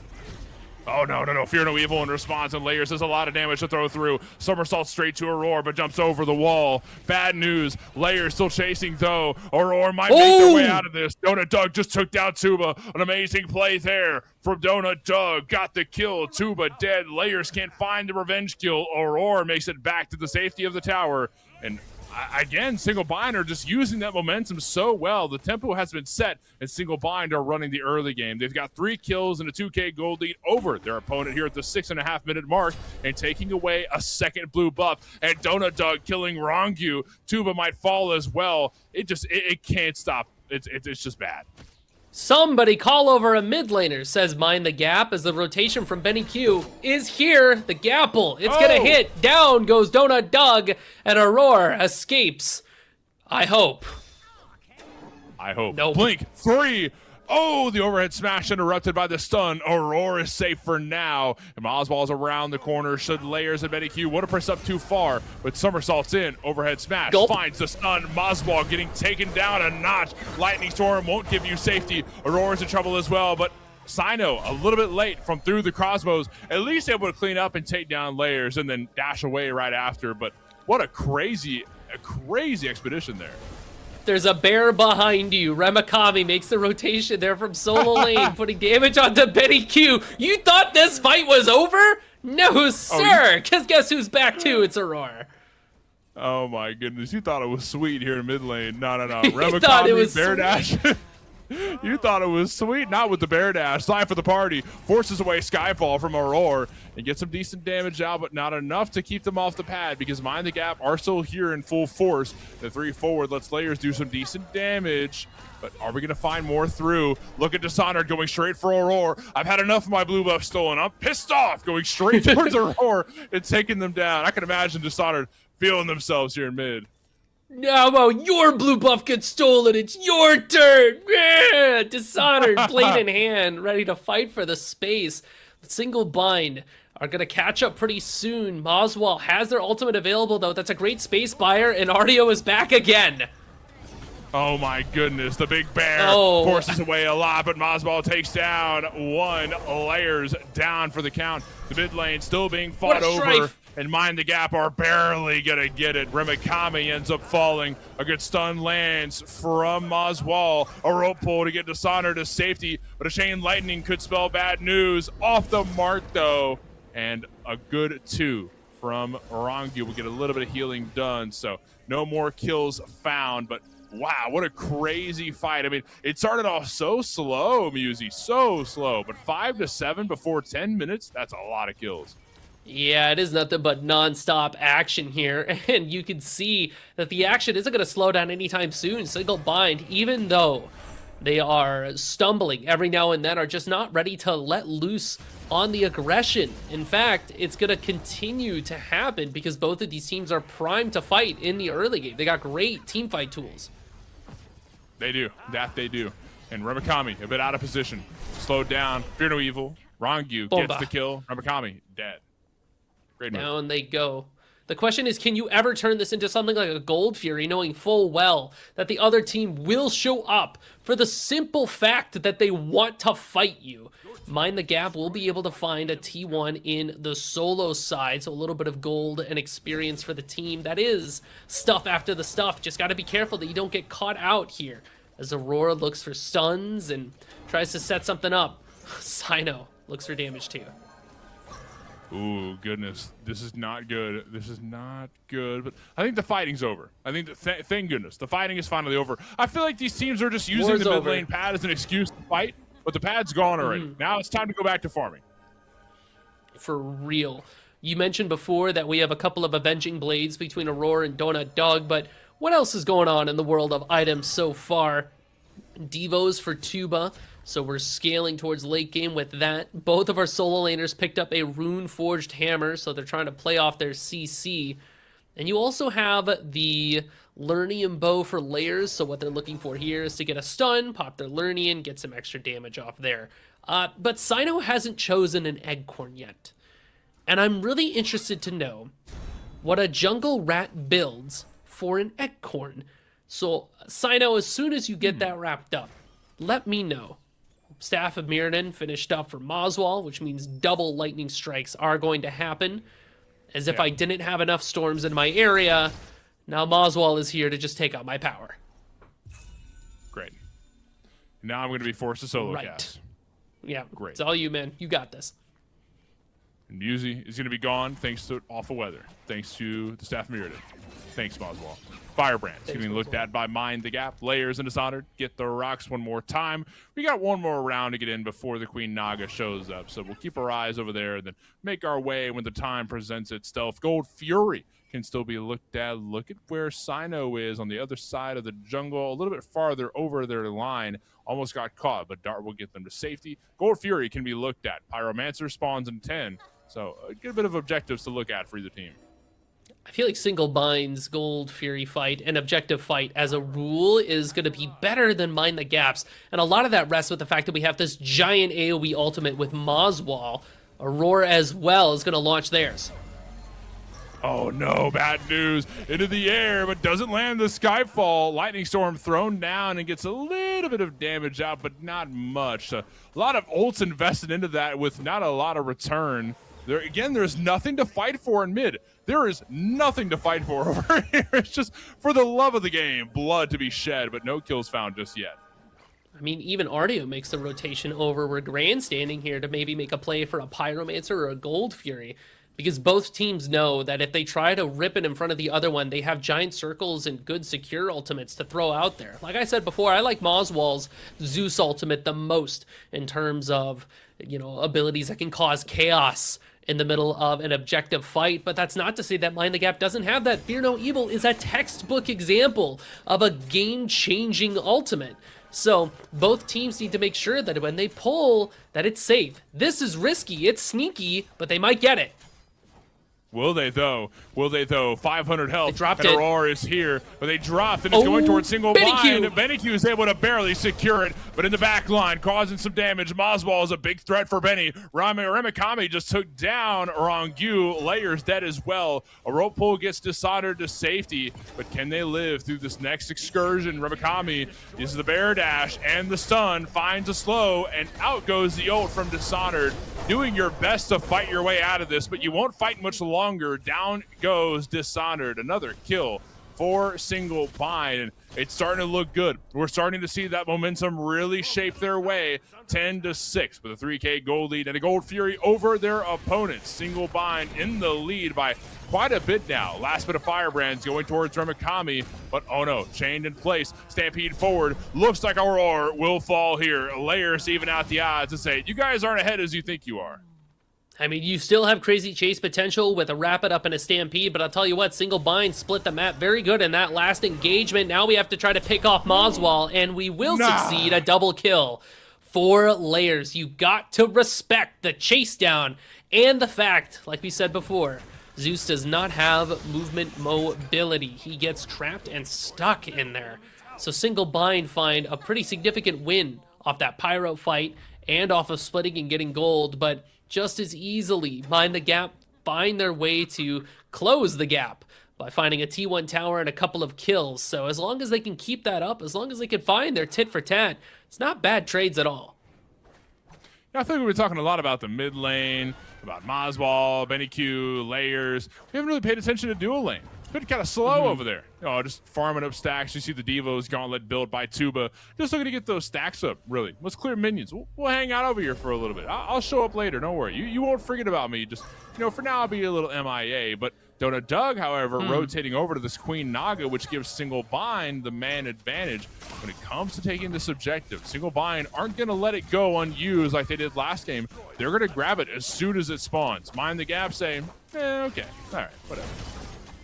What's interesting, too, about this Jing Wei build, because you got me looking at it now, it's different from some of the other builds that I'm a little more used to and familiar with, right? We're not going for Rage. Instead, Dagger of Frenzy into the Musashis. So, playing for that movement speed. I think Aurora might be dead. Call me a prophet. It does not look good. Prophet Musi is not a Oh, the Golden Apple Snipe. You got kind of lucky, I'm not going to lie. Layers gets the kill. All right. It looked like you weren't a prophet there for a second, but I guess we'll give you a crystal ball and you tell me how my tax return looks here in a little bit. This is 16 minutes in, 9-10, and my 1099s are going to bite me in the butt here in a couple months. Bad news as the Layers goes in looking for an overhead smash, barely able to find a kill onto Sino, but Benny Cube extremely low. Revakami chasing them down. Mazball killed by Rongyu, and Revakami is running for their life. The Scared Bear in the woods, but the Snake around the corner with a 3-man Petrify. Down goes Dishonored, and a dash forward straight to Rongyu. Double kill for Donut Doug. Good lord, what an ultimate. That was going so bad for Single Bind. Aegis pop by the Medusa. Blink it from Hoodbots. 5 Donut Doug. Wow, great play there. You gotta love to see it. But Remigami took down Benny. The blood isn't done spilling just yet. Another kill for Single Bind, but no objective to be looked at aside from this mid lane pad, which will give Single Bind a little bit more footing when the pushes are marching down lane. Gold Fury, a little bit easier. Fire Giant, the same thing. Pyromancer could be looked at. A lot of objectives to look at, but most importantly, the gold lead has evened out for the first time since the beginning of the game. It's that fight was going so bad for Single Bind because they were just split up entirely. But then a 3-man Petrify will absolutely turn any team fight around no matter how it's going. Great stuff there from Donut Dog, and gets this Medusa even more farm, even more fed, to just be able to do that again and again. And the fact that Single Bind was able to take that and be able to find kills after the fact and just keep it going, just blow for blow, fist for fist between Mind the Gap and Single Bind. Like, I don't think we're ready for dessert at this point, but we are starting to think about it. Yeah. No, it's definitely on the thought. I mean, I'm not even done with my meal yet, and I'm thinking about dessert. That might just be a fat guy thing, but, Anyways, Pyromancer, Fire Giant, Gold Fury, all can be looked at. And Benny Q and Rongyu here in the middle lane. And I'm wondering, now that Mind the Gap have a little bit more confidence considering how this last fight went, do we approach this FG? We'll find out as the burn starts here, and it's very fast from Single Bind. Well, Life of the Party goes straight for the back line, and into the air goes Aurora with a Skyfall. Decent heal put on, but Ramakami's still in trouble. Donut Doug takes the FG. Who's going to get the dagger? It's in pocket for Aurora, but Tuba gets the kill on the Donut Doug. The dagger's utilized. Layers kills Ramakami. A great play from Mind the Gap as FG belts being ripped away from Ramakami and Donut Doug. Can we take it off Aurora too? Tuba dashing forward, but around the corner still is Mozwall. No, a great play. Tuba dies, but we're going to take the belt off of Mozwall too. So 4 dead for Single Bind. Sino, the only one left with a Fire Giant belt, and the dagger was used during that fight, and Aurora still died. So I'd say that FG was almost negated entirely. I went right there with you. In fact, that was such a gutsy Fire Giant pull as well. And we weren't able to drop it in time. We committed to it 100% when we let loose with that Zeus ultimate. And Mind the Gap managed to swing in there just in time. Luckily for us, Sino was split pushing in the solo lane. Never mind, they're backing now. Good stuff. So, Mind the Gap, they don't get fire, but they kill pretty much everybody from single blind. They walk away with the Pyromancer. They're going to have a lot of gold in pocket to spend now to finish up some of their items, which they will have penetration, so the tanks of single blind, who were already getting shredded. I mean, you talked about it at the start of the game, Mort, that we didn't really have too much in the way of tanks because we have our, Newt support and then our Ardio. Now this Ardio is going to be taking even more damage, and even doubly so for the Newt, who doesn't have too much in the way of protections. So it's a dangerous spot to be in. I feel like single blind genuinely fumbled there. Yeah, I can agree. I feel like a bit of a fumble, but it's okay because they're still in the game by quite, it's not a deficit by any means. Mind the Gap have a small gold lead, but it's not by much, and you can't even tell through itemization, really. So I think that, it's going to be back and forth with these fights, but if Mind the Gap continue to find their ends, if we continue to see Sino stay a little bit less active than what we need from our jungler, then I think that Mind the Gap could take this Gold Fury. That's what they're going to do. They're taking it now, and can they get their first one to the game? Single blind hovering in the wings. It's down to 3K. Make it 2. Petrify ready. Skyfall as well. Tuba secures, but Doug kills Rongu. Looks like the fight's unfolding from here. Through the Cosmos, into the air. Where will Sino land? Right into the back line, looking for Layers, but Layers still alive. Somersault forward, and Tuba chasing after Sino, but an overhead smash stun will let Sino stay in place. Murakami gunning on the side for Benny Q, who falls inevitably here into the air. Locked down. Tuba, it's got nowhere to go. Finding a stun, but a dash forward from Tuba. Not going to stop on the chase. Murakami ends up finally turning around. We did get 3. That's A-okay. But the first Gold Fury from On the Gap has just went down. Ratatasker still doesn't have an Eggcorn, by the way. I was wondering when it's going to happen. Not quite yet. Mind the Gap find the Gold Fury, which is good for them. We end up losing more people in the process, but hey, this is off the back of the fact that Single Bind still had somebody with FG, and now that Ella Langley fan, now that Sino doesn't have it, both teams are going to go back to staring at each other until it's time to do the Fire Giant in about a minute and a half. So we have some time to sit here to farm, to finish off some items before we begin the dance once again. And if you're either team, you're still looking to try to find a couple of picks as well to maybe set up and sweeten that deal all the more. Oh my goodness. And it really is just neck and neck, isn't it? It really is. I honestly have not a clue if we're gonna go to game 3 or not. It really could be either way, because I feel like Sino could just start showing up, and they're like, oh yeah, Sino's in this game, and then Sino can just kind of like come alive and do Sino things. But we haven't just seen him a lot, really. He hasn't been a part of a lot of fights, and even with a almost global ultimate, yeah, it feels like very low kill participation. Yeah, in a game that's 18-17. And the jungler is 1-2-1. Where has this guy been? Right? Like, where's Sino? It's like, where's Waldo? But where's Sino? Right? And we saw in the last fight that they had a good ultimate. They went in, they engaged, they got some damage off, but they still just weren't able to get a kill. So, is the Ratatasker pick biting us in the butt a little bit? And when are we upgrading this Eggcorn? I'm frothing at the mouth, waiting to understand when we get this. Is that the play? Do we just never... I'm stuck on the Eggcorn. I'm nuts about the Eggcorn. But, like, do we just never upgrade it ever, right? And what is it going to take for this Ratatasker to get involved? And what does that look like, right? Because if you try to jump on the Jingwei, she dashes away, right? Because your ult is a knock-up, so you can't really do that. You try to jump on the Discordia. What is she going to do? She's going to ult at you. Now you're, appled, and then you're going to get strifed, and then you die. So I wonder if part of the reason why this Ratatasker isn't getting involved is because, well, good lord, how are they supposed to, right? Do you want to try to jump in on top of a squishy? Good luck, bro. That is not happening. You are just going to lose. Yeah, okay. I can see some reality behind that. A rough spot for Sino to be in. Beads pushed. No way. And a life of the party to follow. Look at the damage. We're online. Tuba's finally farmed up. In that rotation that we expected, it's here. BennyQ ends up getting the kill, but a lot of damage dealt by Tuba onto Remakami. Single bind down one. Petrify in response. Aurora zoning for Donut Doug so Doug can get away. Skyfall thrown into the air. And Mosball almost got put down there too, but if Fear No Evil thrown down, Layers won't get the kill. Mosball, A-OK, Aurora and Donut Doug get back to base, but FG is being looked at by Mind the Gap. Looks like they're going to start the burn. We do have ultimate available for Moswall. Very important tool to maybe dissuade, but I worry that once you get too close, Mind the Gap is going to turn it around on top of single bind and completely eliminate them.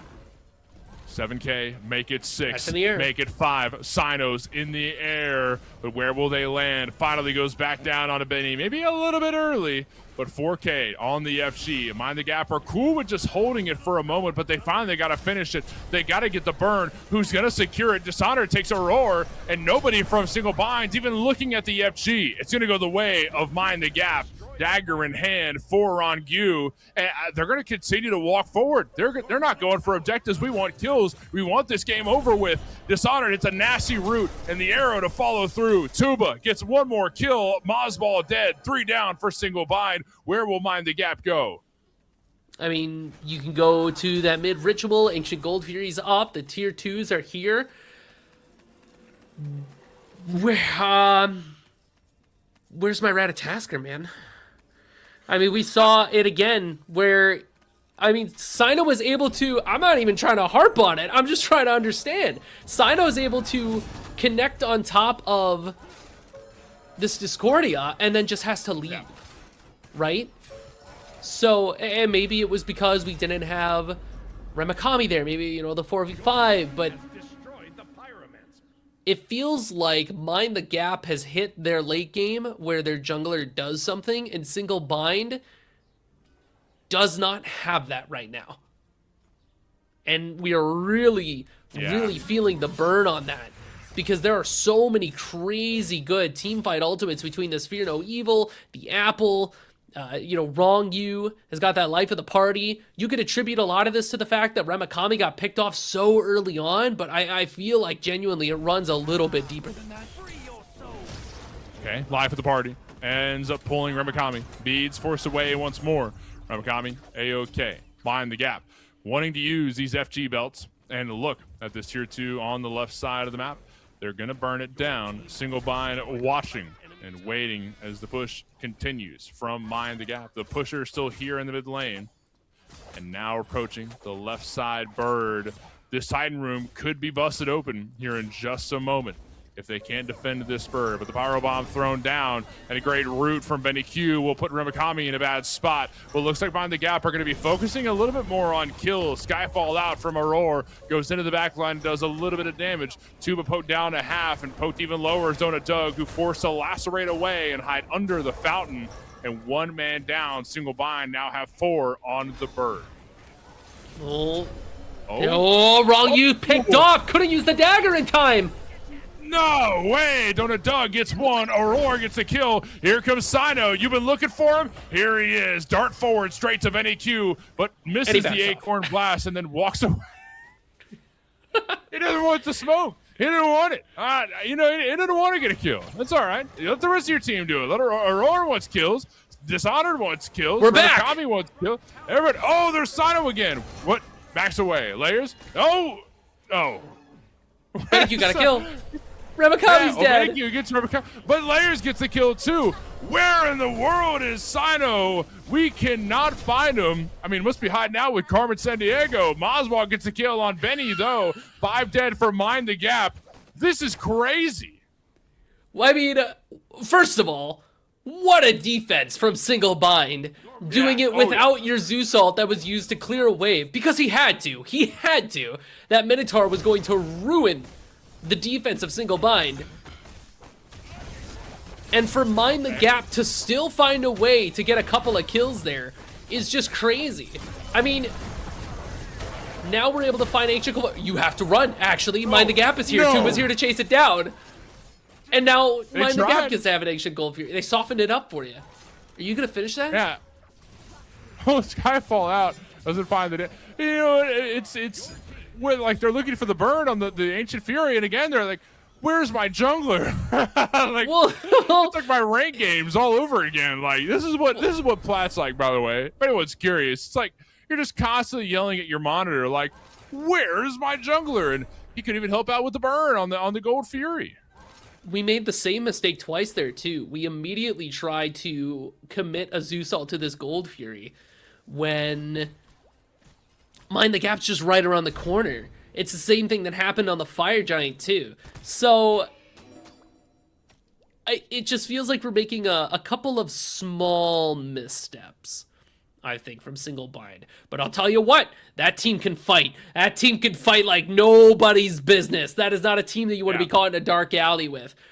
Definitely saying, like, listen, if you want to win this game, it's got to be all of us. You got to kill all of us. It's got to be all at once, too. You cannot just waltz your way through here. So now Single Bind have a chance to reset for this FG fight. Mind the Gap. They got good engage, got good team fight ultimates. They have a big jungler. It's all the pieces of success here. If Single Bind doesn't lose Remakami at the start of the fight to a Baron ult, and if we can successfully jump on either Benny Q or Tuba, I think it's a one fight for Single Bind. So, bad news is Dishonored is poked down a little bit of poke on both solo laners, but Pyromancer, FG could both be looked at, and both teams are kind of just hovering. You see a bit more grouping from Single Bind. They're kind of split, you know, not split whatsoever. Grouped as 5. Oh, Sino heard me say that and said, "I'm leaving. You're not gonna see me for a while." He's got the ult. He can get there in time. I'll be back, yo. And then just doesn't come back. Like, Dishonored gets poked down a little bit. Oh, life of the party with the Ansile. A huge setup. A great setup by Mind the Gap. They're going to start this fight their way. Remakami going for the back line. Sino's in the air. Where will they land? But they're going to be going straight towards their side. They want to defend their back line. A great route from Benny. Meanwhile, Remakami in the front, but force of air dash away. Tuba kills Donut Doug. And down goes Remakami as well. Rangu gets the kill. 2 dead for Single Bind. Mind the Gap can get FG. Damn! Yeah, no kidding. That's so unfortunate. I mean, Single Bind, the moment they start to back up and go like, oh, okay, yeah, no, it's fine. We can give up some space here. Ansile, Baron Samdi ultimate. Bomba, right? Massive big silence. You're pulling people in. 3 people lined up for a crazy strife. Damage from your Discordia. What is Single Bind supposed to do about that except die, right? And I can't believe they didn't die in the moment. But now with this FG, Mind the Gap will have the damage that if they can get Single Bind pinned down like that again, there will be no escaping. And how do you turn this around as Single Bind? I feel like we just were not together in that moment, and we really paid for it. It's time to stop splitting apart. It's time to stop trying to go for more cheeky farm or anything like that. Stand together. S5, God versus God, teamwork or die. Because without the teamwork, it's not looking great. Yeah, I guess it's fair. I guess that's very fair. 33 minutes in, and Fire Giant belts around all 5 members of Mind the Gap's waist. Skyfall thrown down in response, but wait. Check where Sino is. Sino's looking for a pick in the back line, maybe looking to distract Layers away, but then Layers goes back to the team. Let's go back to the seed. That's the most important thing, right? But Sino says, no, I'm still here. I mean, they're able to take away the minion wave as it comes up, so this should be the last wave that Single Bind needs to clear, so that can hurt the siege of Mind the Gap. That means they have to take a look over at the left side, but they have a minion wave for it, so that bird is not looking good. Oh no, with the pyro thrown down, it does good damage. 1,000 dealt straight to the head of the Phoenix, but Mind the Gap back off from there. We can't let another good defense happen from Single Bind. Like, it would just be too bad. But Mind the Gap slowly but surely chipping away at that bird. Can somebody engage? Can somebody play the side? Minion waves are going to go in, and Single Bind are going to lose this Phoenix. 800 health on the bird. In goes Dishonored, and a Fear No Evil in response. Layers kills Donut Doug, and low health bars on Ramakami and Aurora. But in goes Sino. Dishonored is dead, though Aurora finds a kill. Tuba goes straight in.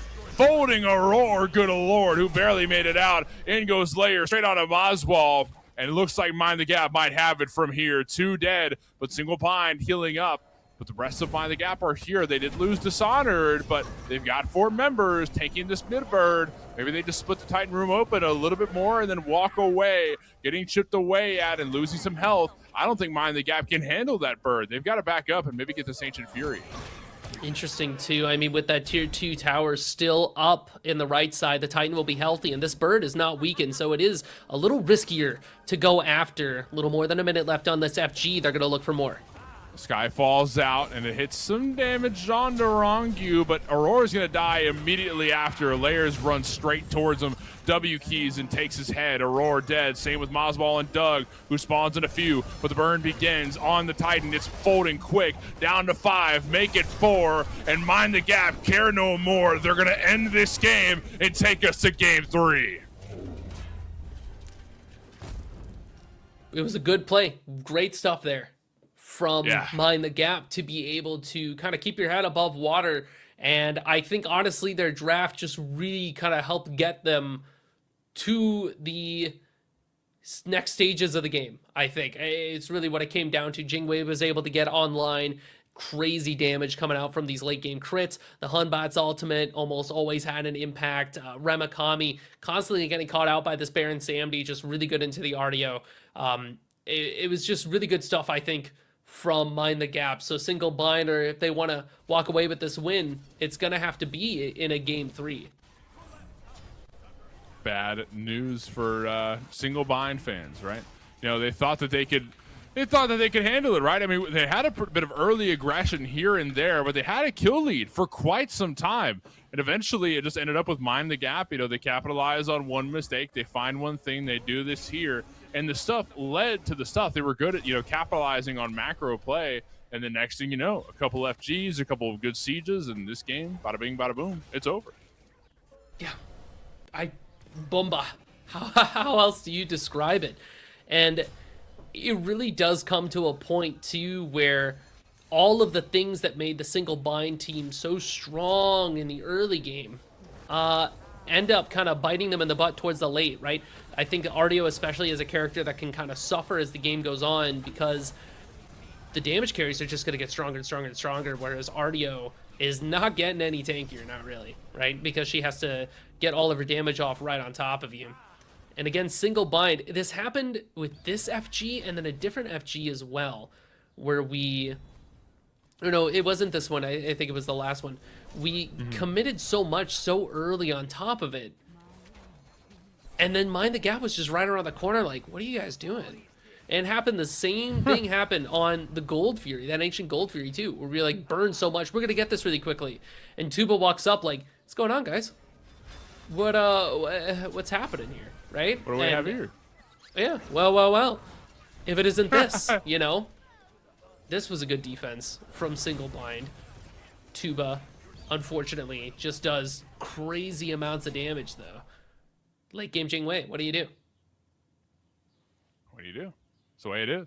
Yeah, I think that the Jingwei getting through is just bad news, right? Like it's just unfortunate because I think the Jingwei just does so much. It's really hard to get over all that damage. Sure, we saw a really good Petrify from Donut Doug and find some good kills, but aside from that, Donut Doug just had a hard time finding, you know, even though he had 5K over what Tuba put out that game, it wasn't really felt in team fights, right? It wasn't like defining damage. I think it was just kind of like, you know, it was good and you got some kills out of it, but it's kind of here or there. But what is not here or there, yeah, the Petrifies were heat, but what's going to be real heat is this game 3 of the finals. It's going to happen here in a couple minutes. We got to take an ad break. We'll be back in a few. Don't go anywhere. More Smite Prime coming soon. Welcome back, everybody. Week 3 of the April circuit is live, coming at you right here on Smite Game. And we've got the grand finals happening. We just saw game 2, and guess what? There's a game 3 on the horizon. Morty and Musi in the booth to talk about it. We've got Jithens, Rosie, and Testai behind the scenes. And Musi, we've had a pretty eventful day so far with what was a wild game two, caught us off guard. We'll talk about it a little bit.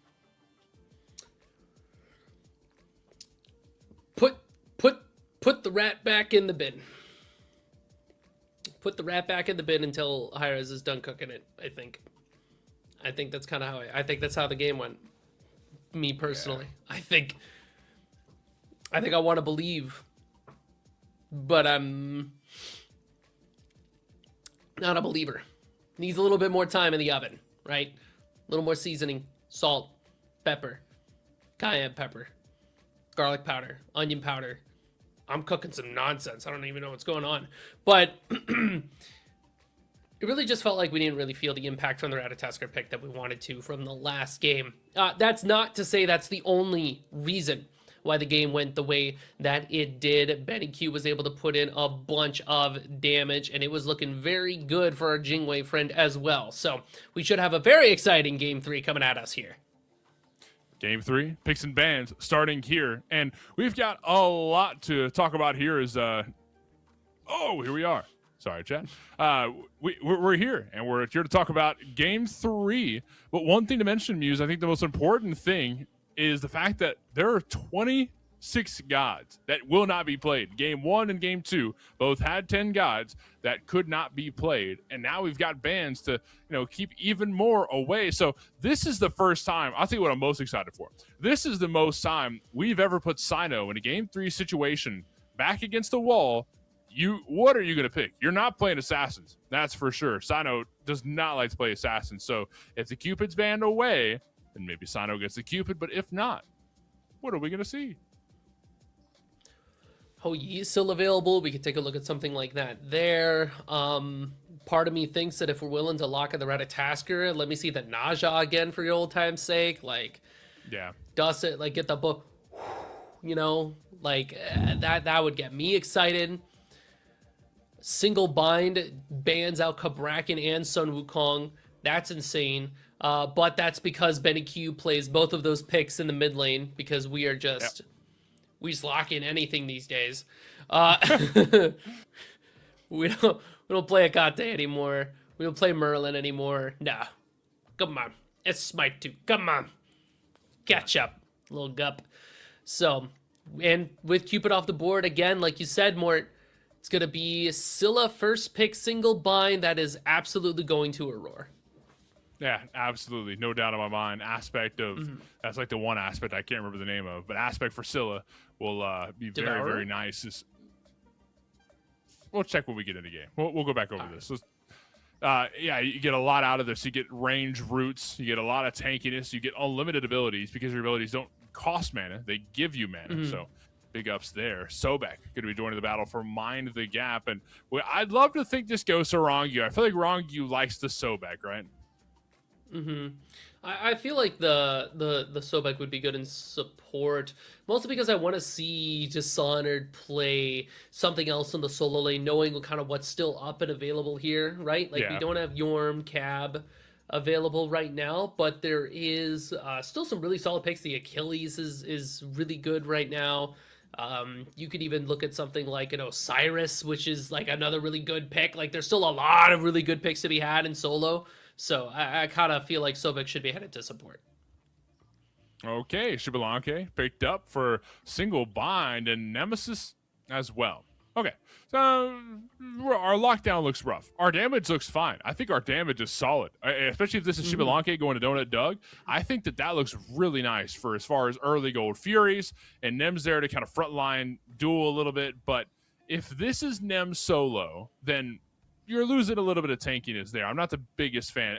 Like you say, use the term lane merchant, a lane merchant for sure, right? But when it comes to the progress in team fights, if you can get away from them, if you can escape the 2 dashes, Slice and Dice does slow pretty heavy, but kind of hard to stick on to people. Yeah, I mean, well, everybody's been building that Avenging Blade recently too, so I wonder if we'll get a chance to see that tech kind of repeated. But I think the Nemesis fits what Sino likes to do of slap a Golden Blade on, build some tank, rock and roll, right? Jibalanke, I think, is heading mid lane for Boswell because of that aspect of the Night Stalker. We've seen them pilot it before. It does a ton of damage. So I'm kind of excited for that. Mind the Gap find themselves Cernanos and Achilles. So that makes sense. The Osiris hover on the other side. So that kind of is the solo lane matchup that I was envisioning in my head there. Yeah, I think Dishonored pilots this Achilles pick very well. You get a pretty good amount of early pressure. Some matchups they just suck. There's no other way to put it. But yeah, I think there's a lot to love about the Achilles overall, especially once late game is around, because Fatal Strike and especially if you can start going off at 2 or 3 executes, you can turn the tides of battle so quickly. But now we've got all 5 for single bind. I think you're right with that aspect of the Night Stalker for Xbalanque. It's going to be going in mid lane from Oswald. He was using that a lot. Back when Xbalanque first dropped and that aspect was so much stronger than it is now, it was like the pick for Smite Prime mid laners, right? Like we saw it like every game. It was getting banned, but we don't see it as much anymore. But we'll see it now. And Artemis going to be going to Donut Doug over in duo. But Susano, okay. That's a pretty sensible jungler pick. I like that. I like it. I mean, it's just it's a pick that does a lot of damage. With some items you can build that are pretty cheap, like that Barb Carver is usually pretty quick to get online. Also, really good chase potential, especially into a character like Xbalanque, who they've got the 1 dash, and after that it's kind of cooked. So if you're able to stick on that with your your yoink and your TP, just kind of make sure that this mid laner doesn't really get to play the game too much there. Just have to make sure that you're wary around the Osiris so you don't get caught in that AoE stun. And if you get hit by a Scylla root, you're dead. So it's just kind of the name of the game there. But name me a better character that's good at putting people into that health execute threshold that Achilles is trying to put people down into, and the Sobek as well for that double execute. Well, double Xyz, can they find the chomp and the stab, or will they be left with a broken tooth and a jagged sword? We'll find out as we get into the game. Game 3 is starting right here, right now. Week 3 of April Circuit. The winner will be determined right here in this game. Morty and Musi in the booth. We've got Testai, Jithens, and Rosie behind the scenes. And now that we've got our aces in our places, Musi, what are our thoughts? I wonder if Benny Q is going to build a Mercury's Talaria this game. Because that is one of the items I think that makes Vulcan viable, as opposed to maybe some of the other more cookie cutter mid picks at this point. Mercury's Talaria, it's got adaptive, so you can get strength or int off it. Basically, it charges up a mini Merc passive. And the way that backfire works is I believe it works like a movement ability. So you fire off that backfire, and you just deal a ton of damage there.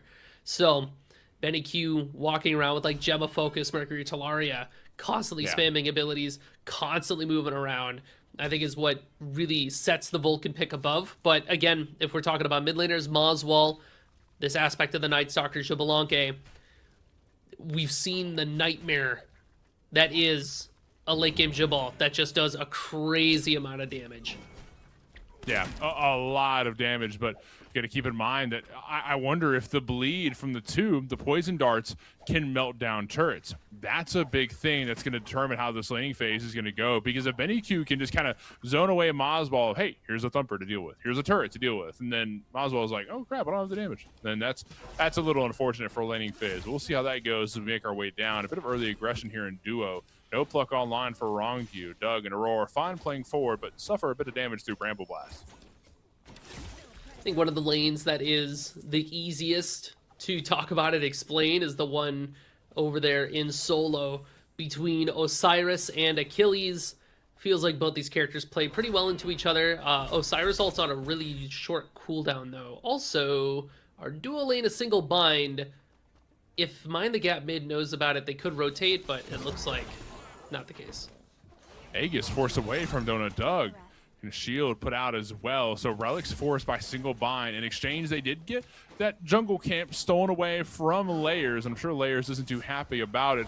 Locked in place and crippled, and a crush to follow through. Tuba looking for a Bramble Blast and finds the root. And a pull right after by Layers will get first blood for Mind the Gap. A very nice kill. So nice that kind of brings everything to a quick pause there. We'll be back in just a little bit. But good kill there to start things off, especially being able to give that to the Susano. just to make sure that they can kind of get the ball rolling. I think we saw earlier today that a Susano that got early first gold was able to kind of catapult themselves into a pretty crazy win state. So that is kind of a similar deal with what they're playing there.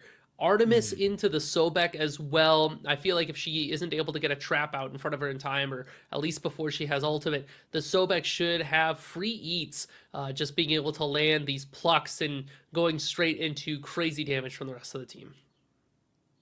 Could be a buffet day in duo lane. We'll find out as the game gets our way under. We've got some technical difficulties, but we'll find out what it is and update you as soon as we find out. Or we'll just go back in the game. We won't tell you. We'll find out. A lot of communications done over here with Prime and Muse. I feel like it's been I don't want to say an explosive start. Just first blood, though, definitely determines where momentum goes. Mind the Gap have been, continuously finding early leads, and, it does take... It takes a village to keep that going, right? You've got to continue to grab stuff after the stuff. That's your favorite saying, and I agree with it 100%. It's about how you use that lead. Now that we know our relics are down in duo, I want to see Layers show back up again. Let's get another couple. Let's get an execute for a Sobek. You know what I mean? Let's start getting our scalings underway. The thing there too, though, is the fact that these firebrands are going to be spawning in about 40 seconds or so. So having the jungler go all the way to duo lane definitely means that you're going to seed away those brands, and I'm not sure that's something that Mind the Gap is quite ready to make happen yet. Especially because you do have the Susano that has that first blood gold. They were able to back their finishing up their Lernium bow. It looks like they got the Skagox and the Hunter's bow, so it'll be a little bit extra damage over this Nemesis. Brands are spawning at about 15 or so the junglers are getting ready to scuffle about it. Oh, Sino and Layers fighting here towards the mid lane near the fire brands to determine who's going to get them. Brand spawning right now. And it looks like Sino's walking. No, not walking. Waiting because he knows Layers is going to show up. Blink forward. Slice and Dice follows and ends up catching right back up to Layers. Good damage from Sino. Forces Layers back even further, saying, hey, Layers, you might have had enough health to fight for him earlier, but you certainly don't now. Sino walks over by themselves to the fire brands. Going to help out it with the burn is Remakami, but Dishonored and Layers, no, they can't compete. What Single Bind could do here, Remakami and Sino could try to take a look at that blue buff, but Mind the Gap, Dishonored and Layers are already on top of it, so no invades this go around. It'll just be a clean-cut loss of the Firebrands. So does that make up for the first blood? It's not ideal of a trade, but it can set up you for, future plays now that you have the timer on those brands. If you could just stay on it as it respawns, that's kind of what you're looking for, especially for a character like Nemesis, who has that dual scaling, who benefits a lot from picking up the rocks themselves, not just getting the experience and gold. Ults out from Aurora, but not able to find too much poke. Just trying to get a little bit of poke damage out and then walk away from there. But Aurora's a bit of a bad spot. Can a Bramble Blast land? No, but we're not going to waste it. We'll hold on to it. Mana's scarce these days now, Muzi. Yeah, mana economy out there. I mean, it's tough, It's tough. I'm fortunate. I got mana stamps, so I'm usually able to get the abilities that I need. But it can be tough. I've been more than a couple times, but. Blue buff and some MP5, little bluestone action, little soul conduit gem. Just kind of gets you to where you need to go. In terms of where our junglers are going, though. Yeah, I was say, speaking of blue buff, right? Yeah, there it is. Gonna argue. It's like the lottery nowadays, right? Man. Oh, for real? Goes to Doug. You'll notice Aurora doesn't pick up the blue buff because he can't use the blue buff. That's because of the aspect. W analysis. Yep. Are we pulling gold, by the way? No way. It's 5 minutes. Yeah, this could be a bit of a crazy pull, but I think they're going to go for it. Ult's out, but Layers kills Mozball. Where do we go from here? Aurora in the ult, but it's down to 1,000. Lurking in the waters, here to hover, but dropping the Gold Fury entirely. Mind the Gap don't feel confident picking it up, but Single Bind don't feel confident burning it. So Single Bind is not going to get the gold. Nobody's going to get it as a matter of fact, but who's going to get the brands? That's the real question. Look at where Benny Q's going.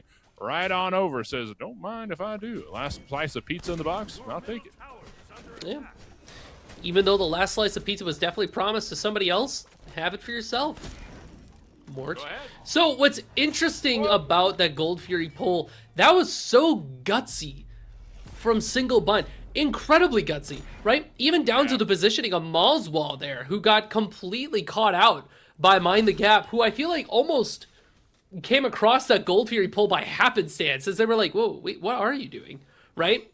So I do appreciate the fact that, like, they are going for it. They're not trying to play the slow game, the game 3, the let's be safe, anything like that. We're willing to take risks, but temper your expectations, temper your risk assessment, because that could have gone very bad very quickly. It could have. It very well could have. But unfortunately, well, I guess fortunately for Single Bind, fortunately for both teams, really, no kills suffered. It was kind of just, an even transaction for the most part. As we're going back to our purple buffs. Mid lane Beacon will come up in a minute, and just kind of seeing some back and forth. But look at the ult in from Sino. Ult straight towards BennyQ. Gets some damage out, but Typhoon to follow. A great zoning tool from Layers to make sure that Sino doesn't chase BennyQ under the tower or anything crazy. But back here in mid lane, no ults for most people on the side of Single Bind, really. It's going to be a weird fight, a weird battle for this mid lane pad. You mentioned earlier, Mort, that Vulcan's turrets could cause issues for the Xbalanque. And I just realized something that I think kind of benefits your argument there. The poison darts that Xbalanque throw out 100% get blocked by these turrets. So something that BennyQ can do is just throw out the thumper or the turret or anything and just stand behind it and kind of be like, well, I'm safe. Teehee, you can't touch me. Like, let alone do I have the damage to clear this. It's the fact that it's in the way regardless becomes very annoying. Goodness, but the damage online from Moswall here, I'm expecting to see the staff come out pretty soon. Oh, a great pluck after the ult. I'm a monster. Aurora's in a bad spot, but teleports back to the tower after the charge prey, and a crush thrown through will get Rongu real low, but Moswall can't fight through all those minions. Your point is correct about the poison darts, and it's coming to life. It's the fruitions here in mid lane. The pad's going to work the way of Mind the Gap because all those minions, all those turrets, all that damage. Moswall says, what can I do? I'm drowning in minions. Yeah, I've got too many minions in front of me. Mind the Gap, walk away with that mid ritual. The Single Bind are going to try to control. After a while, that consumable that drops, Mort, it becomes like a neutral thing that either team can pick up. So Moswall wants to try to keep this space and scoop it up for himself. There he goes, have it in his back pocket there. So not all hope is lost. So Single Bind at this point, we really are just trying to get to that late game, right? If Moswall's damage is necessary in order to get us through these team fights, and this damage is not very easily applied because of the fact that we're laning, then the obvious answer is, okay, we just got to get to like the 25-minute mark, right? We just need Moswall to be level 20 and have a bunch of items there. You can get there. I feel like, between the players of Single Bind, like solo lane should be fairly stable. Dual lane should also be fairly stable. Between Artemis and Cernanos, like, nobody's really going for anything too crazy there. You can't jump on the Artemis. You don't have a CC immune ultimate when you're Cernanos, so it's kind of whatever. So you can just kind of chill if you have to. Earthshaker out for self-peel, and an Aegis to follow through, but Sino's not giving up there. A dash forward, and then a dash away from the tower will get Sino to safety. I'm a monster utilized, so maybe peel for Sino a little bit, kind of killing anybody behind Sino, saying, hey, if you're going to chase him, you're going to pay for it with damage. Rongu extremely low. Same thing with Layers, but Layers is going to go farm. Rongu's going to go back to base. And look at where Donut Doug is. Got hit by the Wild Hunt, turned into a boar, and then scampering away. Says, at least I'll go get the purple buff. That's the best I can do, right? Layers wondering if they want to engage in here. Doesn't look like Single Bind got that purple. No, they did. Aurora splits the difference. Sharing is caring, but can you turn this into a Gold Fury? Ultimate available for Doug means probably not. Aurora's fine. Yeah, I wouldn't even waste the mana on charge spray. I feel like the mana there is just costs too much for Aurora to get plucked and then just teleport back. Yeah, in this economy, no, I'm not using. No way. Yeah. We were just talking about how rough these mana issues can be. I'm not spending anything if I can avoid it. Holy. I'm casting it home. Not going to a restaurant. Like, taking a quick look at some of the builds. Doesn't look like we see the Mercury's Talaria yet for BennyQ. I wonder if we get a chance to see it at all. Looks like, okay. we have been getting this weird mid build from Benny Q where it's like Gemma Focus or Chronos Pendant into maybe like a Soul Reaver. What are you doing in solo lane, by the way? Whoa. That was weird. All right, who invited this guy, first of all? But we don't go for like the Rada Tahuti, we don't go for the Ob Shard right away. Instead, it's like Soul Reaver and then Totem of Death. Like, we're just going for these constant casts and constant procs. And it rips damage. It's just very weird. The power spikes are a little bit different from maybe what the rest of the lobby is necessarily used to. So this Vulcan's able to get online a little bit sooner than maybe you'd expect. Yeah, so well, take a look at Osai. Goodness, just chipping away at damage. Dishonored getting melted down a little bit, but Dishonored says, hey, get your hands off me. I'm going back to tower. I'm going to hide under there, and maybe we'll fight in a little bit, but when I want to, okay? When I want to. 11 minutes in, make it 12. 1-2. A pretty slow start with no Gold Furies being taken so far. A couple jabs here at the Firebrands here and there, but no Pyromancer yet. Well, it just spawned. It's been a really slow game here. Now that we're in game 3, and I think both teams realize, Muse, that like this is where we're at. We can't afford mistakes anymore. There's no game 2 or game 3 to rely on. This is it. We have to play it safe. We have to play it careful. As Mozball zones over here by the mid lane, looking to get away anybody from Mind the Gap. The burn begins. No, it stops. Single Bind won it, but they can't seem to grab it. I mean, Mind the Gap just popped 3 ultimates for nothing. Maybe to save Wrong You there, or they were banking on the fact that Single Bind would chase after it, but now with no tools means that Benny Q is under quite a bit of duress. I'm a Monster comes out and able to do a little bit of damage, but maybe not quite enough to convince anybody of anything otherwise. And to your point, Mort, I do agree with you. We had that early Gold Fury pull right at the 5-minute mark. We got a little bit wily, and ever since then, it's been really relaxed. Like, okay. Oh, I mean, yeah, wave clear. He's got no health and no man. He's got to clear that to go away. Yeah, right. Oh, here it comes. Imagine if it gets a... No Vulcan ult means that Single Bind can pull this Gold Fury, though. Yeah, pretty easily, too. Nah, I don't think they are. I mean, even if they wanted to, Aurora is distracting them over in the jungle. So they're going to eventually walk by Aurora and say, wait, this is a distraction. By the time they realize Sino's already taken gold, the first one of the game goes to Single Bind, and that gives them a 4K gold lead. Now, we talk about how it's been a slow game, right? But farming back and forth, it's been a game. Benny Q gets slowed down. Poison darts do some damage. A great stun from Mikami, and Mozball's got a basic to follow. Another kill. First Single Bind. They're second of the game, and Mozball's first. Looks like everybody from Single Bind, too, is kind of crowding around this Pyromancer. Ramakami made the rotation. Is like, hey, listen, let's try to make something happen here. Can we pull this and Mind the Gap without Benny Q? Doesn't look like they'll actually be able to defend the Pyro, if we're even pulling it at all. Poor Ramakami is standing here like, guys, please. But no dice quite yet. There's that Soul Reaver online so early for Benny Q. And then Shard. So are we going straight into that Totem of Death, or is it going to be straight into the option? I think it's that Totem of Death that's around the corner. Moswell similarly also has some early penetration online with that Totem of Death. And remember, the way that Poison Dart's damage works is the fact that it ticks so much, you get the payoff of that item just immediately. Yeah. So, like, it's just a good early spike that haven't really been seeing so much until today. Ramakami in a bit of trouble. Typhoon throwing up. And in execution range, Fatal strikes out after a great pull to set up the strike. A great play. Talk about comms working well for Mind the Gap, because, I mean, it looked out of range. I was like, Dishonored's not going to hit that. Why did he ult there? And then the pull from Layers, I was like, oh, he hit that. You know, it's a cool moment for sure between Dishonored and Layers. Now you have to take that kill and make something happen off of it. Fat wave over here on the solo side, Aurora has to answer to. Can we take a look at the Moonlight Queen Naga, knowing that Single Bind is kind of camped out in this left side, right? And this is a good moment for Mind the Gap. If they can get this, they can put themselves back in a position where maybe they don't have to be the defenders, they can start being the aggressors. Check Aurora, check Aurora. I'm a monster, ready to go. Down to 15, down to 1,000. Can he steal?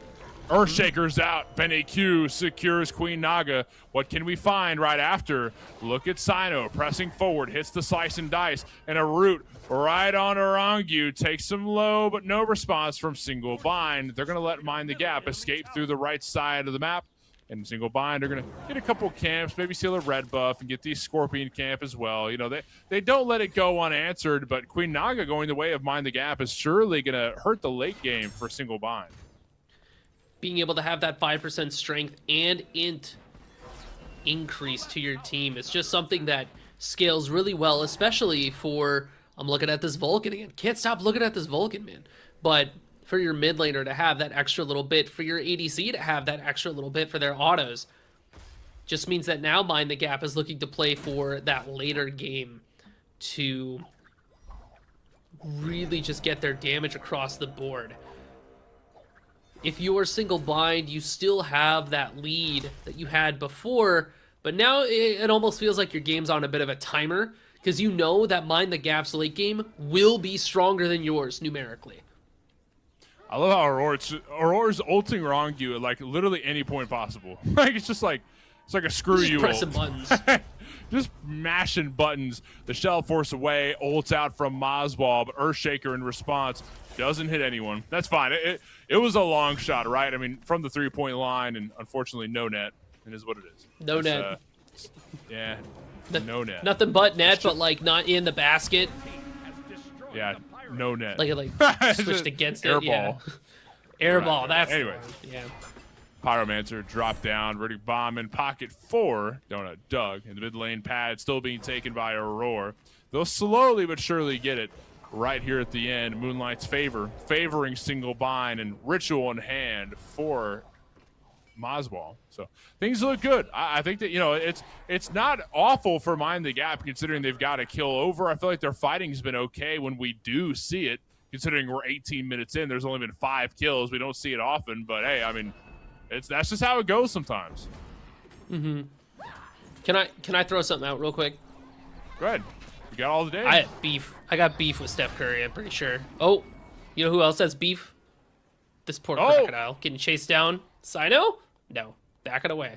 Not having it. But you're right, Mort. It is been like a quiet one, but it's like a pot of water that's about ready to boil over. It's these games that end up having one crazy fight that turn the whole thing on its head, and this could be it right here. Okay, in goes Donut Doug, finds the Caledonian boar. A good stun, followed by the hail of arrows. 3 rains down on Atuba's head, and an arrow takes his skull, rolling in solo lane. But Dishonored finds a revenge kill. Up goes, but it kills Earthshaker and melts a health bar. Goodness, from Mikami, Donut Doug both dead. Dishonored very low, but will hide under the tower. Mozball are getting ran at. The rest of Single Bind are on the run. Aurora gets picked, and down go 3 members of Single Bind. That's nothing but Sino. And a Mozball going back to base, still alive. Looks like they're going to go for gold. FG was right there. They probably could have took it, but they're going to settle on the Fire Giant instead, or the Gold Fury. So, Fire Giant does kind of feel like the obvious go there, but I guess they don't want to risk that. Instead, they go for, honestly, a spiteful play. What is this? They just went through and took, like, all of their camps instead. That's so messed up. And actually set up the T1 on the left side to put minion pressure there to set up your future Fire Giant. Huh. I feel like you could have had your cake now, if I'm being honest. I feel like you definitely could have gone for that pull there. You've got the damage online, and you know that Single Bind just wasn't going to be there quite in time. But I do want to talk a little bit about that fight that preluded all of this here. Because we, had that metaphor of the pot of boiling water, where that could have been a turning point, especially for Single Bind to take that fight and then set up for an FG. But the fact that Dishonored got not 1, but 2 executes there, and a great ultimate from Benny Q, the alley-oop, nothing but net, that go around. The good way, the good net, to be able to follow up for Dishonored there, does give Single Bind something to think about in the coming team fights, especially thinking about who you need to be able to burst down. Achilles is not somebody that you can do that to. This character is going to live forever and always have that execute in their back pocket. Yeah. So it's just dangerous territory for Single Bind, who are still waiting on their big power spikes. We're just waiting for Mozwall to fully get online so we can start doing silly Xbalanque shenanigans, right? Soul Reaver, Totem of Death, Evil Eye, not enough. We need more. 20 minutes in, 21 to be exact. It's a 4K gold lead, 21. a little bit less than that for single bind, 3-6. It's been back and forth. You know, we're starting to see a bit of a lead form, but it's not too apparent, right? I mean, single bind have the gold advantage. I feel like that shows a tad bit in itemization, but for the most part, I mean, Mind the Gap still have the chance to win some of these fights and grab OBJs. It's been too slow. I feel like we haven't seen enough team fighting experimentation to really determine who wins team fights. We haven't even seen a 5-on-5 yet, right? It's just been kind of like loose skirmishes here and there. Well, and single bind's composition very much benefits from the loose skirmish style, the look for a pick-esque team fight. Kind of like what they're doing right now, looking at Dishonored, but Layers is here. Okay, the root, the stun lands through. Ramakami is doing their best to kind of like keep people in place and throw some damage out, but not a lot of CC to really follow up and lock anybody in place. So Ramakami just throws a couple basics and then walks away. And that's what's going to happen here. Back to farming. We walk away. Oh, we walk towards Pyro. That's a good burn. But Layers is hovering. Can we see a steal? Donut just dropped that in like 3 seconds. That's crazy. And we walk away. Yeah, I mean, Demon Blade, Deathbringer, Titan's Bane, Learning Bow, Artemis is online. We are one combat blink away from a genuine problem for Mind the Gap. You want to talk about people that were waiting to get online? I mean, Donut Duck's already level 20, had the whole time to farm up, and they have been using that time efficiently. Whereas, you know, Tuba, their build is a little bit more focused on proccing Cernunos's like in-hand abilities with the, you know, the summer, the autumn, the spring, the winter, all of that. Maybe we pick up something like a Chin's Blade as well to augment that damage a bit further. But Donut Doug's damage just up front, in your face. You're getting crit for like 500. Do something about it. I hope you have Spectral. Dishonored does, but if Dishonored's not around, Donut Doug is just going to start ripping crazy damage. Now, I am getting word from production here that due to how slow the game's going to be, at the 25-minute mark, if we don't see another kill, we're going to have the Subway Surfers feed on the bottom right. So keep your attention a little bit easier. No, I'm just kidding. No, but we'll keep your attention. There's a Fire Giant burn. It's down to 7K. Single Bind are starting things off, and look at Aurora dashing forward. Oh, but good check flank. out in the back line. Doug's in trouble, getting taken down by Orangu in the lurking in the waters, but Doug melts his health bar. Layer dashes straight forward, but Fatal Strike, it lands on Adona Doug. Another kill for Dishonored, a massive shutdown as well. But can Dishonored fight their way out of this? Fatal Strike gets him to safety, but Aurora looking for the choke. I think it's going to work out well. What a and trap. Landed right trap. A beautiful trap. Locked Dishonored in place, and what a crazy fight. That's 5 dead for Mind the Gap and a free Fire Giant for Single Bind. Turn the Subway Surfers off. It's getting insane. I told you that Donut Doug was going to be an issue, and Mind the Gap sends a little bit of a flank action to try to handle this Artemis, but she presses for that Caledonian Boar, and unfortunately, it's not enough, right? Like, Artemis is still able to get her damage across. Ramakami does a great job keeping the carries of Mind the Gap away as we wait for this Fire Giant to finish up. There it goes. Confirmed by Single Bind. I was sweating a little bit, getting a little nervous there. That was a tough FG. That was the longest burn I've ever seen. They're insane. They don't make them like they used to. They make them stronger, better, faster. So now we have a pretty significant tipping point here for Single Bind. Not quite yet to that uh-oh territory, but definitely shown that you cannot really dive on top of Donut Dog and Moswell. Moswell is very mobile when they need to be. A little CC immunity to get themselves out of danger, and in the time that you're looking at Moswell, you're getting hit by the boar. It's very, very dangerous stuff. Ancient Fury getting burned down by Single Bind. Donut Doug and Sino in control of it in the back line. Zoning away is Ramakami. Just distracting, really. I mean, he's less playing around the Gold Fury. He's kind of just like, hey, guys, I'm in your face. I'm going to take your camps. Come kill me. But nobody can kill him. So he's just going to keep running around. Take those sneakers off. No. No. Aw, it's no use. We'll never catch him in these shoes. Single Bind. FG for another 3 minutes or so, just a little bit shy of that. And Boswell does have their Obsidian Shard online at this point, so we got like double penetration going on with the Shibalanke. So if this damage does connect, It'll do quite a bit. And again, you know what's really interesting? This is the second erosion I've seen built so far today, but this one makes a little bit more sense to me. 2 shells plus the Achilles shield means that Aurora, who will be in the thick of it, you already know, will be gaining some extra prots, and the shields will be a little bit less effective as well. So it's the edge case of building the erosion that I think is actually correct to do in this case. This Pyromancer goes down. Who's going to have the bomb? Aurora. Yeah, I think you're right. I like the erosion pick too, because not just the anti-shield, but the base stats are bad. Considering the cost, the stats are not bad for erosion. I mean, it's relatively cost efficient, right? Lets you get onto your next item pretty quickly, and Xerxes is a good pickup. Aurora's been needing that one, so Xerxes is a nice hover here. Or not hover, but a lock-in. You've got 3 pyro bombs on the side of single bind, a weakened left tier 2 tower, Obsidian Dagger in pocket from Oswald. I don't know. Any tool they could need, along with these FG buffs, are under. They've got everything they need. I'd say just go, kill something, find something, finally get this game underway, and that's what they're doing. Tier 2 tower is going to be dropping here a couple members, while Remikami's alone in solo, and Aurora is zoning away the competition. You've got enough of those pyro bombs. Let's blow open that door. Come on. Come on. For real. Remikami in the mix loses about half their health here. It looks like Single Bind are getting ready for their siege. A great pull. Wild Hunt in response only knocks away 1, but Aegis forced out from the Earthshaker. That's a great pull off the Relic by Benny. Man, Single Bind are still looking at this here too. They're still looking at it. There's no other weakened bird for them to go to, so I think it's not bad that they're here. There is a weakened tier 2. They could go there, but no, I think they're going to keep going for this bird. We really need this prio for next time that FG spawns. We want them to worry about this lane getting sieged. I mean, FG buff falls off in about 30 seconds. If you're going to make a play, it's got to be now.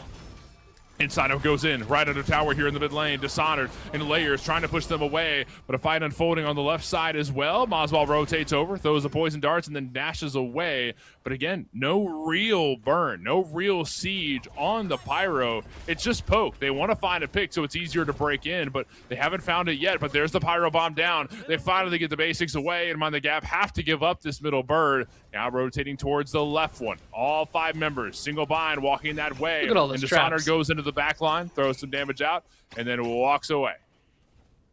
Walking away, stepping back. Tier 2 tower and the solo side fell down in the interim.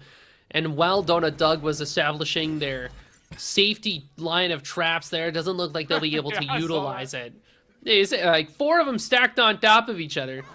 It's like, command mode, walk at me. And Achilles dead, and he's like, oh, I'm getting out of here. Actually, I don't feel as safe as maybe I thought I did. But what Single Bind are able to do there is, I mean, you get the mid bird. That's not bad at all. You trim away the tier 2s. You set up for your next Ancient Gold Fury, your next Fire Giant. Might have looked like maybe they should have been able to do more, but I don't know. I have a saying: you never win. You never win the game off the first Fire Giant. Not really. The first Fire Giant is for getting tier 2s. Maybe a bird if you have enough bombs, and they had 3 of them. I like the fact that they hold on to this last bomb too, because it means that they have some solid confirm for the FG, and especially when you're going into that Vulcan as well. Confirm is what you need if you're going to try to take an objective in front of them. Yeah, Wild Hunt, the Earthshaker, Typhoon, a lot of ultimates that are big old circles that hurt pretty bad and can also cause a havoc, crowd control, and everything else there. So you're going to need some type of secure to compete with. And now that they've got not 1, but 2 runic bombs, Pyro just fell. So Aurora and Doug both have a runic bomb. I mean, their odds of securing are quite a bit higher. They've got a 13K gold lead, even on kills, 8-8 at the 30-minute mark. Feels criminal to say. We're going to go for the burn on the FG. Nope, drop. I don't know what's going on. We are vying for space here, trying to argue over a position. Oh, blink in from Nemesis. We're trying to find a pick here, but CERN uses their beads to back away, but it's still a good fight. Oh, beads pulled away or shakers out. That's a great pull. I'm a monster in response. Get some damage onto Dishonored. But will they fall here? Not so sure. Benny soaks some damage as well. Lurny Bow out from Tuba, but doesn't hurt too bad. A great juke by Aurora. And now's the burn. We got the big ult away from Benny Q. Now it's going to be a lot easier to secure this FG, especially when you have Mikami zoning in the front line. Remind the Gap say, oh, they're doing it for real. They're doing it for real. We got to walk forward. 5K on the Fire Giant and dashing into the back line goes Rongu. Lurking in the waters. Who's going to take it? Aurora secures FG. But Dishonored kills Donut Doug. Mind the Gap don't feel bad taking this fight, but they might be losing it. Donut Doug just took down Tuba. Benny Q in the back line, and Aurora gunning for them. Mazbal just took down Rongu. Up, down, the fatal strike. That's got to feel bad if you're Dishonored. He's going to fall right after Layers is killed. And now Dishonored is the only one left alive as Single Bind have 4 members up and ready to end this game. But Dishonored still fighting. Will they go down with a fight? Mikami still zoning. As long as you don't go back to base, little buddy, that's all we need you to do. Just stay right here. But Mikami says, I'm not going to hold you in place. I'm going to hold you down and kill you. A deicide for Single Bind as they melt the Titan and take game 3 of the finals of week 3. What a bombastic fight to end everything off. Put your FG on the line. Single Bind, take it outside. That was insane. That initial push off their first FG, it was all just a precursor to the true devastation that awaited at the end. Single Bind are looking very strong going into next week. Very, very strong. I mean, momentum is the name of the game, and that momentum right there is something that will have them carrying weight for quite a bit, I assure you. That's just beautiful from them. It looked slow. It looked promising, though. The macro game was incredible. The pathing, farming worked their way. I think it was great for a Single Bind. I mean, all around, and I had maybe a couple of doubts. The Xbalanque was a little hard to play into on the Vulcan matchup, but Boswell did a good job just staying patient and playing around their team in order to get their damage off. Remikami on this Osiris pick, again, just looking so solid, especially towards the late game where they just became an unkillable, Demon King, right? And it's not to say that Mind the Gap wasn't making it move, right? You have Layers that was causing a lot of havoc on the map. I think Rongu was looking really solid with the Sobek pick, but you look on the other side of the water there and you see Donut Doug going ballistic, going nuclear on this Artemis pick. Once they were able to hit their power spikes of having penetration plus Demon Blade plus a Deathbringer, that fight that happened around the FG where Mind the Gap, Layers and Rongu try to aggress on top of Donut Doug, and Donut Doug just laughs, press 4, and just kills them, right? It is just super tough. Tough indeed. Oh, yeah, there it is. Yep, there it is. The one of 4 that we saw this game. Here's one of them. Yeah, look at them dive into the back line, trying to get things done. Dishonored goes for a nasty fatal strike there. I think Disso did pretty nice this game. I mean, obviously, a lot of the kills go unnoticed just because of how few there were, but Dishonored had a pretty solid game. I'm very happy with how Dishonored play. If I'm a member of Mind the Gap, I'm not putting a lot of blame on him. I think he did his job well. He held things out in solo and was definitely an issue when it came to the game part like this. That's 5 kills from your solo laner, the most kills in the lobby. So I'm definitely putting some respect onto Dishonored this game. I mean, Dishonored was absolutely putting team on his back, trying to make it work for them. This Achilles pick is able to do so much, but unfortunately, it just wasn't enough, right? Because Single Bind, they were just a little bit too slippery for Dishonored to be able to connect with every single execute of the game. You can't expect a pentakill out of your Achilles every game. So yeah. But it was really well played, I think, from both sides here across a best of 3 set, especially with these vault bans where they weren't able to repeat any of the gods that they were playing earlier today. Definitely kind of reaching down into the god pools to be able to play and have these back pocket picks is still eternally impressive to me. Before we take off here, we've got a couple things to go over here. We're going to take a look at the the prizing, seeing what these teams are fighting for. Why are we trying so hard? Why are all these teams coming together? It's for a grand prize, $7,000. The first 3 weeks, today being the third, our team's open bracket. Anybody can sign up and give their shot at who can make their way into the closed bracket in the fourth week, the 25th. Next week, the top 8 teams from earlier in the month will fight over a chance to win $7K in the grand finals. But let's see how we got here. What teams participated and how did we get to this crazy finals? Man, I mean, we had Single Bind and Mind the Gap obviously making their bracket run, but the fact that we so early on in the day, round 2, right? Hold that and clocked in, knocked out. Mind the Gap actually took down Hold that, and Single Bind took down Mind the Gap. So by virtue of power scalers on Twitter, Single Bind is now better than Hold That. And also better than Clocked In, because Smoke Break beat Clocked In, and Mind the Gap beat Smoke Break, and Single Bind beat Mind the Gap. So when you think about it, that's a very good point you make. But another point we got to make before we take off, the art shop. If you want to support Smite Prime, if you want to support artists within the Smite community, or if you want to do both at the same time, take your butt over to shop.smiteprime.com, and you've got all types of designs made by artists here in the Smite community. We've got mouse pads, we've got pillows, we've got phone cases, we've got posters, and we've got the almighty Horus tumbler. Oh, I love you, Horus Tumbler. I love it too. But unfortunately, as much as I love you, we've got to go. Thank you to everybody being a part of this. Thank you to Smite Prime setting this happen. Thank you to Musi for joining me here in the booth. And most importantly, thank you to every single viewer that participated in the cast today. It has been a blast to be a part of. We'll see you next week on the 25th. Don't miss it.